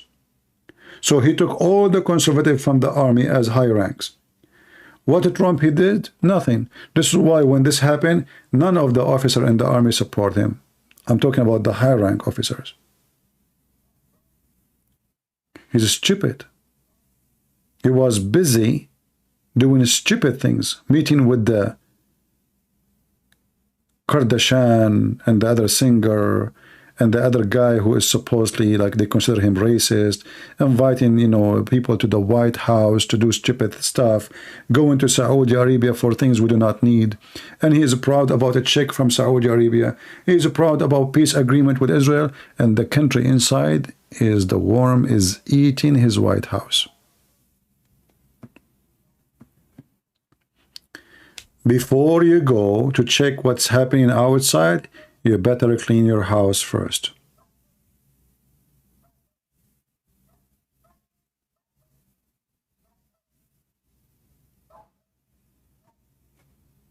All right?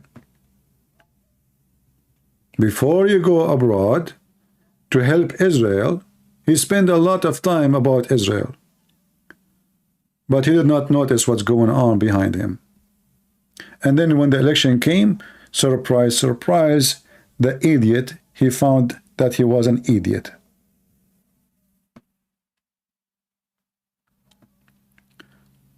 All right. And you know, me, myself, when this guy, he was elected, I was so happy. Extremely happy.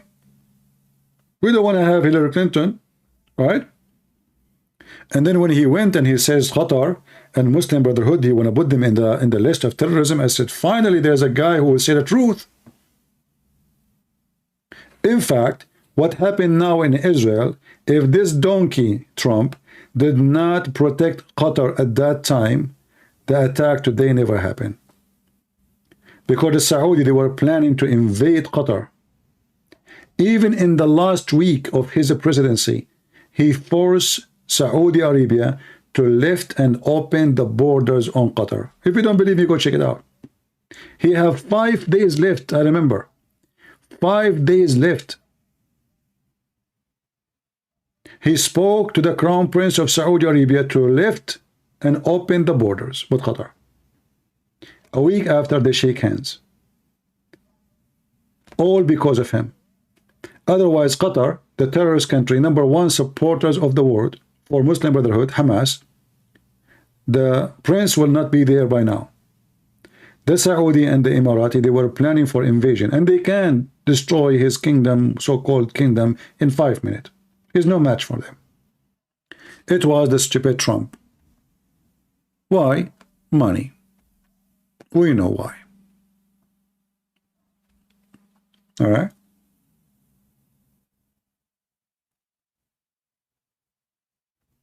Now I sound like Jordan. I sound like nobody. Who is Jordan?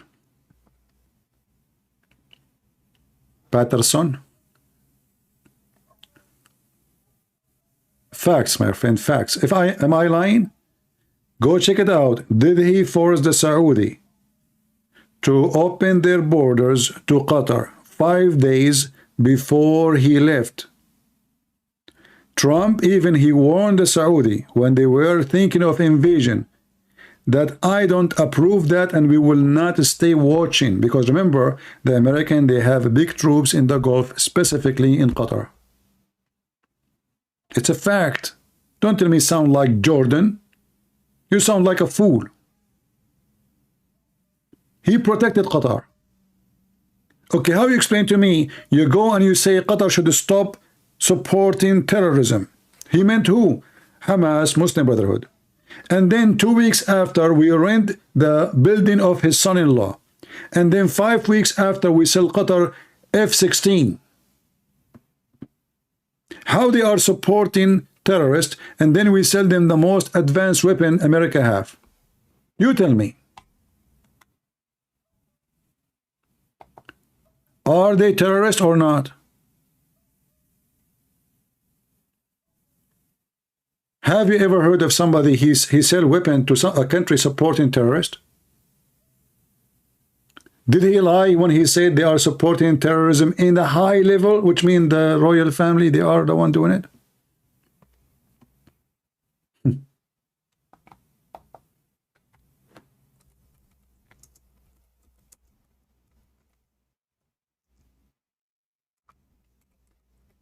Yeah, just just say, this is what most of people do. The second you say something against someone they like, they'll start spitting at you.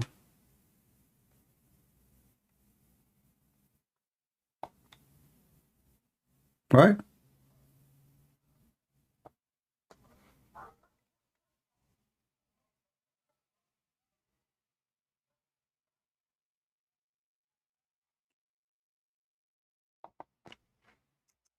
They support terrorists and we give them and we sell them weapon? How that work?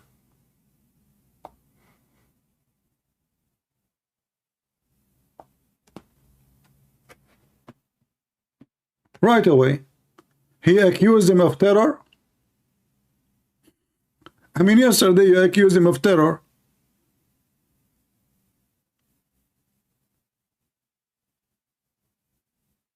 How it work? Imagine I go and I say to you, Hamas, we should, they are terrorists, and then second day I sell Hamas F-15, and the deal is $12 billion. How that work? Like, did magic happen? Did they stop supporting terrorists? So you tell me, you keep saying to me, you sound like this. Foolishness. Money worshippers. Zero ethic. How you think Islam will evolve in next 50 years? I think the more time will come, the more Muslims will become educated, the more Islam will die. See, most of countries who they are attached to Islam, most of them, they are uneducated. But in case you do not know, a lot of Muslims who come to the West, they leave Islam anyway.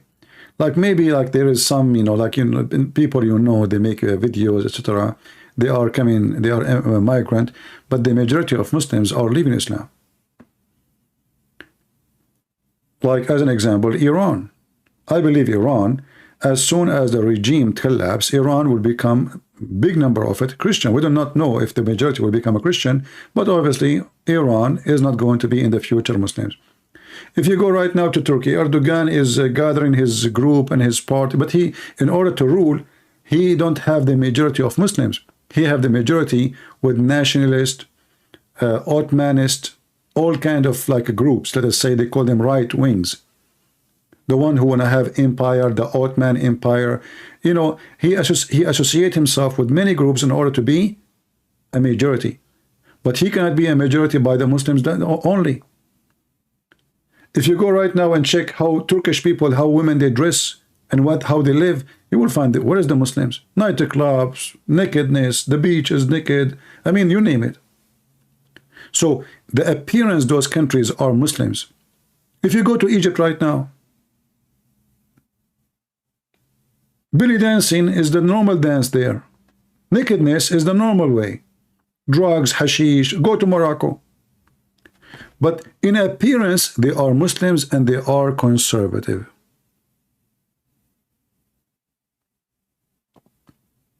But in reality, Islam is dead there already. Who is a Muslim there?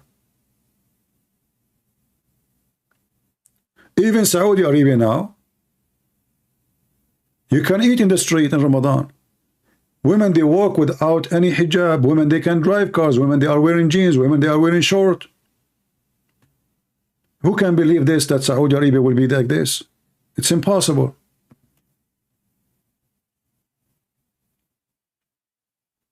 And if this is the center of Islam, is like this. So what is left? And you know, this is why I say it's very important to have a terrorist or dictator as a leader in the Middle East. When I say a terrorist, doesn't mean Hamas or, you know, ISIS. I mean someone like the Crown Prince of Saudi Arabia. He's a terrorist. If you don't agree with him, he would die. So he said, we don't want this Sharia police no more. People pray, not pray. Who dare to open his mouth? All those religious sheikhs in Saudi Arabia, suddenly they are dead. Nobody dared to open his mouth. And if there is a few, they open their mouth, they are dead already.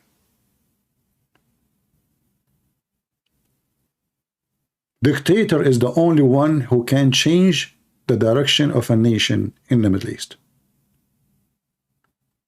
He said women shouldn't, you know, none of the business if you, you know, women wear hijab or not. Yeah, women in the street wearing no hijab.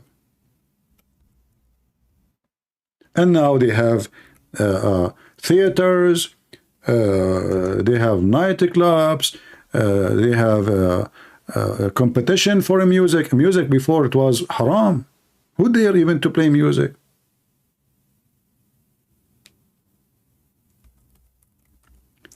The first bicycle came to Saudi Arabia. A guy, he was abroad. He brought with him a bicycle. He took the bicycle on the street. He drove the bicycle. He came back home. Few hours after, the police came to his house and they have an order from the Sharia court to execute the devil bike. They consider the bicycle the devil bike. This is how savage they were. So from people not long time ago executing the bicycle. A guy, he have a ducks. You know, he made a concrete containers for his flowers in his yard in the shape of a duck. Somebody came to his house and he reported him to the Sharia court. Suddenly inside his house, like there's 500-600 people. The whole town is coming. Allahu Akbar. And the judge is coming and the guy wearing a mask and he have a sword in his hand. They knock at his door. What I did? What happened? They said, you have idols in your house. Me, I have idol where? I swear by Allah, I don't. He said, no, you have idols. Open the door. They look, yeah, he have idols. He have ducks. And then they open the doors all the way. The two metal doors, like the two side of it. And the crowd came inside. And then the sheikh, he read the judgment of the Sharia court, and then the sayyaf, the guy who hold the sword, he carried the sword, Allahu Akbar, and he broke the neck of the idol, which is a duck container, plant container. And the crowd chanting, Allahu Akbar, Takbir, Allahu Akbar. This is how savage they are.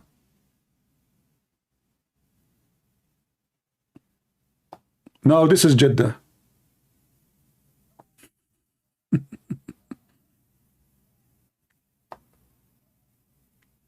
This is the Middle East. This is Saudi Arabia.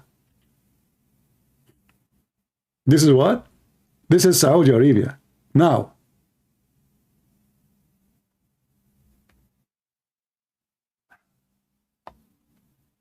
what happened?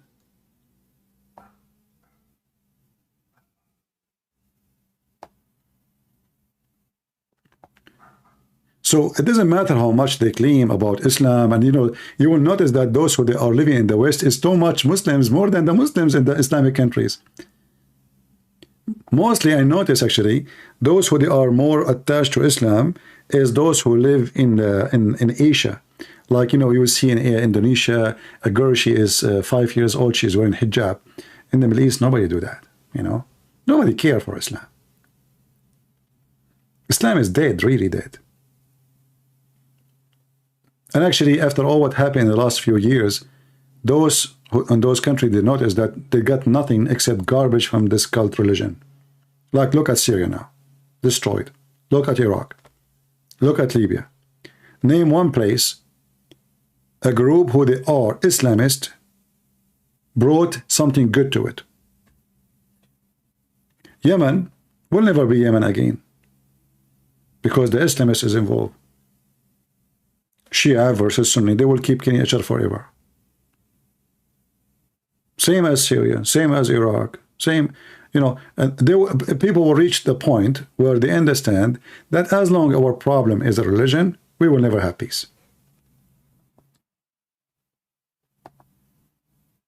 And then they will give up this garbage.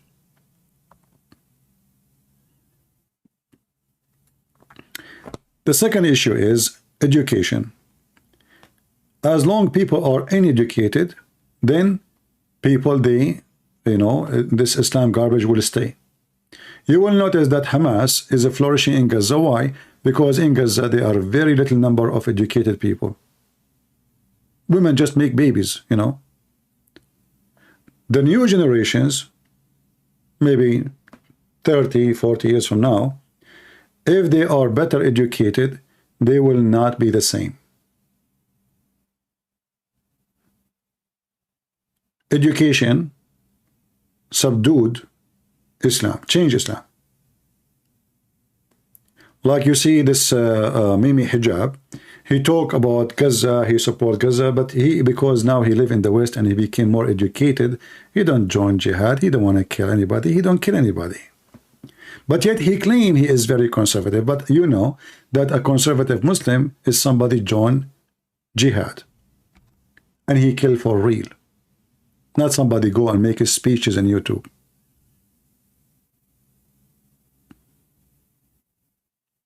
Syria should belong to Israel.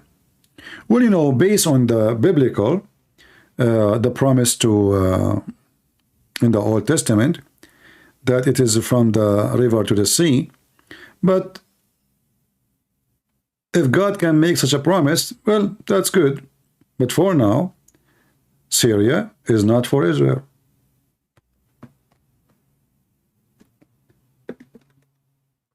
I mean, the Israelis have a hard time to take over Gaza.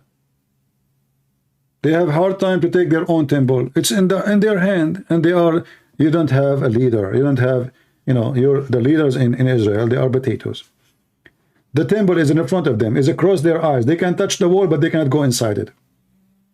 And you are talking about Syria? Go take the temple first. They don't have a real leadership. They are just doing politician. And all what they care is to avoid conflict, but the conflict will come. They avoid it, they think it's not coming, but they never solve it. Take the temple, build it. Actually, this is the time they should, right away, the first thing they should do after the attack in Gaza, because when Hamas attack, what they name the attack? The flood of Al-Aqsa. Shouldn't you respond by taking Al-Aqsa? To show them that next time you do such a thing, the response will be massive? If you have a real leader in Israel, the response should be take the Aqsa, not take Gaza. The first thing you do, you take Al-Aqsa. You attack us because of Al-Aqsa, here we go. You are out. And who can stop them? The same, nobody can stop you to go to Gaza, nobody can stop you to take the temple. So why you don't take it?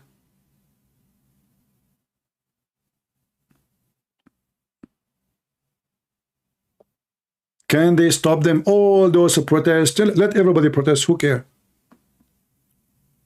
Actually, they have full control of the temple. Yet they allow the Muslim to take the top floor of it. Just tell them no more, that's it. Take it. Even in their book, it is your temple.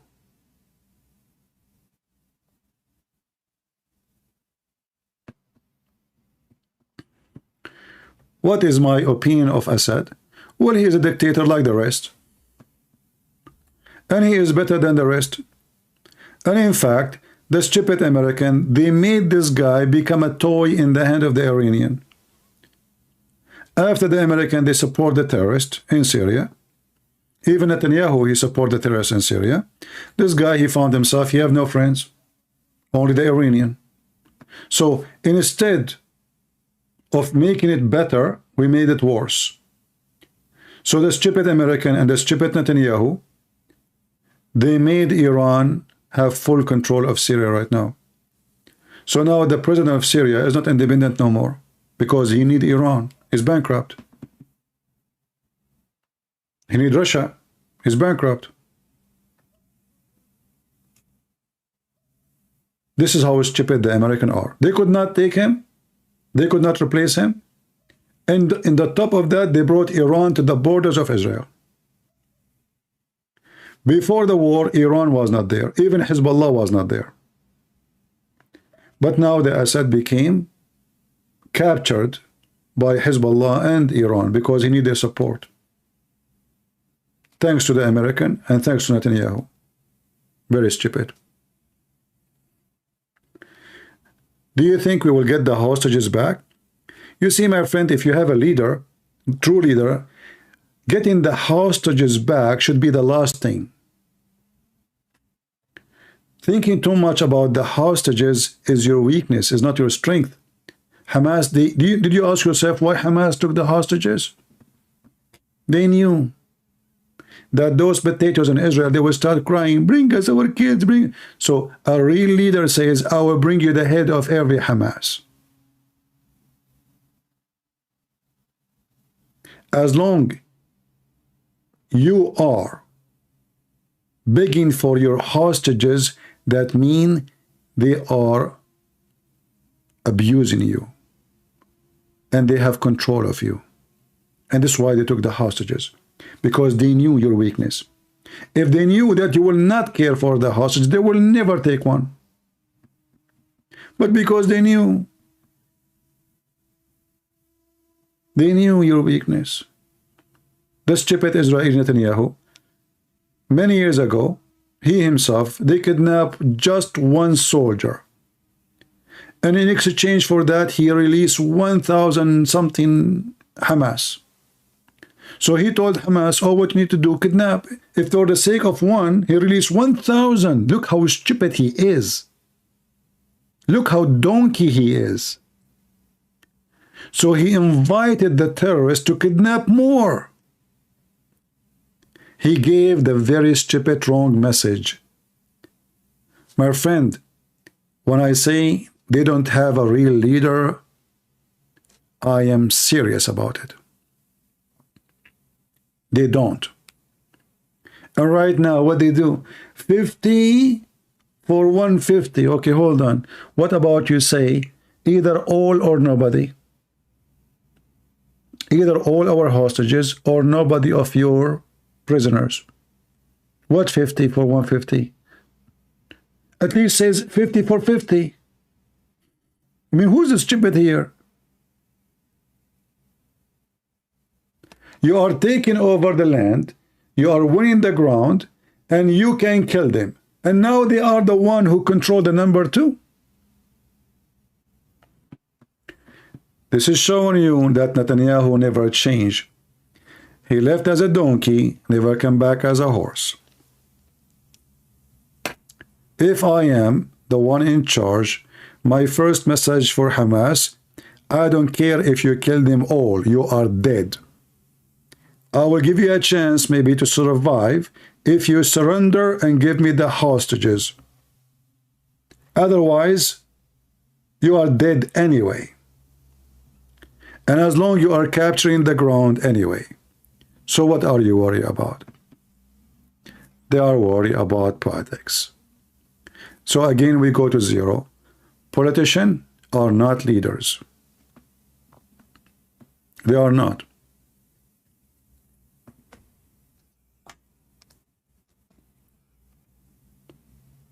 If somebody kidnap your son and he says to you, give me, etc., I will release him. And let us say they keep their word. They kidnap your son, they release him today. Okay. Now they knew that they have a bank account open. Oh, what they need to kidnap your son again. They kidnap him second time. You give them the money. They kidnap him third time. You just told them how to open the faucet. You're stupid. It's evil. What you can do about it. And time will come, you will be out of money. And then what they will do, they will kill your son. This is a joke I say. Like once a group of terrorists, they kidnapped me. And they called my dad. They said to him, you know, you pay us $3 million, we release your son. My dad, he says, I will pay you $3 million if you keep him. This is what you should do. It's a wartime. Sacrifice is a price. It's not an option. You went to win a war. You cannot win a war by being a politician or have a soft heart leader. You have to be tough. You have to learn that win war, the price for it is blood, not ketchup. How they will win a war now and they are negotiating with Hamas over? Now they knew that still they are the same. They said we want to kill every one of them. How you want to kill everybody one of them and you are saying give us 50? So now what we will do with the second 200?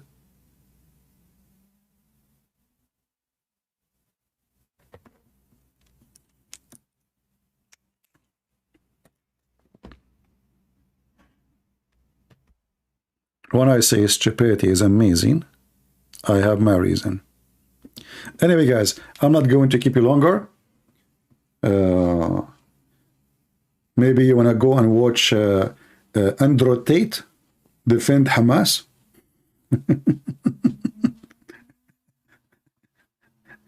I see Apostate Prophet and David Wood, they are live on air, and they are getting Andrew Tate busted, supposedly. He defend Hamas. Why he don't go and join Hamas? I mean, what's wrong with those people? Everybody defend Hamas by microphone? Oh, okay. Well, Hamas, thank you. Thank you. Well, I hope he will defend Hamas when he goes back to jail. Let us see. Anyway, guys, I want to say thank you all for being here. May the Lord bless you. As you know, I don't keep my videos, so if you want to download, feel free. You know, download the video before we take it down. I will leave it maybe until tomorrow or the day after. And after that, if you wish, you can, you know, you post it whatever you want. Always remember, when you speak about something serious, don't be just a fool who follow what they say to you in the news. Don't. When they make speeches, don't take their speeches for granted. Only believe on the result you see. Everything they say, they are doing politics. So Netanyahu now he is saying he will finish all of Hamas. And now he is releasing 150 prisoners. So now 150 fighters, they will join. And he is saying, by the way, that those are women and children. But the fact they are fighters. So 150, they will join the terrorist fight. Where? Where they will go? Are they going to send them in Egypt so they can kill some Jews there? Are they going to send them to Europe so they can attack some synagogue? Or they will send them to Gaza so they will attack the Israeli army? He is just an idiot. You lost already more than 60 soldiers to be there. And now you are telling your people you cannot get the hostages unless you negotiate. So negotiate from the beginning then, if this is the scenario. If this guy stopped from taking Gaza, all of it, he will be the biggest shame in the history of Israel. And let us see what will happen. Thank you all for being here. May the Lord bless you. And until we see you soon again, God is good. So is Jesus. I mean to that. Take care.